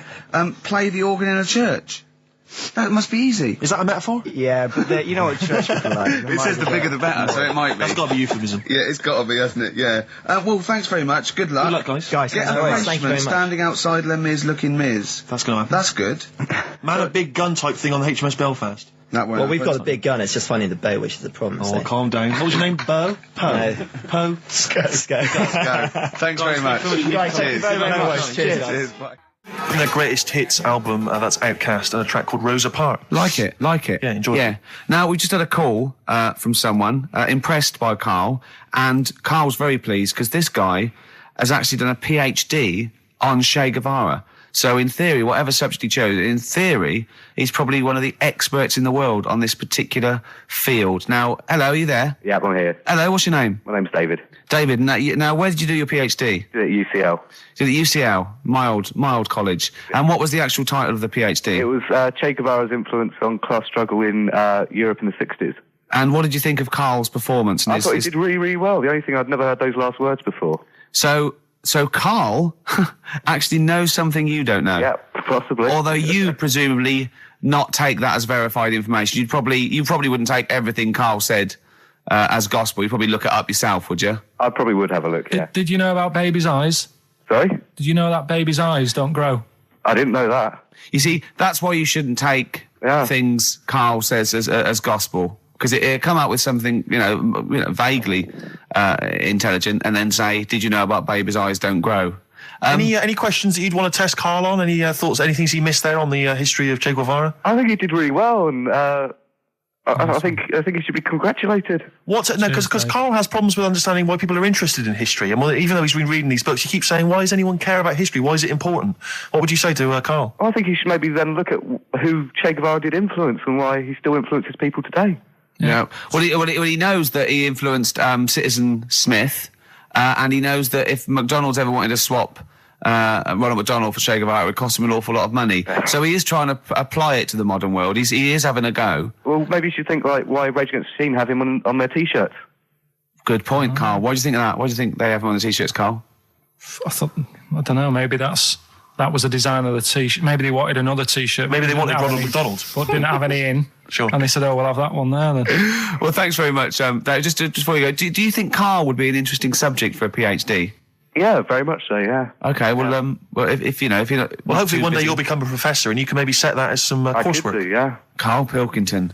Imagine that. Cheers, Dave. Like having an MA in Karl Pilkington. Thanks very much, Dave. Okay, bye. Cheers, bye. That's good. My teachers never did that. What, encouraged you in that way? Never said well done. So, Really? Yeah. But you never showed up. Yeah, you had to be in the same room, They were really. too busy saying, who are you? yeah. No, but Mrs. Matthews, me head teacher. Oh, let's not lay into Matthews again. She's always getting us. Not Well, Matty she Matthews. said Not I'd never- Grimble Matty Matthews. we I'd used to call never her. be a high flyer. If she could see you now. What did she say? You'll never be a high flyer? She said that to me, mum and dad. Really? On a parents' evening. And that was after I'd played the drums in Little Donkey. She clearly didn't know what she was talking about. The Strokes and last night. We just had a call, didn't we? From Johnny Mango. Oh, yeah, Johnny Mango, yeah. Yeah, old the Mankster. And he informed me that one of the Wurzels is dead, and I didn't know that. Yeah, Adge Cutler, who was the lead man, I think. Yeah. He said he died the most rock and roll death you can die. He said he was apparently driving on a terrible cocktail of cider and other things, presumably. Yeah. Apples and jams. Yeah. And he crashed into a tractor. And I wonder, is that true? JM's not winding me up. Yeah, I hope the Mango Boy's not having a laugh at me. Is that true? One of the Wurzels died by tractor. Did he? Is that true? So give us a call. What's the number again, Karl? 08700 800 1234. If so, I'm sorry that I disrespected them. I didn't know. Table 60. Lisa Tarbuck. That's Corner Shop. Lessons learned from Rocky 1 to Rocky. I love that guitar. That's great. It's real glam rock. That's T-Rex and Bowie. I was going to play some from Ziggy Stardust today, but instead I brought in a different album. I want to play a bit of Bowie. Is that all right? Oh, of course, yeah, always. Yeah, a bit of Beatles. Still to come up, by the way. We with the education of Karl, last week he did Che Guevara. He did very well. Yeah. Before that, the week before that, he learned all about Rasputin, didn't you? And this week you've been studying Hitler, haven't you? How does that go? How do you reckon that? It's a bit tough. Okay. I mean, I'll give you the full story later, Steve. Do you know much about him? No. So, they're all linked. All these stories I've been reading, they've all got a similar sort of thing going through them. They're born, they have a bit of a tough upbringing. Things aren't going well, and they seem to take it out on other people. Okay. But I'll tell you more later. Okay. Yeah, I don't think you can... I mean, I don't think Hitler and Che Guevara... It's the same thing. Che Guevara, when he was a kid, had, like, asthma, right? He wasn't an happy kid. Hitler, he only had one ball. Well, I was trying to find about that. Yeah, seriously, he phoned me up in the week. I said, how's it going? He went, I've skimmed it. I've just skimmed it. I was looking for the testicle thing. Now, I don't know if they left that out or it's not true. Right. He was trying to look up that Hitler has only got one ball. I think they only did it to wind him up. Because it's like, you know, you might be taking over the world, but we're all saying you've only got one testicle. Sure. And it's so did you look in the index and it's sort of Hitler, Adolf, family life, early childhood, testicles absence of. Sort of skimmed through because one of mother brackets other. Yeah. Albert Hall. Yeah. The only thing I could find was at one point in like when he was trying to run the place, there was a meeting going on. And somebody had put a bag in the meeting room and it blew up. Yeah, and I'm wondering whether it was under the table. Yeah, but... What, you're wondering if it blew a testicle? It was the testicle was under the table. No, the bag blew off the ball. No, the ball sack was probably hanging below the protective top, and so that's where he could have lost... But why would he have only just lost the one? Because the way he was sitting. Cross-legged or something. Sure. Okay. Well, I mean, again. Last week we had a Che Guevara expert who phoned up. Maybe they could. Maybe there's a Hitler expert this time who could maybe phone up and confirm the testicle theory. Yeah. What's the number again, Karl? 08700 800 1234. You need to have at least done a PhD or something. I don't think we should invite calls about Hitler. I think we're asking for trouble. No, I'm talking about someone who's done a study of him and who's done a PhD. Oh, okay. I'm not talking about any old nutter. And also, Carl's lottery numbers. He's a little bit more confident this week. Okay, good. He went there more like it. And I looked at him and I laughed. He went, no, even Suzanne said I'm on more on the right lines there. Is anyone who has done a degree in maths or A-level maths that can bear... Carl won't believe this, right? Carl thinks... I know I was partly doing it to confuse him, just see that look on his face like a cat, right?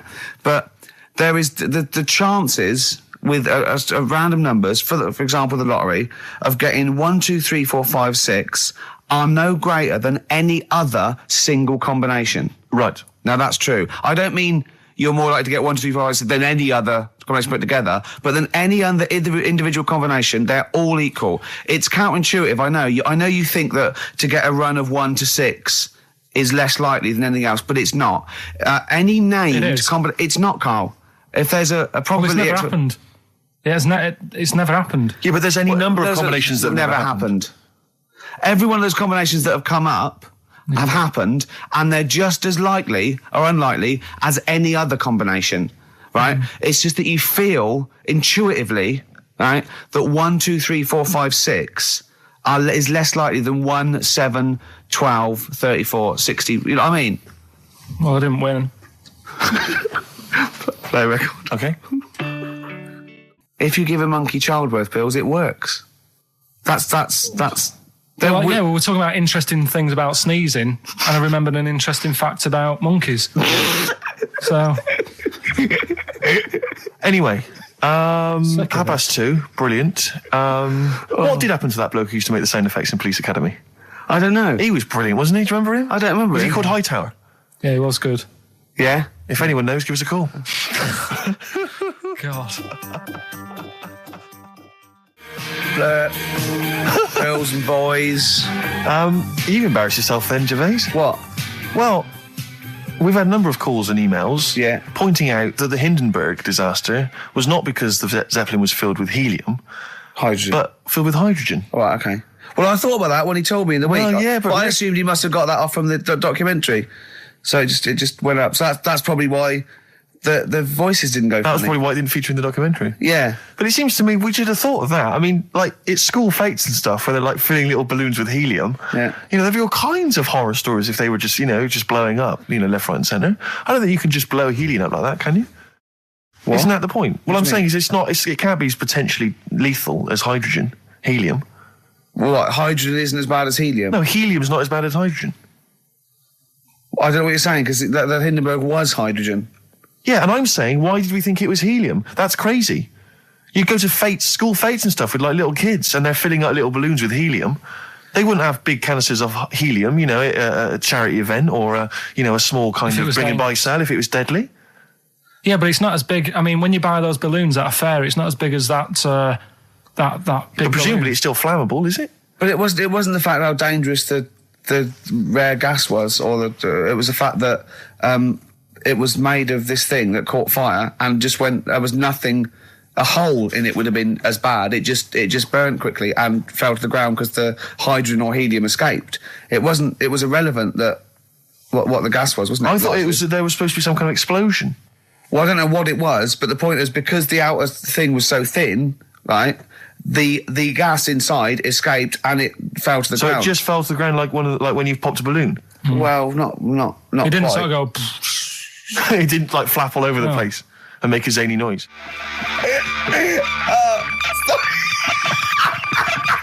The height. I just explain what I'm laughing at. Right? We just had a call from someone saying his company would sponsor Karl, right, to be raised by all these balloons if he could have a walk-on part in the office. And we immediately went, we're worried about that sort of thing. You can't really promise that artistic, And I was worried about the legality of it as well. How can you promise someone that for personal gain that's a private and all that sort of stuff, right? And I went, I don't know. And anyway, put the phone down to him and Karl went... I love the fact you're more effing worried about that than me being raised 30 feet in the effing air. You started getting scared, did you? Are you worried about it? Well, you're quite excited about the idea of the challenge, aren't you? I like the idea, but I want, like... Why do you like the idea, Carl? Oh, what if it went all wrong and we're there going, oh, the humanity of it. I think we need Carl, to get... he's just On the rope would pull out my trousers. Oh, no, it's definitely got to be Dr. Fox if that's going to happen. God. Oh, we've got to do this. So hang on, but let's just think about because wait a minute, we say this, but we'd have to get all kinds of health and safety people involved. No, we wouldn't. Of course we can't just start raising you in the air. No, you're allowed to do it on private land, aren't you? Look, what happened to the Hindenburg? No, but I was just saying there was lots of people died. Listen, look, all we do is we get someone, right? But what if he gets loose and he just floats off into the air? And he meets his magpie that he lost. He used to peck his grifter. Balloons. So I'm so excited about this. Listen, we've got to do this. No, but please. Shut up a minute. Let's just stop and think about it. It's 60,000 balloons. Look, no, it's not. It's 6,000. But 6,000 balloons. That's a lot of balloons. No, it's not. No, it's don't not. be silly. For sponsorship, people pay for. No, listen, it's worth it. There must be a company out there that'll pay for this, just so we can film Hang it. on, is there not an easier way of just getting one big balloon? Then the challenge is there's no challenge. Then. No, it's got to be. It's got to have people coming up and hooking balloons. It'd be like Buckaroo, and the person who puts the balloon that actually raises him 10 feet wins a prize or something. So hang on. So what we've got each person with like 500 balloons. Yeah, that's mad. Can you imagine how many balloons that is? That's ludicrous. 6,000. Yeah, that's an awful lot of balloons. I don't know. There must be someone that could do this. Oh look, people have walked on the moon for Christ's sake. We can raise Karl Pilkington with some balloons. Yes, but they had a NASA budget. We've got XFM behind us. Yeah, but balloons. Yeah. Balloons are cheap. You can get about a pack of 25 for about 150. Right, fine. No, true. Yeah, the helium though, Carl. You can't just like attach yourself to a pack of balloons. No, but what do you think? We blow them all up with helium, right? Oh, off you go. But then we can do something with the balloons, can't we? Like release them afterwards. Oh, we'll release them back into the wild. Brilliant, as a sign of peace. Fly, my pretties, fly, be free. I am so excited. I've not been so excited about until I thought that Robin Ince was going to stay in my cupboard for £1,000. Look, we've got to do 6,000 balloons. I don't think it's going to happen. That's an awful lot of balloons, and I just I don't see how we can tether them all to Karl. He's a small man. No, but because you have them at different lengths, don't you? Yeah, exactly. Karl knows. Can you think about the logistics of this? Oh, someone must know. There must be a company. There's a bloke willing to do it. I know he doesn't know the technology of it. He's willing to sort of stump up. And so the company just has access to helium like that. No, we can do this. Come on, London. Someone's done Londoners. It was on the internet already, so someone obviously has done it. Yeah. So they didn't say, "Oh, we can't get all of the balloons." No, they probably worked it out, didn't they? Karl, you're more excited about this than anything else. About your education, about your exam results. You're so excited. And we'll have a little rope. We'll like flying a little kite, a little Karl. Let's go, Karl. What will you wear? Like a one-piece jumpsuit? Yeah, it'd be lovely. With sponsorship all over it? Oh, it'd be great. You look like Jackie Stewart, and just as you go up your little face, oh my God, I'm not going to sleep until this is done. This is the most exciting thing ever. Only 10 feet. 10 feet, yeah. We need some kind of rope to sort of tether you to the ground. Yeah. We don't want you sort of flying off. This is going to be great. And he'd have a little crash helmet and everything, and little Dee boppers on the crash helmet, like he's a little flying ant. Definitely. We give him a little, oh my God, can we give you an outfit like little wings and everything? Can we paint your face with like children's paint? I'm not doing all that. Why? Oh, because that would be silly. Oh, please, Karl, do this. Do it. We'll do it for charity. We do it for charity, yeah? Right. Yeah? Oh, this is we'll do it for children in need. Please, just phone in if you can help us. Lift Karl up 30 feet. Let's say 30 feet. I think it has to be a decent... Yeah, it has to be a decent height. Is there a world record? Because we want to break that if we're going to... Yeah, we want to break that. What is the world record for raising a man by balloons? Yeah. Okay, so listen, let's just finalise details here. We've got... I'm so excited. Email address, ricky.gervais@xfm.co.uk. ricky.gervais@xfm.co.uk. What's the number? The number, Karl? 08700 800 1234. Lift again. Give it again. Lift Karl. 08700 800 1234. Sponsored by Heat Magazine. And or something maybe even if you've just got an idea about how we might be able to organise it, how we might be able to get it done, if you've got contacts, anything, just get in touch, give us some information. Oh, that'd be great. I'm going to play a Beatles track for the lovers. Oh, man. It's off the Help album, and it's You've Got to Hide Your Love Away. Oh, just think of his little face as he goes up. Well, XFM, it's nearly the end of the show. I'm Ricky Gervais with me, Steve Merchant. We've enjoyed your company. Karl, we're going to try and get Karl in the air. Anyone that can help us, take him up with helium balloons. Our friend Johnny Mango called again, and apparently the record's 11,000 feet. Karl is getting a little bit nervous. Yeah, the world record is 11,631 feet raised by hot air balloons. Yeah. How tall's Canary Wharf? It's 11,631 feet. Exactly. I don't know, Karl. Is it how much higher? It's a long way. More. I'm not doing that. Because I'm like 6 foot something. Yeah, think of that. Just look at Steve. All right. Yeah. But you can change your record. You could say, well, the sort of balloons are the one with Mickey Mouse on it or something. Yeah, could I just say something? That man did 11,000 feet, but he wasn't naked. All right? Come on, Carl. Your 30 feet will be the world record for naked ballooning. Yeah? Think about it. All right, it's for charity. Well, thank you for listening, everyone. We are going to raise Carl. And after Carl said, and just to think, my teacher said I'd never be a high flyer. So this is your chance, Carl, to shine, to fly. Steve. It'll be brilliant. This is a final song for the ladies. Belle and Sebastian, we've not heard them for a while. This is from, it's actually a B-side or a triple side or whatever you call it. Track 3 on a single called Jonathan David. This is the beautiful The Loneliness of the Middle Distance Runner. Play. Goodbye. That was the record before us, and here we are, pre-recorded, because we did this a few weeks ago, because we're not here at the moment, are we? We're away in that. I'm Ricky Gervais, with me Stephen Merchant. Hello there. And Karl Pilkington. He's not actually with us. He'll be in some of the best of clips that will be coming up shortly. Yeah, this is just us, isn't it? This is just us. We did this, when did we do this, Rick? A couple of weeks back. Hold on, what is it? It's the 27th today. Yeah. I enjoyed Christmas. I loved Christmas. I loved Christmas. I had a great time. What did you get? Loads of presents. So did I. I'm glad they made it to number one. I'm really glad. Stroke, he, she. Yeah, I'm really glad that the pop idols, Cliff Richard, Westlife, made it to number one. Bo Selector. Yeah, just delete that. Yeah. Okay, well, we're going to play some of the best of, some of the greatest moments of the last 3 weeks. Yeah. Ever heard on XFM 104.9. What about this? Do you remember this one? Oh, which one is it? All right, so here's the first bit. What sort? No. The Pope. Yeah. What semi-precious... Sorry, Mrs. Robinson, we're going to have to let you go. Yeah. Go on. You are the weakest link, Carl. Goodbye. Yeah, go on. The Pope. Yeah, the Pope. Yeah, we've got the Pope. Yeah, that's not strictly a question. He wears a... He wears a dustman's hat. He wears gore blimey trousers. Yeah. Does he live in a council flat? Yeah, he lives in a council flat. He wears a semi-precious stone. What's the stone? The Pope wears a semi-precious stone. What is the stone? You mean, what is it called? Yeah. What is it called? What, has it got like a kind of papal name? I think it's like, is it a 18-carat one? So we got to try and get the carrot yeah, of the Pope's big diamond. He calls it Dennis. He calls it Dennis the Stone.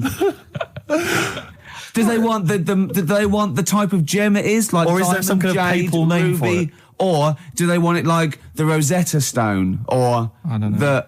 I can't. Play a record. Play 2 record. Let's not. Where's your head at?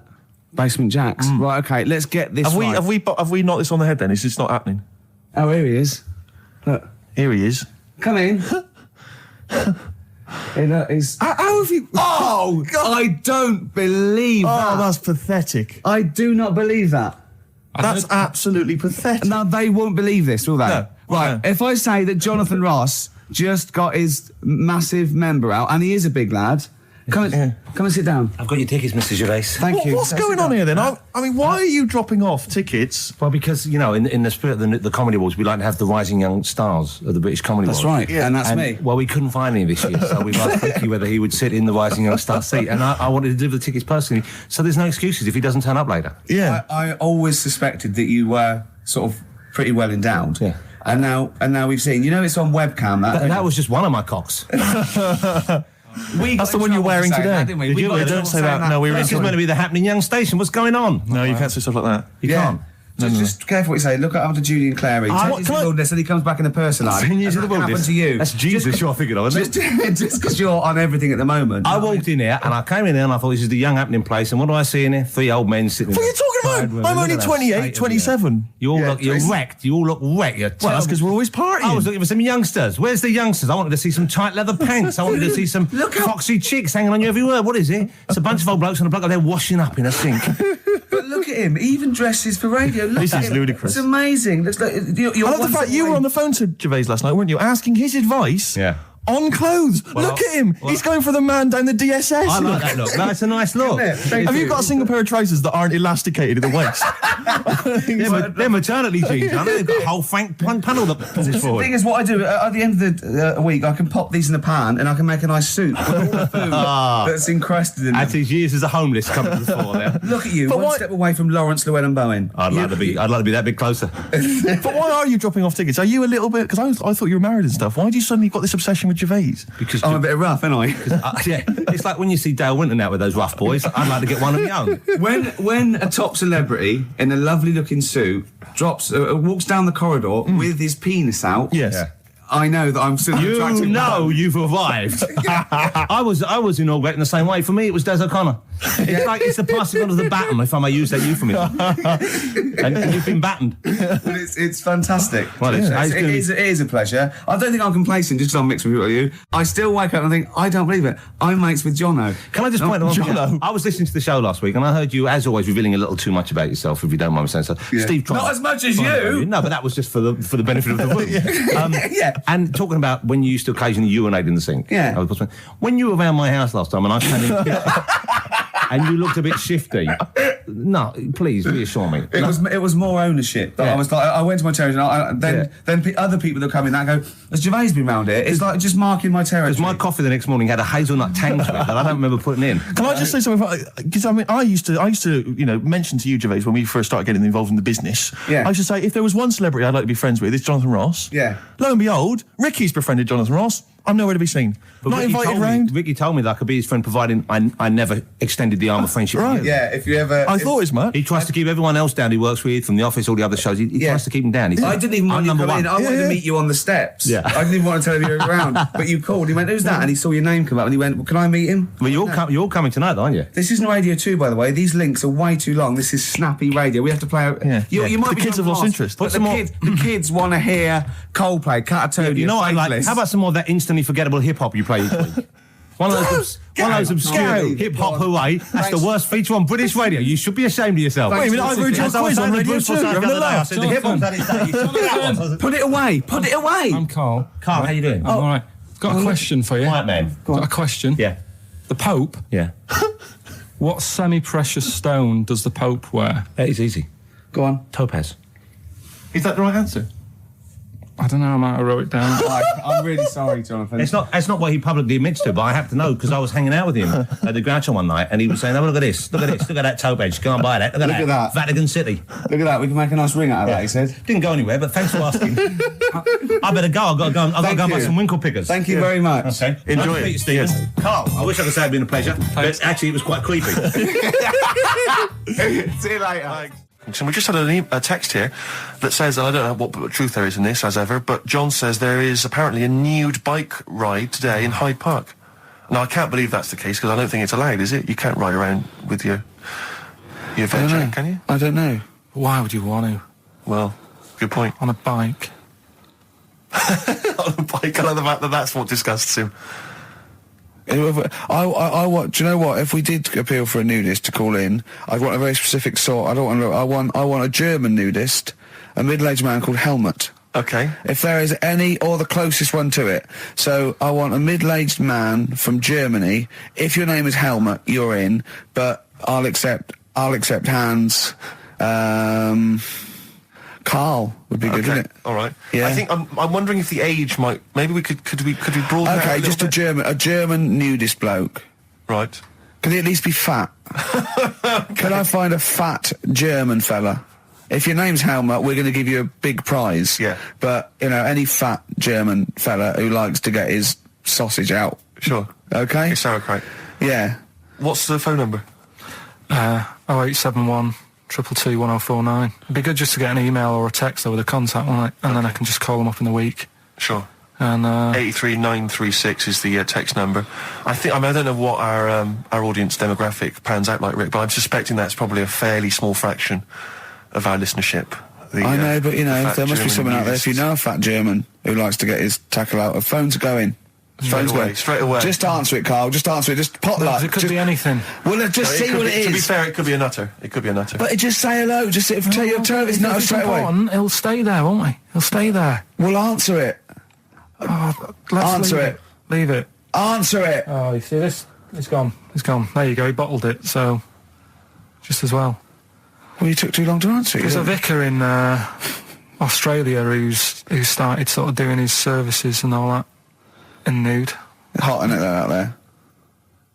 Yeah, Where'd but you get the churches aren't. Churches are pretty cold. It was on some website. Of course it was. Yep. Just saying about a vicar and that who's there's a lot of nudists and that who want to get married. Do it, you know. Don't mess about with the wedding dress and that. Just snip up. Cheaper, isn't it? Well, I suppose it's so. I suppose if you believe in God, you believe that that's the way to be, innit? Because Adam and Eve and that. Yeah, but then in Adam and Eve, the shame made us dress up, didn't it? Yeah. Eating the apple and things. Yeah, but God didn't want that, did he? No, he wanted to see it all. He was loving it. He was having a whale of a time getting a life full of all of that, and then the snake said, cover yourself up. Stitched him right up. The brilliant Blur, Out of Time on XFM 104.9. One of my favourite singles of the year, and that's another thing. We'll be playing our favourite singles of the year, as well as our favourite clips of our own show. Rick, I imagine if people have got a bit of Christmas money, they're wondering what they can spend it on. Office DVD? Well, other than that, these guys have got some ideas. What, adverts? Brilliant. Ooh, those boys can rock there. That's the Guns with All Their Roses and Sweet Child of Mine. On XFM 104.9. I enjoyed that. Yeah. That was good. It rocks. I hope the audience was playing it loud like us. Yeah. Ricky Gervais, Steve Merchant, Karl Pilkington. Well, look at him yawning. How rude is that? Carl, what's wrong with you, man? Have you been up late? A little bit. Girlfriend was away, wasn't she, yesterday? Yeah, I always have a problem with that. I always have, because you don't go to bed, do you, early? Do you know what I mean? You sort of think, I just always find that thing that if, you're used to living with someone, one of you will go, let's go to bed, then you'll go, all right. But when you're on your own, you go, you just forget to go to bed. I just stay up. Okay, stop eating now, Carl. You've ate all the food. That's just a plate. All right. Okay. Yeah. No, I stayed up and watched, there was a thing on about Dracula. Right. What, Dracula? And I found a flaw in it. Go on. Not the fact that he's the living dead and and drinks blood to stay alive and he doesn't reflect and he can in turn into a mirrors. bat. Well, and you can go on. The mirror thing, you can't look in mirrors, can he? Well, he can look in mirrors, but he can't see himself in a mirror. Yeah. That still doesn't work. Go on. It doesn't work at all, Carl. It doesn't work at all. Well, centre parting's always really neat. His centre parting's always really How does he do it if he can't look in the mirror? Blood on the floor or something it was called. Rubbish. I love the flaw in the Dracula film is that his centre parting's too neat. How did he do it without a mirror? Oh. Was it a documentary about Dracula? No, there was the real Dracula. The real Dracula. Yeah, the real Dracula. It's just a film. It had blood on the floor or something. It was called. Yeah, it's rubbish. We had a little lunch yesterday, didn't we? We did indeed. That was a nightmare. Yeah. I hate going out with you two. I was explaining to Carl, right? I like to excite Carl's imagination, right? And if it involves chimps or monkeys, all the better. Brains he likes, parts of the body, deformity. I know where to, what buttons to push. And I told him about this thing. I don't know if any of you out there know about this, but there's an experiment they did in the 50s, a clinical psychology experiment where there's your two hemispheres of the brain, okay? They're joined by a thing called the corpus callosum, right? Which is just a little flap of skin, like a little scarlet lead that joins your two hemispheres. And what they did, they cut that in half, and they thought it was a cure for schizophrenia, but what it turned out to be, or epilepsy, I think, I can't remember, was that your two sides of your brains didn't function together. You couldn't get information. I was telling Carl all this thing, and one of the things I told him was that they did it on a monkey, and it fought itself over a nut. Like its right arm was connected, by its left lobe of the brain, and it was fighting over itself. And Carl went, instead of thinking this is amazing experiment, he went, would it have been happy if you'd given it two nuts? Yeah, I know. Well, you started off by explaining it, and I remember you mentioned, because I was watching the two of you as you were describing it to me, you said, of course, one side of the brain deals with symbolism, and as you said the word symbolism, I noticed Carl drift away from looking at you, pick up his mobile phone, and start pressing buttons randomly. And I thought it was the word symbolism that got him. And I noticed you took you just a moment longer. And I think the first thing you said was, when did I lose you? Yeah, I knew I'd lost him. It's extraordinary. And he doesn't even try to disguise it. I said nomenclature at one point as well. Right, yeah. And I knew I was dicing with death there. Yeah. But, but I told you tried to look it up, didn't you, on the web? You didn't find anything about it, did you? The spelling of it's, what is it again? What's the word? Corpus callosum. Yeah, so I couldn't do it. No, there's no point. Don't bother. Give up. Don't bother. So, if anyone knows any interesting facts about that, but yours hasn't been cut in half, has it, Carl? That would again might explain something. I'll tell you what we will be talking about later. I don't know if you're sort of aware of them, Steve. Go on. Bonobos. Oh, I don't know much about bonobos. I told him about he was looking for stuff. I said, put in bonobo. He was having no luck with chimp, and they're a form of chimpanzee, but they're even closer to us, evolutionarily speaking. They've got their social groups are more like ours. They're more intelligent, and he was loving it, weren't you? So is it human bonobo Carl? Is that how it works on the evolutionary ladder? Chimp Carl. Yeah.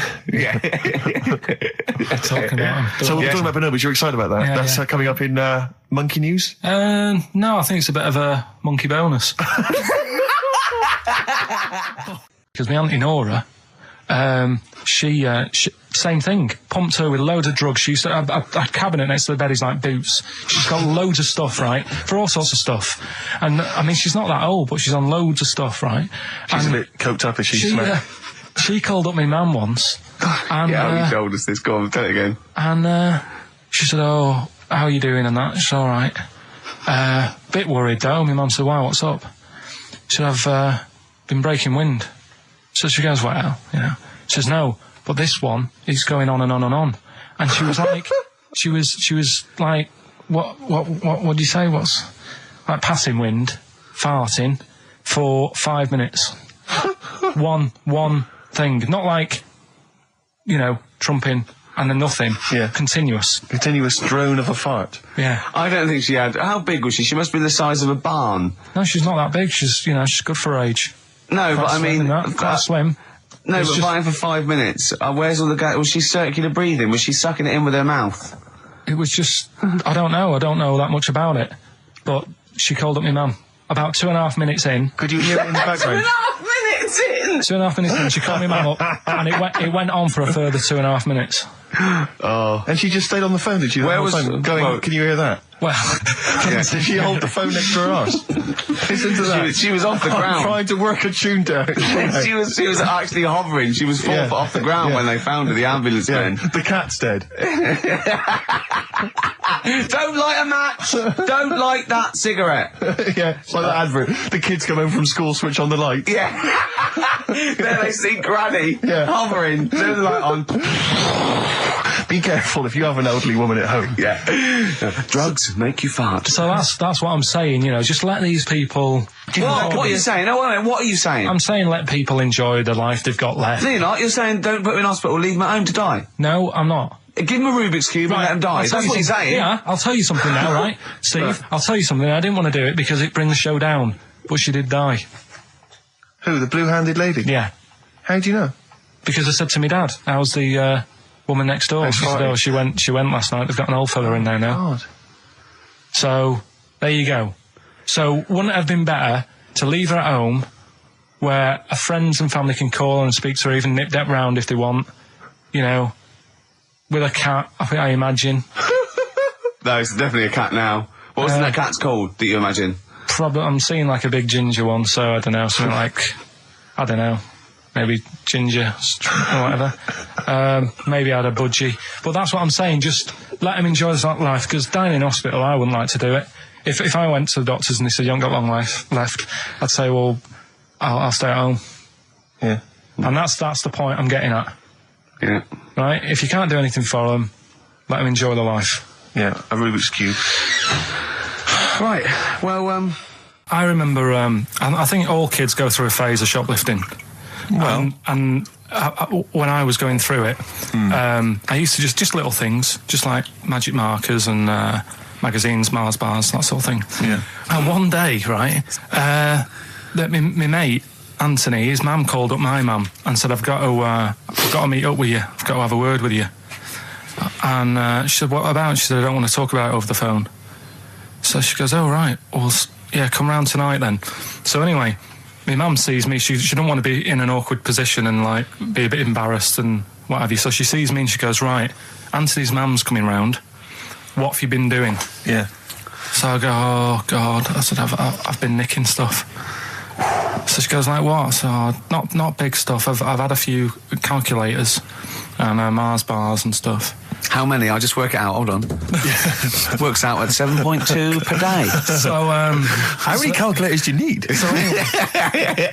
So it was when that phase. You failed maths. Everyone wanted a calculator. It was like a trendy thing, wasn't it? Right. Oh yeah. In Manchester a couple of years ago. Yeah. So anyway, so I told her all this and I confessed to computers will make it there one day. I confessed to there's magic in the back of battery. Go on. Confessed to nicking all this stuff. She comes round. She only wanted to borrow some money. Brilliant. She said, "Oh, I don't like asking. I was a bit embarrassed to ask you over the phone, but can I borrow 20 quid?" Oh, that's fantastic. And there's me. That's great. And it's similar sort of thing to yours. And did you? And he went, hold on, I'm going to work out the interest on that. I bank 10%. She'll owe you £4.40. Oh, dear. So your mum was a loan shark. yeah. And did she mention? She went, I just stuff with that other? Because what I'm saying is, presumably you got your mate in trouble. No. Right, That's great. Anyway, should we have some more music? Because we've been waiting for What are you going to play, Carl? We've got the Cooper Temple Clause. Oh, brilliant. Probably you're thinking, Rick, isn't it time that we do our usual roundup of what's been happening in the news? Yeah. Which we always do every week. Yeah. We always do something, which is, I mean, basically, if you're listening and you're a new listener, say you work at a newspaper, we always try to be informative, just try and put stuff out there that just educates people, informs people. What are you thinking? Well, I said Monkey News is coming up, but what have you got? No, I was just looking on the net there and just found a couple of quite important news stories, probably worth mentioning. Policeman caught photographing. I don't know why it makes me laugh. It's just the phrasing, I suppose. It's the headline. Policeman caught photographing up woman's skirt. No, he wasn't up there taking a picture of Big Ben. He wasn't going, can I just sit up here? I'm just going to take a picture of that seagull over there. No. He was facing the camera up a woman's skirt. He was indeed. Right. A policeman in Japan is facing disciplinary measures after he was caught photographing up a woman's skirt with a hidden camera while on duty. The 42-year-old sergeant, who's not been named, used a digital camera to secretly snap the shots when the woman was reporting a stolen bicycle. So he was actually doing his proper job. He'd obviously thought to himself, I'll bring him a digital camera today. On the off chance a beautiful woman comes in to report a crime or robbery, I'll have it ready, I'll have it positioned, in such a way. But this is interesting. This is how he got caught. Okay? The woman became suspicious after she saw a flash go off. Brilliant. I mean, this not so secret at all. Sorry, did I just see your shoe? Your shoe just seemed to just spring into life there. It was light. There was light. Yeah, I think I'd had someone set fire to some magnesium that was on the end of it. It won't happen again. But it's only you and I in here, and your shoe was just suddenly lit. Why are you standing like that? Why is your shoe just sort of like between my feet? There's no reason. This is how I always stand. What did the bike look like? Flash? So, are you taking pictures of my family? No. And no, I'm not. And you should be wearing knickers anyway. Well, how do you know that? What? How did you know I'm not? How did I know what? I'm not wearing any... I didn't know you. I don't know what you've got up there. Well... I don't know what it looks like, and there's no way I could. Of course, it would be roughly that conversation in Japanese. I know, yeah. This is the Best Of Show on XFM 104.9. I'm Ricky Gervais, with me Stephen Merchant. Yes. I hope you're enjoying the Best Of. I'm amazed that these are the highlights and that we've strung it out this long, Rick. But the good thing like this is, we're not here, we recorded this a couple of weeks ago, just the links, right? This has taken us about 10 minutes for the whole show. We get paid the same. Why don't we do this every week? That's a great idea. High five. Right. Listen to this clip. It's brilliant. Can I just ask Carl how he got on over Christmas? Because the last time I spoke to him, you hadn't bought a present for your girlfriend. I had to say I was on tenterhooks all Christmas. Well, you changed it. After that show, I felt bad, even though I shouldn't have done, because... because you hadn't bought your girlfriend a Christmas present? Yeah, but I said to you, I booked a table at a hotel in Covent Garden, had Christmas dinner there, which was nice, right? It's good food and everything. Didn't feel like enough to me. Well, then I went out and treated some stuff, and then... No. A couple of days before Christmas, he went, I took Suzanne to that hotel we're going to go to for Christmas dinner. We had tea and cakes. And I went, oh, you treated her? He went, no, she paid for it, but I was just showing her what it was going to be like. That was her extra treat. She paid for it. I love that. Brilliant. Yeah. Well, it was it was like 150 quid for a meal for two, which is pretty dear. So I'm not going to buy her cakes as well. I love that! All right, love, have anything you want. You pay for your own pudding, I'm not mental. Yeah. So you treated her to some other stuff? Yeah, some bits and bobs. What, so she chose them and you paid for them? What, the presents? Yeah. No, you chose them and she paid for them, but, it's the thought that counts. I got them on the way home that Saturday. Well done. And what did you buy? Well, just some bits. It might be personal, Steve. Well, I don't care. Just some bits. Yeah, bits and pieces. leave out the personal bits. What bits? Just little things. And then yesterday, right? A monkey wrench and a new washer for the shower. Yeah. Some recordable CDs that you need for your job. Oh, So, dear. now, when you gave those presents to her, did her face light up? Right. I don't want to tell you what they were, right? But she wasn't that impressed. You're going to tell us what they were now, Tell us what they are. You even know what they are. She told you on Christmas Day. Hold on, wait a minute. But it doesn't matter what they are. It does matter what No, they are. It doesn't. It doesn't. does, Carl. It's you, mate. Of course it doesn't matter. Oh, God! Have you just remembered? Yeah! Right, but there's no need. I've got to tell him, Carl. I really want your permission because I don't want to be I know it's not, but we know it's not that embarrassing. It's really quite sweet. Yeah, but in a way, right, the way I look at it is, right, Christmas, even when I was a little kid, right, is not... Please let me tell him, Carl. Well, let me just tell you first, though. Let me tell you why I didn't go all out on the old present front. All right. Justify yourself. Right? First of all, I've covered it up since then anyway, right, with that present, because I bought her some shoes yesterday, and she did say, I'll give you the money for them, but when I get home, I said, it's all right. I said, you can have them, right? So not only did I buy her some food on Christmas Day, I got her shoes. She's probably had a And they feel like a horse. Yeah. It's not like, yeah, there you go, there's your shoes, there's your food, right, bed down, see you later. Yeah, but what I'm saying is she's done... fed and clothed. Yeah, did you comb her hair? She's done well this year, right? So... The thing is, done well this year. It's like you're a single parent living on a council estate with a smack problem, and you still managed to buy them some Lego. When I was a kid, right, it wasn't about what you got. I remember one year when I was about 8. Right, Oh, it's going to make me cry, isn't it, this? no, it's not. I'm just saying the way it is, right? I woke up at about 4 in the morning.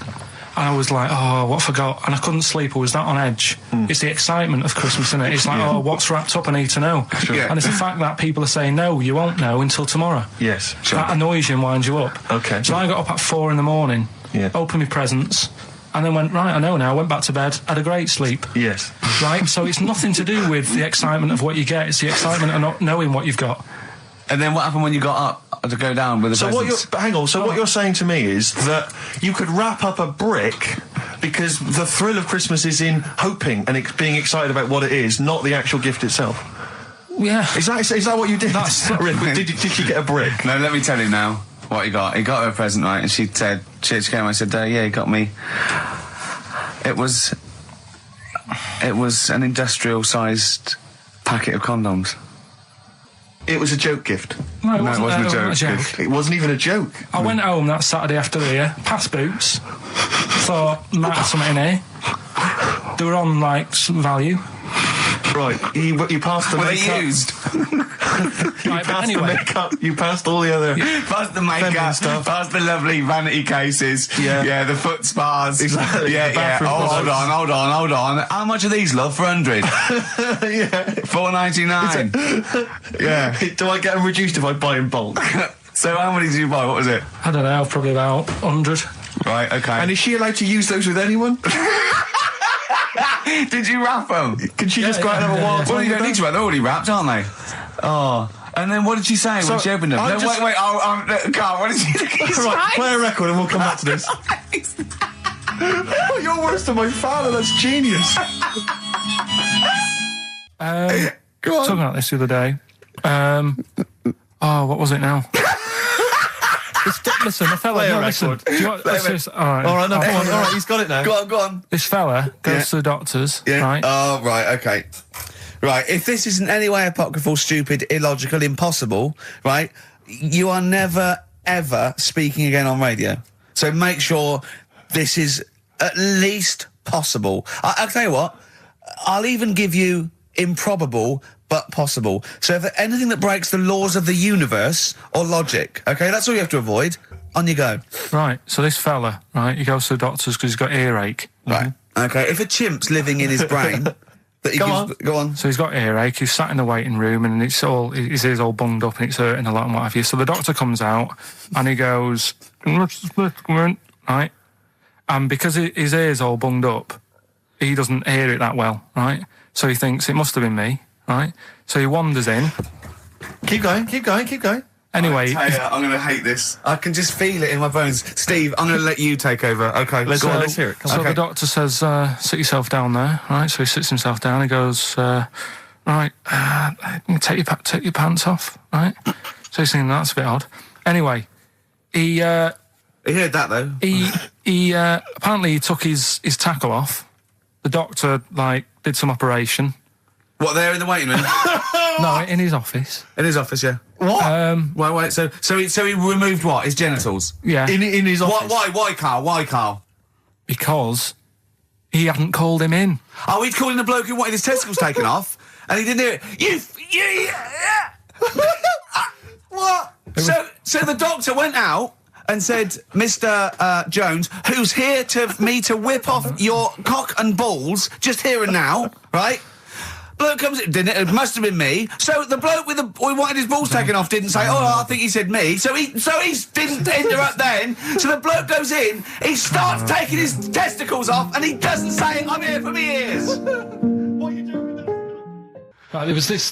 This is what it's like about getting presents and stuff, right? With my mum and dad. Go on. My mate Colin, right? Colin Makin? No, Colin Bailey. Oh, right? yeah. He had a little Sinclair Spectrum, right? Yeah. Computer, which was like the thing to have at that yeah, time, yeah, right? yeah. You used to always go round to his house. The deal was Not the one you had to play through the window because you weren't allowed. No, that's another lad. Oh, right? yeah. This is a different lad, and the deal was he came to our house, and my mum gave him a pie. And then I'd go round to his, and I'd stay there for a few hours playing, Hungry Horace and stuff like that on it. Sure. Right? Now, my mum and dad knew that I really wanted one of these computers, right? So I waited about a year. Came round to Christmas Day. I thought, I reckon might have one. Turned out they bought me the wrong one. They bought me a ZX81 instead of a Spectrum, right? And Christmas Day, I'm there trying to load the games up. It's not working. I'm thinking, what's wrong? Right? And the thing with me when I was a kid, I used to get quite sort of agitated. This is the moment. Right? I found out that it needed a RAM pack to make it work. Right? Looking in the thing and it's saying, and make sure you put your RAM pack in the back. And I was like, oh, where's the RAM pack? And my dad's going, I don't know, I've got you the main bit. That's it. So I was that wound up. I just was sick, right? Just sick. I didn't feel sick or anything. I just was like, oh God.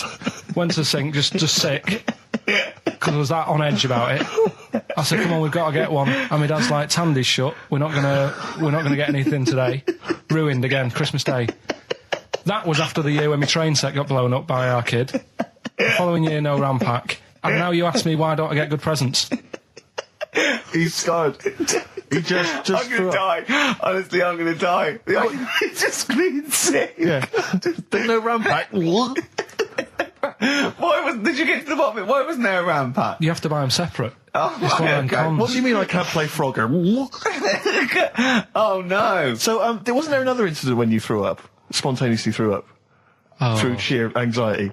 I do get it. It's not so much now because I've relaxed a bit, but as a kid I used to be quite on edge all the time with certain things. Do you think that's what happened to your cat that kept being sick? That it didn't get the food it wanted, and it just threw up? Do you remember that? Yeah. God, so they shaved it. Gervais with me, Steve and Carl. Carl, why have you got a headache? You got a headache? Just a bit stressful because the moves on this week. Are you moving house? Oh, by the way, the XFM listeners came round to my house and bought the futon and table. Did they? Were they happy with it? Quite normal. They were well happy. Yeah. Couldn't believe the luck with it. What do you mean quite normal? What do you mean quite normal? Well, it's always a bit scared, isn't it, getting people round. I imagine they were scared. Well, And were they excited to see you? Could you tell that they were pretty pleased to see you? no, I don't think so. I mean, You're Karl Pilkington. yeah, but the fellas sort of, they brought the whole family round, which was a bit odd. Well, it's not often they get the chance to visit a living creek. Anyway, they were nice. And you're moving now, yeah? He said he phoned me up today. It was absolutely tipping it down. Right? He had to cycle in. Right? Because he said, because of the move, he doesn't want to leave his bike round there. Right? And he said, and Suzanne, I can't say this in case he's listening, can I? He won't know. will he? He said, Suzanne's hired the oldest removal man in London. You should hear him. And the thing is, right, we booked him because everyone else happened to be booked out, but this fella's free, right? So he called up this morning. I've never spoke to him, but he was on the phone. He sounded about 90. Yeah. Can't think that he's going to have to do all the work. And the thing is, right, it seems to be All he cheap. wanted some Werther originals. Right, listen, it seemed to be cheap because it's £50 an hour. But how long is it going to take him? Yeah. Oh, that's genius. When's the move on then? When's the... He's coming round. He came round today to bring some empty boxes, and he was struggling with them.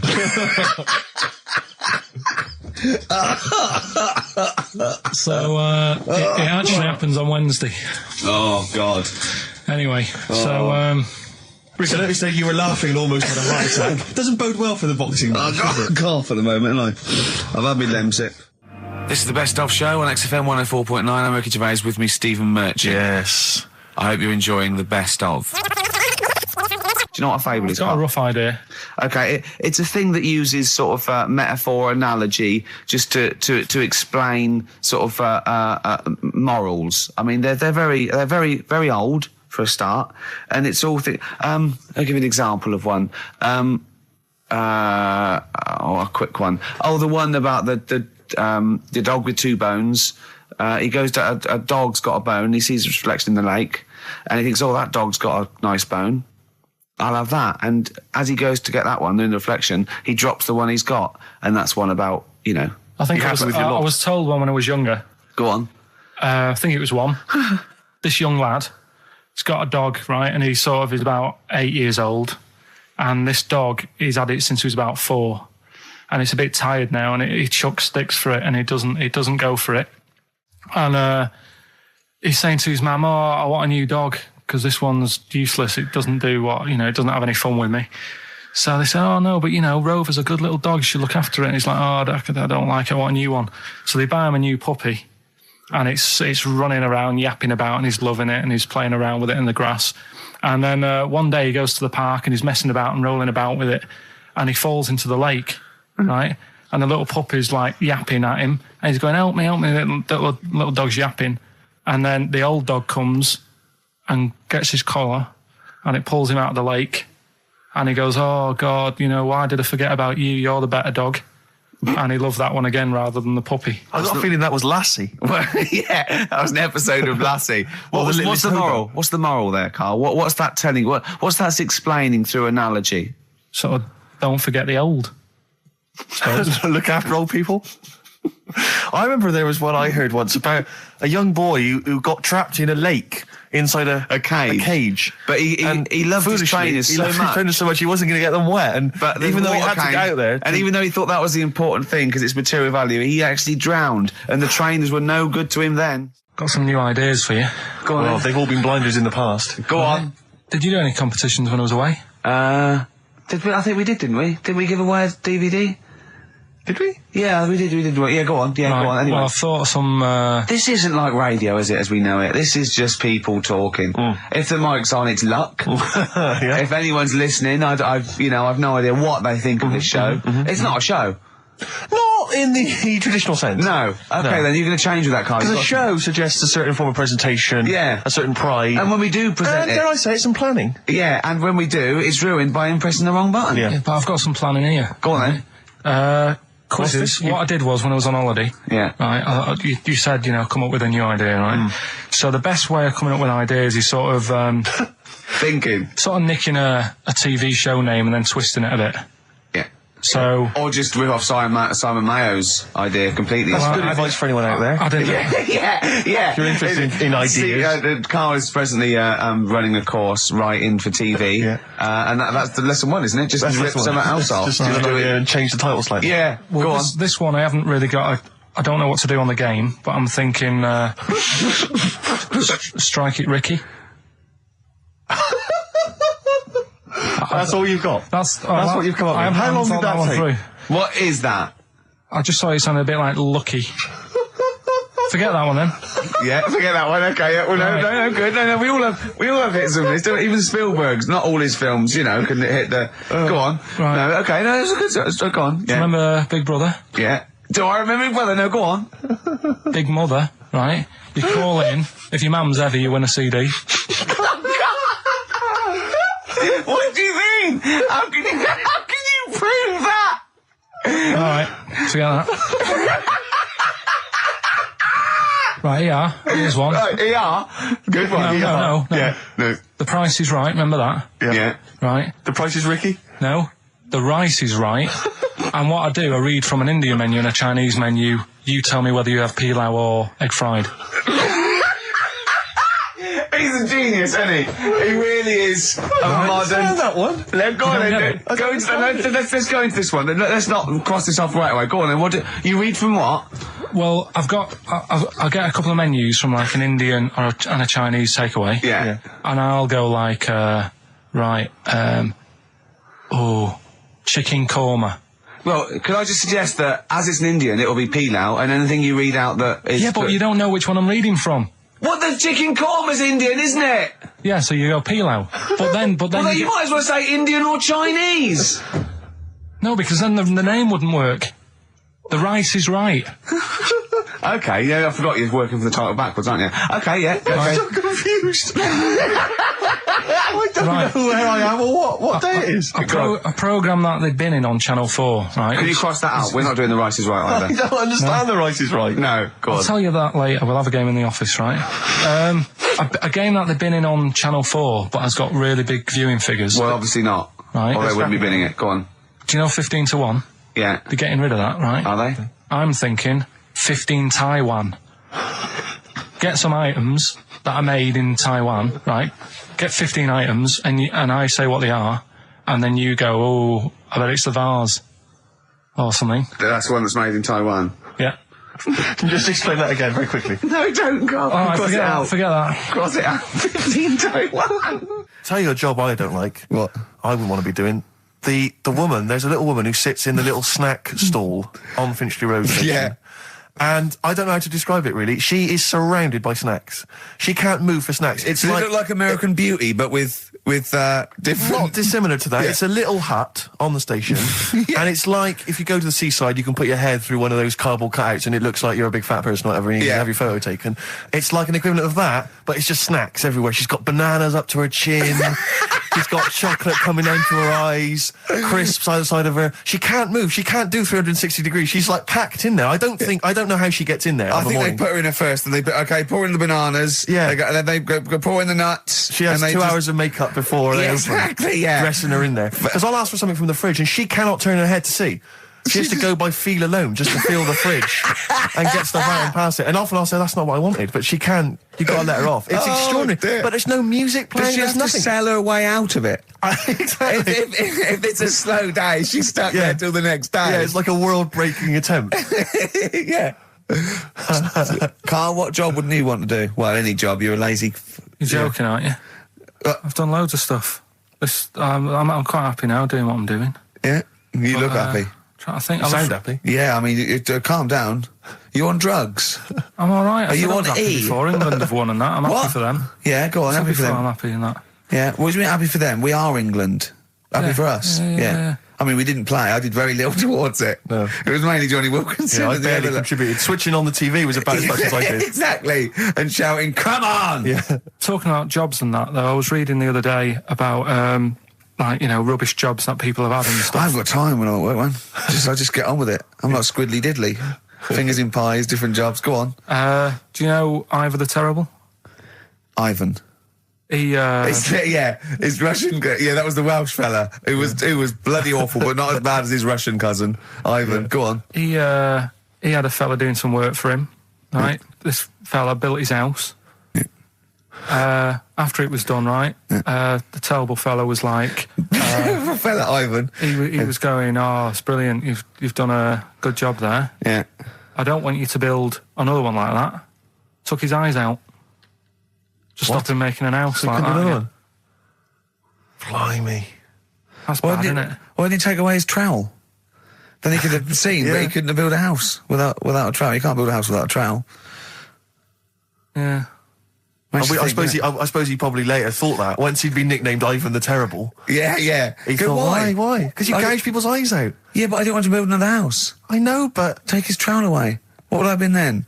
Ivan the Crafty at most. Exactly, yeah. Ivan the Jealous, Ivan the spoilt brat. But yeah. Gouge someone's eyes. That is bloody terrible. I'm surprised you're not called Ivan the... Do you know what I mean? You're going to go down in history like with Vlad the Impaler. Yeah. He's mainly remembered for impaling people. Yeah. He did a lot of other stuff. He did a load of great charity work he did. The impaling is the thing that's really gone down in history. When were you reading about Ivan the Terrible? No, it's just or Ivan the Terrible is the thing you remembered from this informative article? No, it was just little bits like that. Talking about him, there was a thing about someone who worked for that fella who painted the ceiling. Sistine Chapel? Yeah. There was a thing, a woman who worked for him in his house. And I love how you assimilate information when it's just bordering on the academic or just the interesting and true.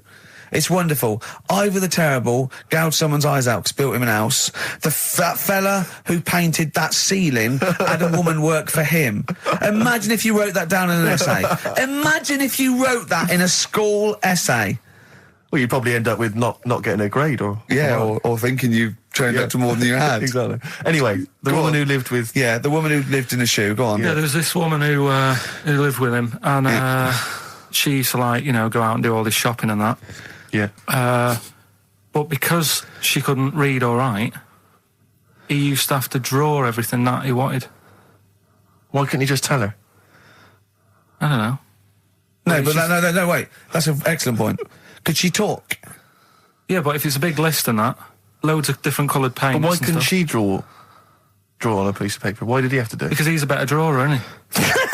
That's the point. That's it. We were just looking for the logic of the story. You found it. You've done it. Play a record. He's a better drawer. 104.9 XFM. You all right? This is Karl, producer of Ricky Gervais and Steve Merchant. They're not about today. Ricky's on holiday. Steve couldn't be bothered. So I'm left here with all the DATs. That's a digital audio tape of all the shows they've done since they've been here over the last year and a half or something. So we'll play you some of the best bits. All right. So here's the first bit. I had some exciting news this week, Karl. You'll be pleased to find out. I'm worried that you might get a little bit jealous because it's obviously going to impact on your world quite strongly. Because I know you think you'd like things to be quite samey. You'd like the status quo to be maintained. You like the fact that in the past, we've had some crosswords. Because I remember. What did you think of me when I first walked in? When I first came in on the first day of XFM? I don't know why you're making a big deal out of it. Because I'm just being honest, though. I'm just being honest about a lot of people who see you for the first time sort of go, well, he's a bit weird. I know that, Steve, that you brought it up, and then you're again. But I'm sure that wasn't what he said before. No, did he say before? Well, he's a bit weird. Yeah, well, he looked at you, and I knew. I could see by the look on his face. You know when your kid, and your kid's sort of scared of something, and they go, "Why is your kid?" He goes, "Oh, he doesn't like pigeons or spiders." Right. It was like that when I saw Karl, and I brought you in, and I went, "What do you think of that, Karl?" I could see the look on his face that he was disturbed. Sure. And then, as he said, you get used to it, don't you? Yeah, you get used to it. And you have changed a little bit. Your hair's a bit smarter now, and you got some nicer glasses and that, I think. Or I might have just got used to it. Whoa, don't bring it up, Steve. Don't look at me like that. So you say that you think some other people in the office thought the same? Do you know that for sure? Karl. Did you discuss it? Karl. Yeah, I think they do, yeah. Okay, leave it there then. But not just in the office, as you walk through the building. Oh, it's worse than you ever thought. Well, no, it's not worse than I ever thought because, as you well know, Ricky Gervais, what did I do on Thursday morning? Oh, is this the thing... For those that perhaps are not of the female persuasion listening, there's a magazine. Apparently it sells quite well. It's one of the sort of female, kind of issues magazines. I think it's called Company Magazine. It's like your sort of, I guess it's a bit like your Moore or your Vanity Fair or whatever. Anyway, they run every year the 50 most eligible bachelors in Great Britain section. Ding dong, hello. Who's in there this year? In the 50, in the top 50 of the entire country. And then they vote, and they put them in order and see who's the most eligible bachelor. But that's 50 people, right? It always annoys me slightly because bachelor it kind of seems like a more sophisticated word for loser. Yeah, doesn't it? Which always sort of unnerves me And also, slightly. they try and do a different 50 every year, so they're getting pretty desperate to get different ones. Because also a lot of people who are sort of like successful, are married, so there's very little to... No, there's a huge... I don't know if this is international. It could even be international. I'm not sure, actually. So I could be up there with the likes of Justin Timberlake, etc. So Fred Durst... Yeah, that sort of person, you know. So anyway, this is what's exciting, right? Although I'm slightly frustrated because they were telling me that last year, all right, because what happens is the readers of the magazine, they vote for who they think is number one most eligible bachelor, right? Last year, the prize was a 2-week trip in the Bahamas. Okay, this year. I'm rather annoyed because all I'm going to win is a moped. That's the prize this year. That's the prize this year, a moped. Whoa, backtrack. What? Sorry? Last year was a 2-week trip to Bahamas, and this year just a moped. All I'm going to get is a moped. All you're going to win is a moped. Yeah, you got no chance. You've got no chance. Who else is in it? Who else is in it? Well, I mean, I don't know lots of people you'd never heard of. I know Duncan from Blue. Ding. So you're second to him at least already. I imagine you're going to come behind the other 49. Because there'll be people voting for me. They get to vote for me. Yeah, Steve. They'll see my photo and then they can vote for me. Yeah, according to Heat, I was 22nd most sexy man in the world. I better take that helmet back. I would. Rick, you may remember that last week we opened with some quality knob news. Knob news, yeah. It was Hitler's knob. Hitler's knob was one of them. That just sparked off into a whole bunch of other kind of knob-related discussions. Yeah. And I'm pleased so far to see that we're almost at the halfway mark for this first hour. And so far we've only talked about nudity and/or todgers.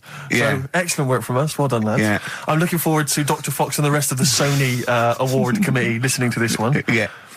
But more knob news. I don't know if there's a jingle for that, maybe. You nearly had me eye out. Knob news. Knob news, excellent. This is an extraordinary story. A woman tried to sue her bosses for £210,000 after finding a cooked penis in a canteen stew.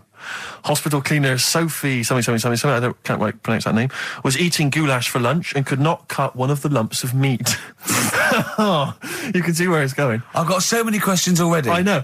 She picked it up and tried to chew it, but it was too tough. Then she inspected it with workmates, who all agreed it was a penis. Imagine that discussion. Yeah. Miss McLata said she vomited for the rest of the day, instantly became a vegetarian, and had to have psychiatric help. It's not known whether the organ was from a human. The case continues. Well, it can be found out, so that's one thing. Obviously, the doctors aren't confused. They're not going, I don't know, I've never seen one like it. Yeah. Also, why is she eating goulash? I know. I mean, that's my first question. Why...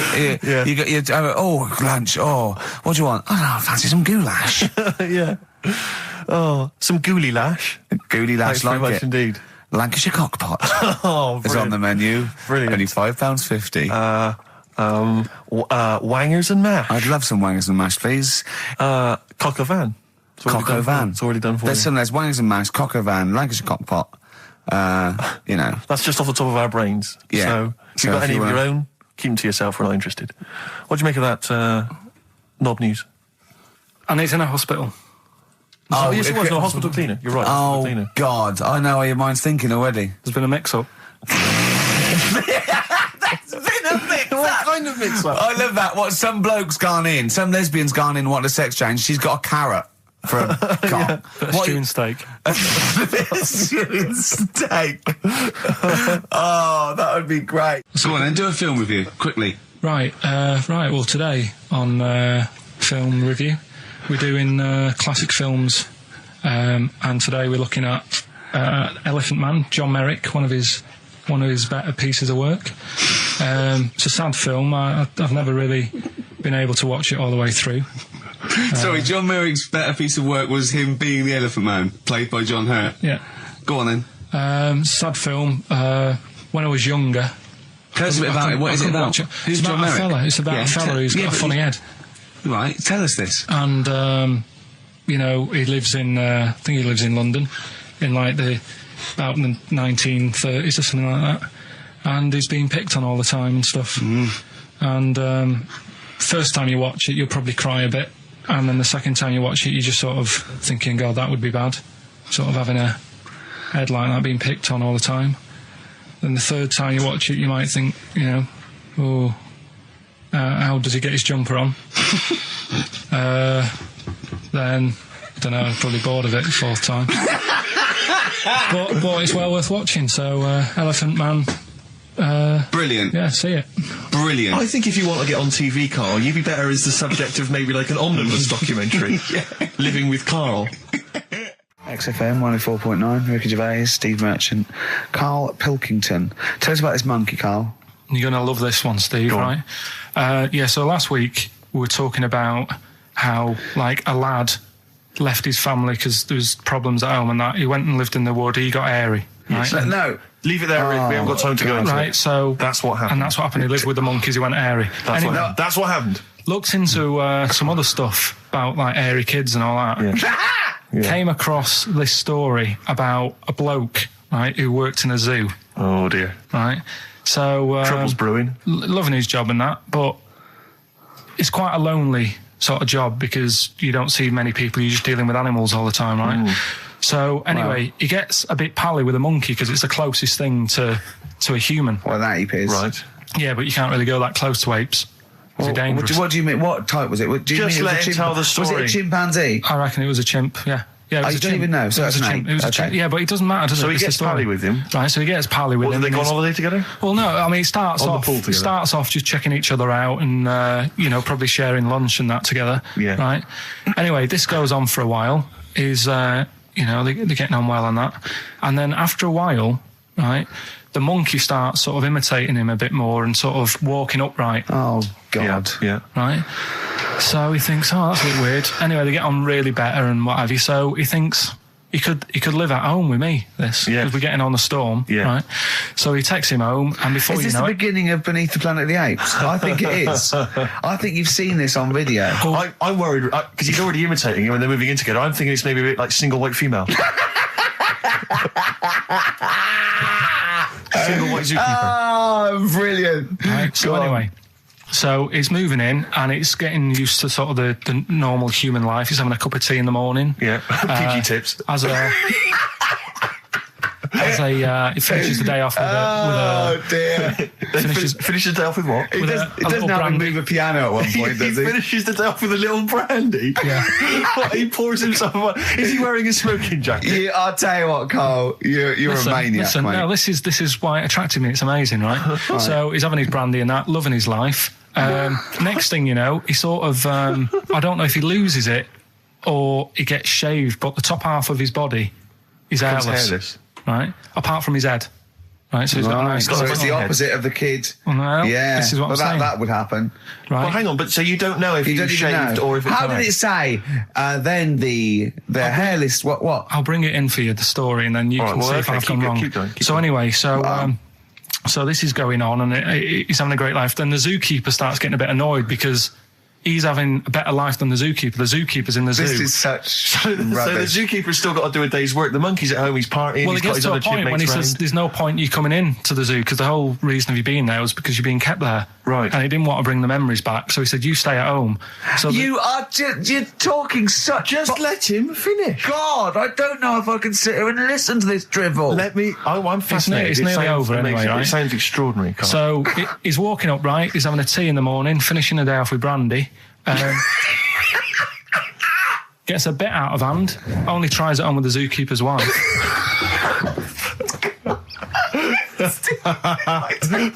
Make him go away, Steve. How does he do that? Well, because he's around humans a lot, he becomes a bit of a charmer. But what is it that he could do to seduce her? Pick fleas out of her? He didn't say. He was built. Yeah, he was well done. So what about that? What do you mean, what about it, Carl? It's obviously not true. I don't understand how... I love the fact he becomes a charmer. He's got better taste in brandy. Exactly. And what was it that he was doing that seduced her?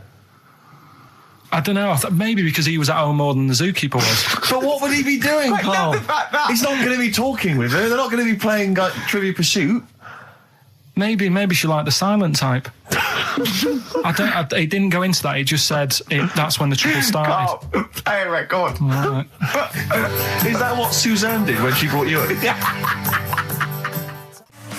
That was Radiohead and They're There. We're Not Here, all right? Pre-recorded. Coming up is one of Carl's little things. Enjoy it. Something else we're giving away. The Shining. It's more throwing away, isn't it? Once again, is it on video? Once again, it's on VHS. Just because you buy it out of your own money, Carl, stop being so mean. And I want to watch it tonight because it's one of those films that...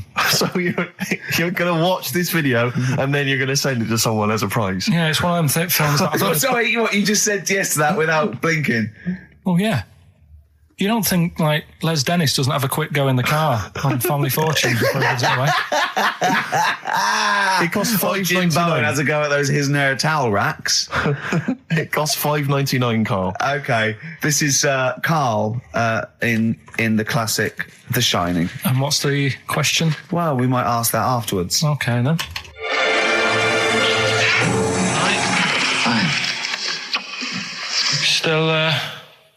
Still trying to write the book then? Yeah? Yes. Good. Funny, someone told me the other day, weird thing about a typewriter, the top row of letters, the longest word you can write is typewriter. I'll just show you.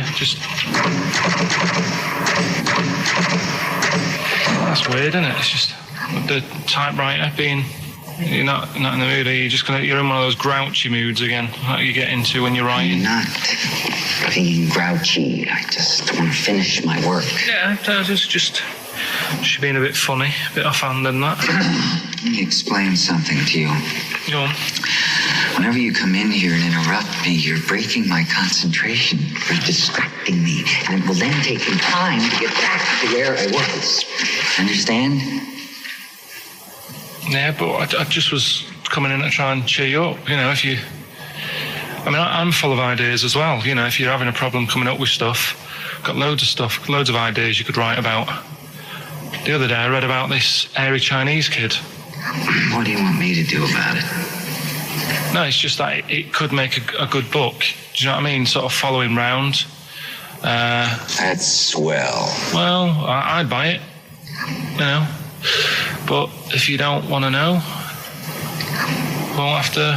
don't bother doing it. But do you know what I mean? Just airy Chinese kid. It's weird because they're not normally that airy over there. Yeah, this kid caked in it. But if you don't care, I wouldn't touch one hair on his goddamn little head. You don't have to touch any hair on his head. Like I say, he's covered. Leave the head alone if you want. Touch his hands. He's totally covered in it. But I love the little son of a bitch. Well, don't go that far. You haven't met him, but I can sort it out. I'd do anything for him. I don't think you'd expect that much. Just take him to the barbers 3 or 4 times a week. You know, he's a good little kid. In fact, I'll do it. I think I'll write a book on him. Yeah? Do you think you can handle that? Yeah. You're not too busy, are you? Well, yeah, I'm pretty busy. I've got to sort out some monkey facts for the show this Saturday, but I reckon I can still... Why don't you start right now and get out of here? All right. I will. If you're going to be like that. Couldn't borrow a pen, could I? See you later. There you go.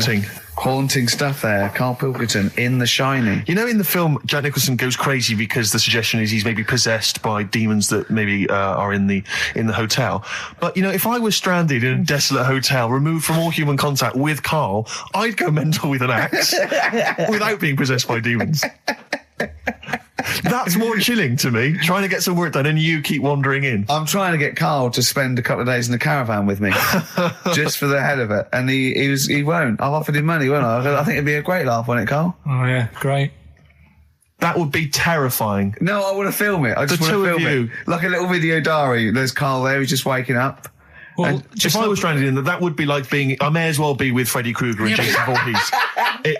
That's more scary. The thing is, Ricky doesn't mess you about as much as he messes me about. No, you see, you've given him an inch. You've given him an inch and he's taken a yard.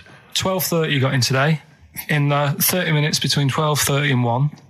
The old bin lid on the head, if you wanted to do that again. Yep.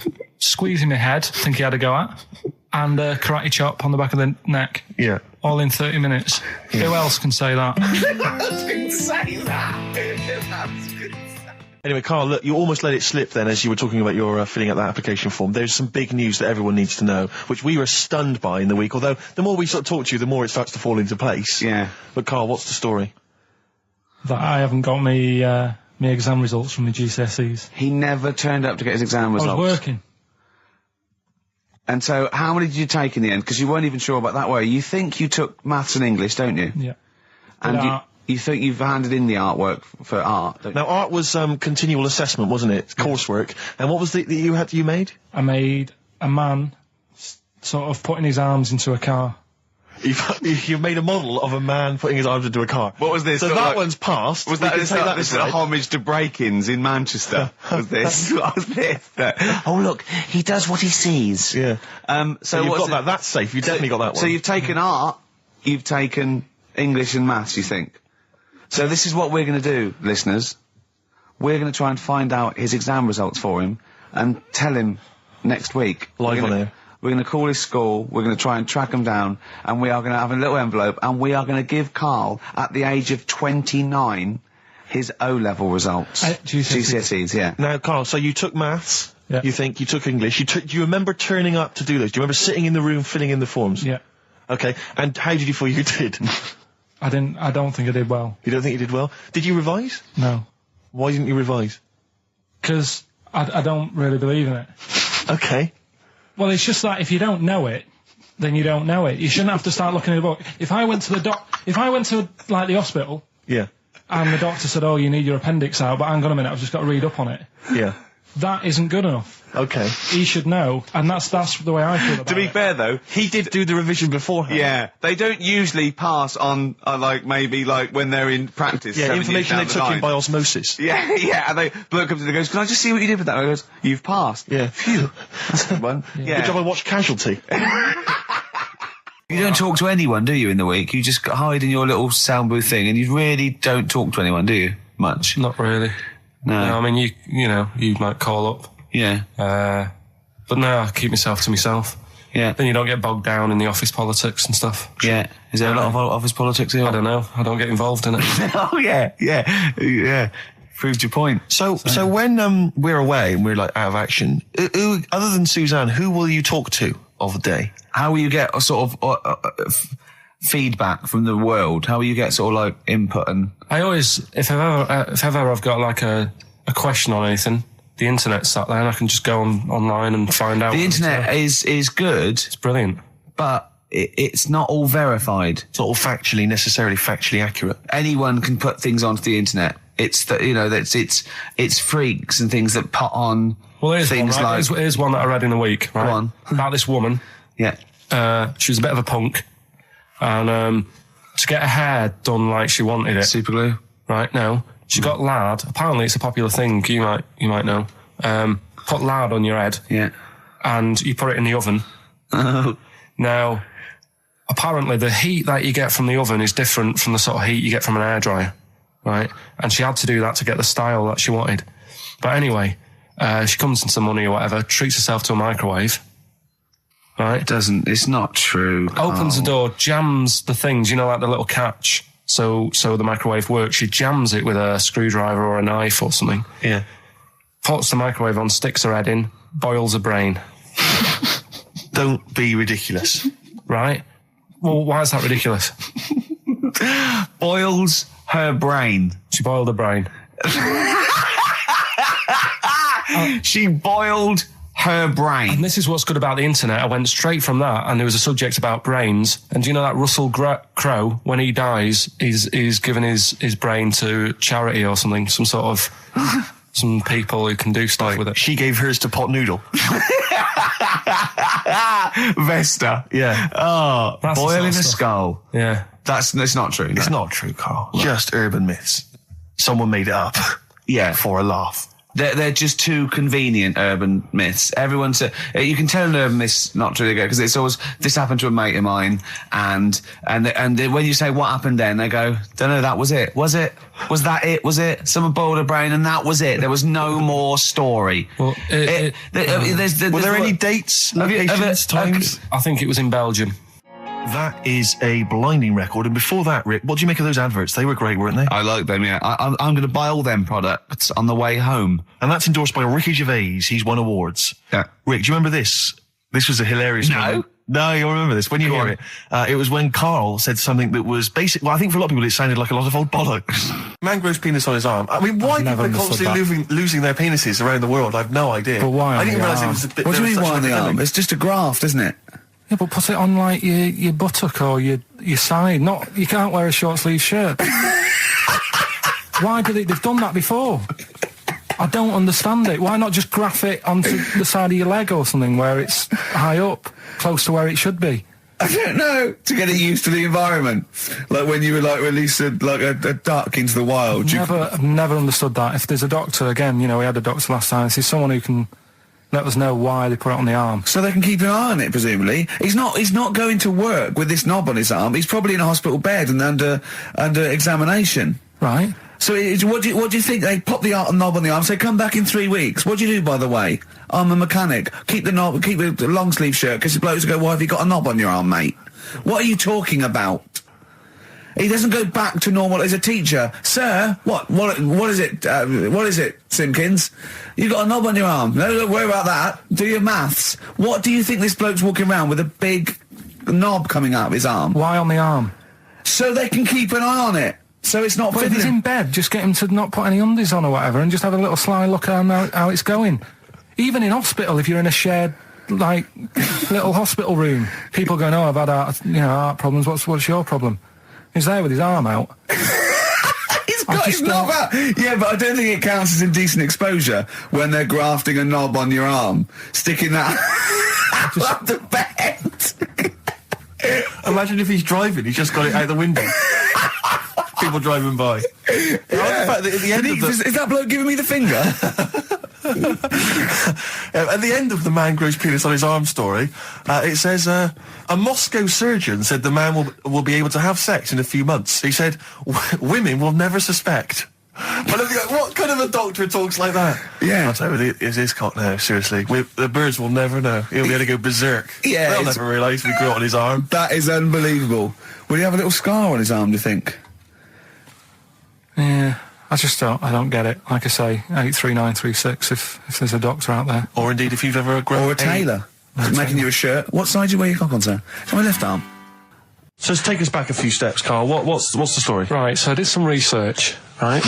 Let's just recap again. There was a guy you read about who had his head chopped off. He was guillotined. Yeah. He had said to the people around him, I am going to blink once I've had my head cut off to show the brain can still... Or the brain can continue to work after death. Okay, so we queried that. So you weren't having any of it? Well, no, possibly for a few seconds till the oxygen stops being fed to the cells because the blood has drained away. But, nothing spectacular. So go on. Well, along the similar sort of lines, right? This is quite a few years ago. This fella sort of upset the royal family doing something, right? So they said that this isn't good. It wasn't Ben Oughton at that Jubilee thing, was it? I can't remember what it was. And they said, right, that was terrible. We're gonna cut your head off. You gotta show people like you can't be doing what you've been doing. What was this? The 1970s? When you say a couple of years ago, you mean maybe sort of... Was it the olden days when the phones weren't very good? Ages ago. Yeah. Ages ago, sure. So yeah, fair enough. Yeah. So... Very philosophical. Yeah, imagine that when you wasn't here story. This was literally ages ago. Yeah, exactly. Yeah, Simon Sharma's History of Britain. Yeah. Oh, and even before that, which is yonks before, when it was all mental and different. Sorry, Karl, go on. So he's having his head cut off, and he's resigned to it. It's the day before. He's kind of got it into his head now that I'm not going to have my head much longer. Sure. So he said, let's make use of this. Yeah. He said, I wonder how long the body can stay alive without my head on it, right? So they were like, I don't know. So who were? So the jailers, whoever he was asking. These jailers with one eye. Yeah. Get out, pal. So he said, no, wait a minute. I've got an interesting scientific experiment, jailer. Well, fair enough. What is it? So he said, what I want to do, right? He said, surely it's my last right. I'm going to be dead tomorrow. Sure. So let's do a test. He didn't draw it out this long, did he? Yeah, and he said, let's test this out. He said, do us a favour. He said, it's my last day. What I want you to do is, you're going to cut my head off. Let's put a white line on the floor. Right. and see if, you know, because there's no point asking how far he can sort of walk without an head if there isn't a line, because you don't know what to count. Do you know what I mean? If he loses his head and he's running around all over the place, you can't really count That's that. not impressive enough. Yeah. So they said, let's make a white line. Sure. Yeah. Who said this? He did or they did? I think they started to join in with him and saying, well, let's make this a... Sure. You get it. Go on. So... they got Norris McWhirter down. The Guinness people. Oh. Yeah. So they said, let's get this white line. Yeah. And dedication's all you need. We'll do this. We'll do this tomorrow. And he said, all right, then I'll see you in the morning. I'll see you in the morning. Night, sleep tight. Bye. I love the fact that Carl knows exactly what was said. That's beautiful. Yeah, he doesn't know the story or what order it is in or when it was. He knows exactly what was said. But he knows the intricacies. All right then, see you in the morning. Bye, little kissy. Oh, I'm not like that. Oh, you joker. Don't let the bed bugs bite. Yeah. Anyway, so he gets up. Do you want a paper tomorrow? No, I'm all right. Go on. He gets up and they say, right, you know, today's the day and that. And he said, well, you know, I've got used to the idea. So here's a white line for you. Got used to the idea. Go on. So they go, right, are you ready then? And he said, I go on. And they cut his head off. And the body walked 32 steps without a head. Wow. 32 steps. Incredible. And that's the lesson, really. Did it get as far as it walked along the white line, did it? Yeah, it stayed along the white line, did 32 steps, and then started to stumble a bit, and it just fell over. Yeah. But, you know, it was a test that your body can still keep alive for a little bit. Yeah. When you've lost your head. Absolute twaddle. Absolute twaddle. What do you reckon you can do then without an head? How many steps? Nothing. There'd be muscular spasm, right? Yeah. It would twitch a bit. It would, yeah. You could not distinctly take 32 steps. The body don't... Yeah. Is the doctor still on the line? Yeah. The fellow that bought 6 parrots. Yeah. And, you know, you could have got 32 steps. Right, so you don't believe that. Doing a bit of line dancing. Right, you don't believe that, but something that you do believe that a cockroach can live a week without an head. It can. Slightly different kettle of fish there. Why? Wow, insect to human is what I'm thinking. Yeah, that difference. There's not that much difference in some insects. Do you know that a snake has a heart and lungs and kidneys and stuff? Go on. No, well, I'm just saying. So? You're making out as if like they're a totally different, like... species. I am making that up. I mean, call me old-fashioned. Do you know what you're talking about? I don't want you embarrassing yourself, Rick. Yeah, I am suggesting they're totally different beings. Yeah, that is... Yeah. Now, Carl, the cockroach is a very different thing. The interesting there is that it lives without its head, because a lot of it's on, there's some of them are phototropic, chemotropic, some of them just literally have, irritation and muscle memory. I mean, they do have a central nervous system, but it's very different. So if you lose the head, it bypasses a lot of that anyway. All this is running around. The reason it dies is because it can't take on water. But it's very different to a man, right, having consciousness and then losing that, and the body's still going, no, I think I remember what I was going to do here. Yeah, so I'm going to carefully walk 32 steps along this white line. Imagine you just looking down going, oh, missed a bit. Yeah. Maybe the head was in the corner going, left, left, left, oh, he's now, Well, let's just put it out. I mean, if anyone listening has maybe had a relative beheaded, maybe in a horrendous car accident, but they got up, maybe they went for a walk, they had a little chat. Oh dear, Carl. Get in touch. Carl, you are my favourite being. You are my favourite species. Now, you, Carl, may not be particularly different genetically from a cockroach. You are. Why can cockroaches do that? Why whoever made them went... Let's play a record. Do you know what, when I told him this fact, I send him little facts on text messages just to inflame his, interest. I just sent him a cockroach can live 9 days without its head. He texted back, what's the point of that? Yeah. What's the point of They're that? not doing experiments, these cockroaches. It's a boring last week to have.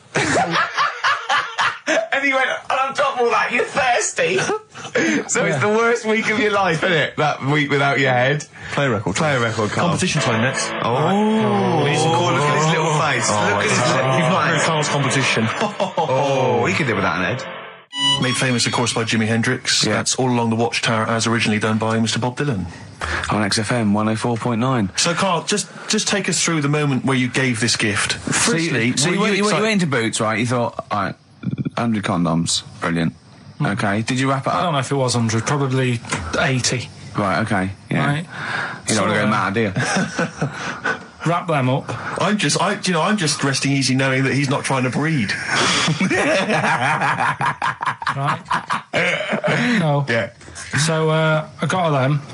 I got her Grease on DVD because she's always watching that. Yeah. Right. Yeah. So just think of when her mum said, "What did Carl get you? Some condoms and grease." I was just. I'm glad he said on DVD.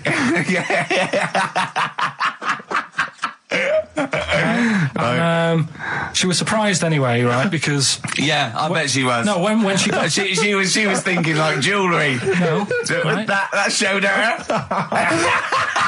That surprised you, hasn't it? All right. So hang on, wait a minute. You thought it was a holiday, didn't you? Yeah. Look at your face. You don't know me at all.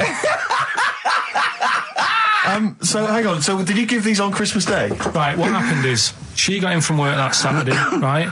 And I said, "Look under the tree." Knackered. Oh, Right? at least it's Christmas. Yeah. At least I'm going to get a little bit. Yeah. I said, "Look, you got some stuff under the tree, right?" So did you give her a sugar lump? Right, she was really chuffed with that. But she said she was a bit puzzled because I didn't know we had any wrapping paper, right? So I ended up using wallpaper. You didn't take it off the wall though. You had No, it was some left over, right? So she said, "Why have you used wallpaper?" I said, "Well, I didn't have any paper, and you were getting in a bit, and I wanted you to have a surprise." So she said, "Can I have a feel of them?" I said, "No." Presents. You thought, right, I've got the right thing. Yeah. Right. And then Christmas Day, I said, "No, don't get carried away. It's nothing really good. You know, we said we weren't going to buy each other much. So there you go, open them." Yeah, go on. And can I just ask, had you received your present from her yet? Yeah. So what had you received? What did he have? Had some shoes. Nice. Right. Getaway game for PlayStation. Nice. I'm just totting up the value of this. those. Go on, yeah. And just also think about how much fun and pleasure you get from them. Yeah. Although, of course, condoms, I can see the the appeal. Well, okay. So I think but I can also add to that bit 150 quid for a meal. If you're going to start totting up, 150 quid for a meal. I bought her some shoes, 72 quid. Yeah, that was after the event, though. Doesn't matter. All right, so you received these, dare I say it, thoughtful and nice gifts. You handed over the box of condoms. They were wrapped up. She unwrapped them. Yeah. Go on, take us through it. Walk us through it. Well, it's not something you play with on Christmas morning. Oh God! Oh, right. But when she opened what did them, she say? What did she say? Well, I wrapped them twice as well, so she thought it was something really good. Extra protection, right? And so she thought it was something really good. And then, so the disappointment would be doubled. Yeah, go on, yeah. And then she just opened it and went, "Oh yeah, so what's on the telly?" And that was that. Ungrateful. What an ungrateful woman that is. Well, fancy not wanting. I told her a box of economy condoms from Boots. I said to her about the thing about, you know, it's all about the surprise and that, innit? Yeah. You explained that to her. Yeah. What, after she'd unwrapped it? Yeah. And she was all right about it. Yeah. She understood. Rick, you know I suggested to him that he buy his girlfriend a gift. I'm worried I've done more damage to the relationship by suggesting that than if he had just forgotten. Next time you've got to go shopping for her yourself, Steve. I think I might do. You've better go shopping for her yourself. I'm glad it's all over though. It's mental. Yeah. It annoys me. The whole thing annoys me, and she knows that as well. Yeah. She should know. What? She still insists on having Christmas once a year. Well. Wow. I'm you know. No, but well, anyway, what did you get? I can't think what you bring to the relationship, Carl. I don't know what it is she's getting from you in this relationship. It's like she's doing all the work. 80 times. Oh God, God! I love it. You're brilliant. I know what she's getting. He's the. What? No, he's not thoughtful. No, but he's thoughtful. He's the best he can do with the brain he's got. Do you know what I mean? Right. He's doing his best. He's absolutely doing his best. There's no. He's working at the limits of his powers. Do you know what I mean? Though he's done as well as he can with what he was given. Sure. Yeah, and that's admirable. Yeah, it's like I think he's done better than you'd expect. I bet his teachers didn't even think he'd get this far. Do you know what I mean? What, find a girl? No, well, yeah, a job, a girl. Yeah. Do you know what I mean? Clothe himself. He's done really well. What do you think, Carl? Do you think you've done well? I think I've done all right compared to some of my mates. What are they doing now? Probably not that much. Do you know what I mean? Mrs. Matthews said I wouldn't be an high flyer. I think I'm doing all right. Yeah. Do you know what I mean? I have a holiday every year.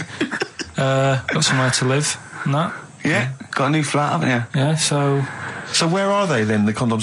Did she show them to her family and friends? No. Take them into work? Look what Carl I'm got me? surprised she told Ricky, actually. I was a bit disappointed in that. Yeah. Because I didn't go shouting around. Well, she was what so I got. excited, Carl, clearly. She was just so pleased and proud.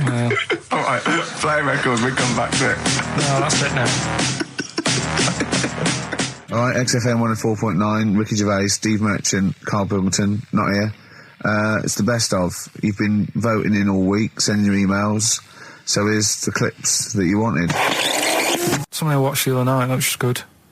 Again, you know, I learn stuff from the telly. I don't watch the news. Yeah, well, you don't learn stuff from the telly. I'll tell you what, though. You told us there's a fat baby in the world. Forget about them. There's a spider eats chickens and there was a fat kid. Forget them in Iceland, right? Yeah. We'll give them Rockbusters later to do, right? Iceland! But what's the name? I tell you what is interesting, Steve. I didn't know that much about it. Autism.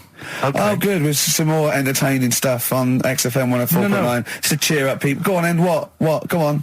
No, right. Have you heard about it, Steve? What autism? It scares me to death when he comes up, when he touches on a serious subject. We've been talking about wheeling a dead pope round, the Chinese don't age well, and ginger people are hated. And now we're going to touch on a really... I mean, my heart's in my throat. Go on, Carl, then. Tell me your insights to autism. Right, well, there was this... Again, Channel 4 coming up with some good stuff at the moment, right? That might have been Channel 5. But what's the name? It's the attention span I like. Oh. These people who they've got like this autism thing going on. Yeah. And they sort of take in a lot of information. They get sort of they get so into it that they know everything about that subject and what have you, right? And there was this lad who he knew everything, right, about EastEnders. Right. He sort of the cameraman was saying to him. So, you know, why EastEnders and that? And he said, I don't know, I just like it. And he said, I remember when I first watched it was a Thursday, it was 5 to 8, Pauline Fowler walked in, she had a pink jumper on, she said, all right, love. And he remembers everything from that moment on. Yeah. Right, and everything, which is great, but then the way the programme was making out, it was almost like they were saying it's a disability. Right. When in a way, it's more like a superpower. Sure, like Rain Man.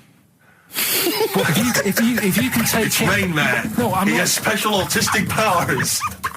Oh God! We must send for Rain Man. I don't know what to do. Well, I don't know what to do. So he would be a great contestant mastermind. Sort of autistic mastermind. He'd be what I'm dynamite. saying is, don't be watching EastEnders though. Sort of, why didn't they give him an encyclopedia and say, get into that? Sure. That'll be useful. Yeah. Keep him away from EastEnders. Wasting his time there. But I don't think it is a disability. No. Yeah, there are other things, and they're not. It's also autism is a matter of degrees. From what I know, and I'm sorry to have to do this, but I feel that I have to at least be the voice of reason, as ill-educated as I am on the subject. But I think there's degrees of autism. I think some are higher performance than others. There's other issues with it. It's not they're just got good memories. They don't go around doing tricks for people because they can remember stuff. There are other issues with it. Do you know what I mean? Right, well, I mean, they seemed a bit... But you watched the programme, what did you learn? That he knows when Pauline Fowler came in? Yeah, I mean, there was other bits where they couldn't control their emotions and stuff. Oh, that other little bit, yeah. But the main bit of it was he can soak up information and stuff, and I'm just saying, it didn't seem really bad. Do you know what I mean? There's disabilities where people say that's a bad disability. It's like how people say about... This is brilliant. This is just like this is amazing to be in a room with this man. It's incredible. You just wind him up and listen to what comes out. And I'm going to sit back now. I'm not going to defend you or explain anything. Just go on and tell me about the other disabilities that are worse. What I mean is how people can sometimes easily get mixed up. How people are scared of like a cyclop. When at the end of the day, he's got a disability. A bloke Who's scared of a cyclop? No, it's apart from Jason and his Argonauts. Where's this cyclop that you're scared of? No, I'm just saying in history and in books and that. No, not in history. History happened. Yeah. What are you thinking of? You're mixing history with Greek mythology and Roman mythology and every other type of mythology. What do you mean? There wasn't really a giant cyclop that went round picking up ships and throwing them around. That's not history, Carl. Do you think Batman's history? No, but it was ages ago, wasn't it, when we were sort of... No, I'm not saying it didn't happen ages ago. I'm saying it didn't happen. Well, he might have done. There's no. I mean, what's so ridiculous about a fellow with one eye? In the middle of his head, and he's big and scary and lives in a cave. Why is he scary? Because he's got. What if he had 8 eyes? I'd be scared of him. At the end of the day, he's got a disability. We'll talk about it in a bit. That's the sort of thing I think we need now, right? We've covered a lot of stuff. What, education? Teaching, yeah. Well, okay. What do you want to know? Don't know. Have you got something? Can you educate us on anything? I've been reading bits. So could we bring back just for one night only, educating Ricky? Oh, I'm excited. Yeah. Do you think it warrants that? I don't know enough about it.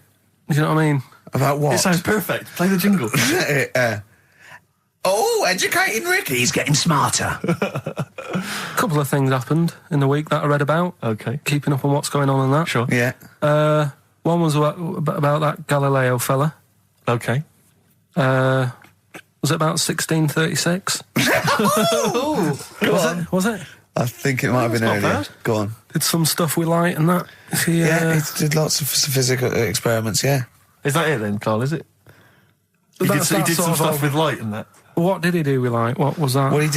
Well, I think he invented the first... Telescope? Telescope. So I think it's a particular lens, though, and he did experiments where he dropped famously two different weighted balls from Pisa, and they hit the ground at the same time, showing that it doesn't matter, the weight doesn't matter, but air resistance does and stuff like that.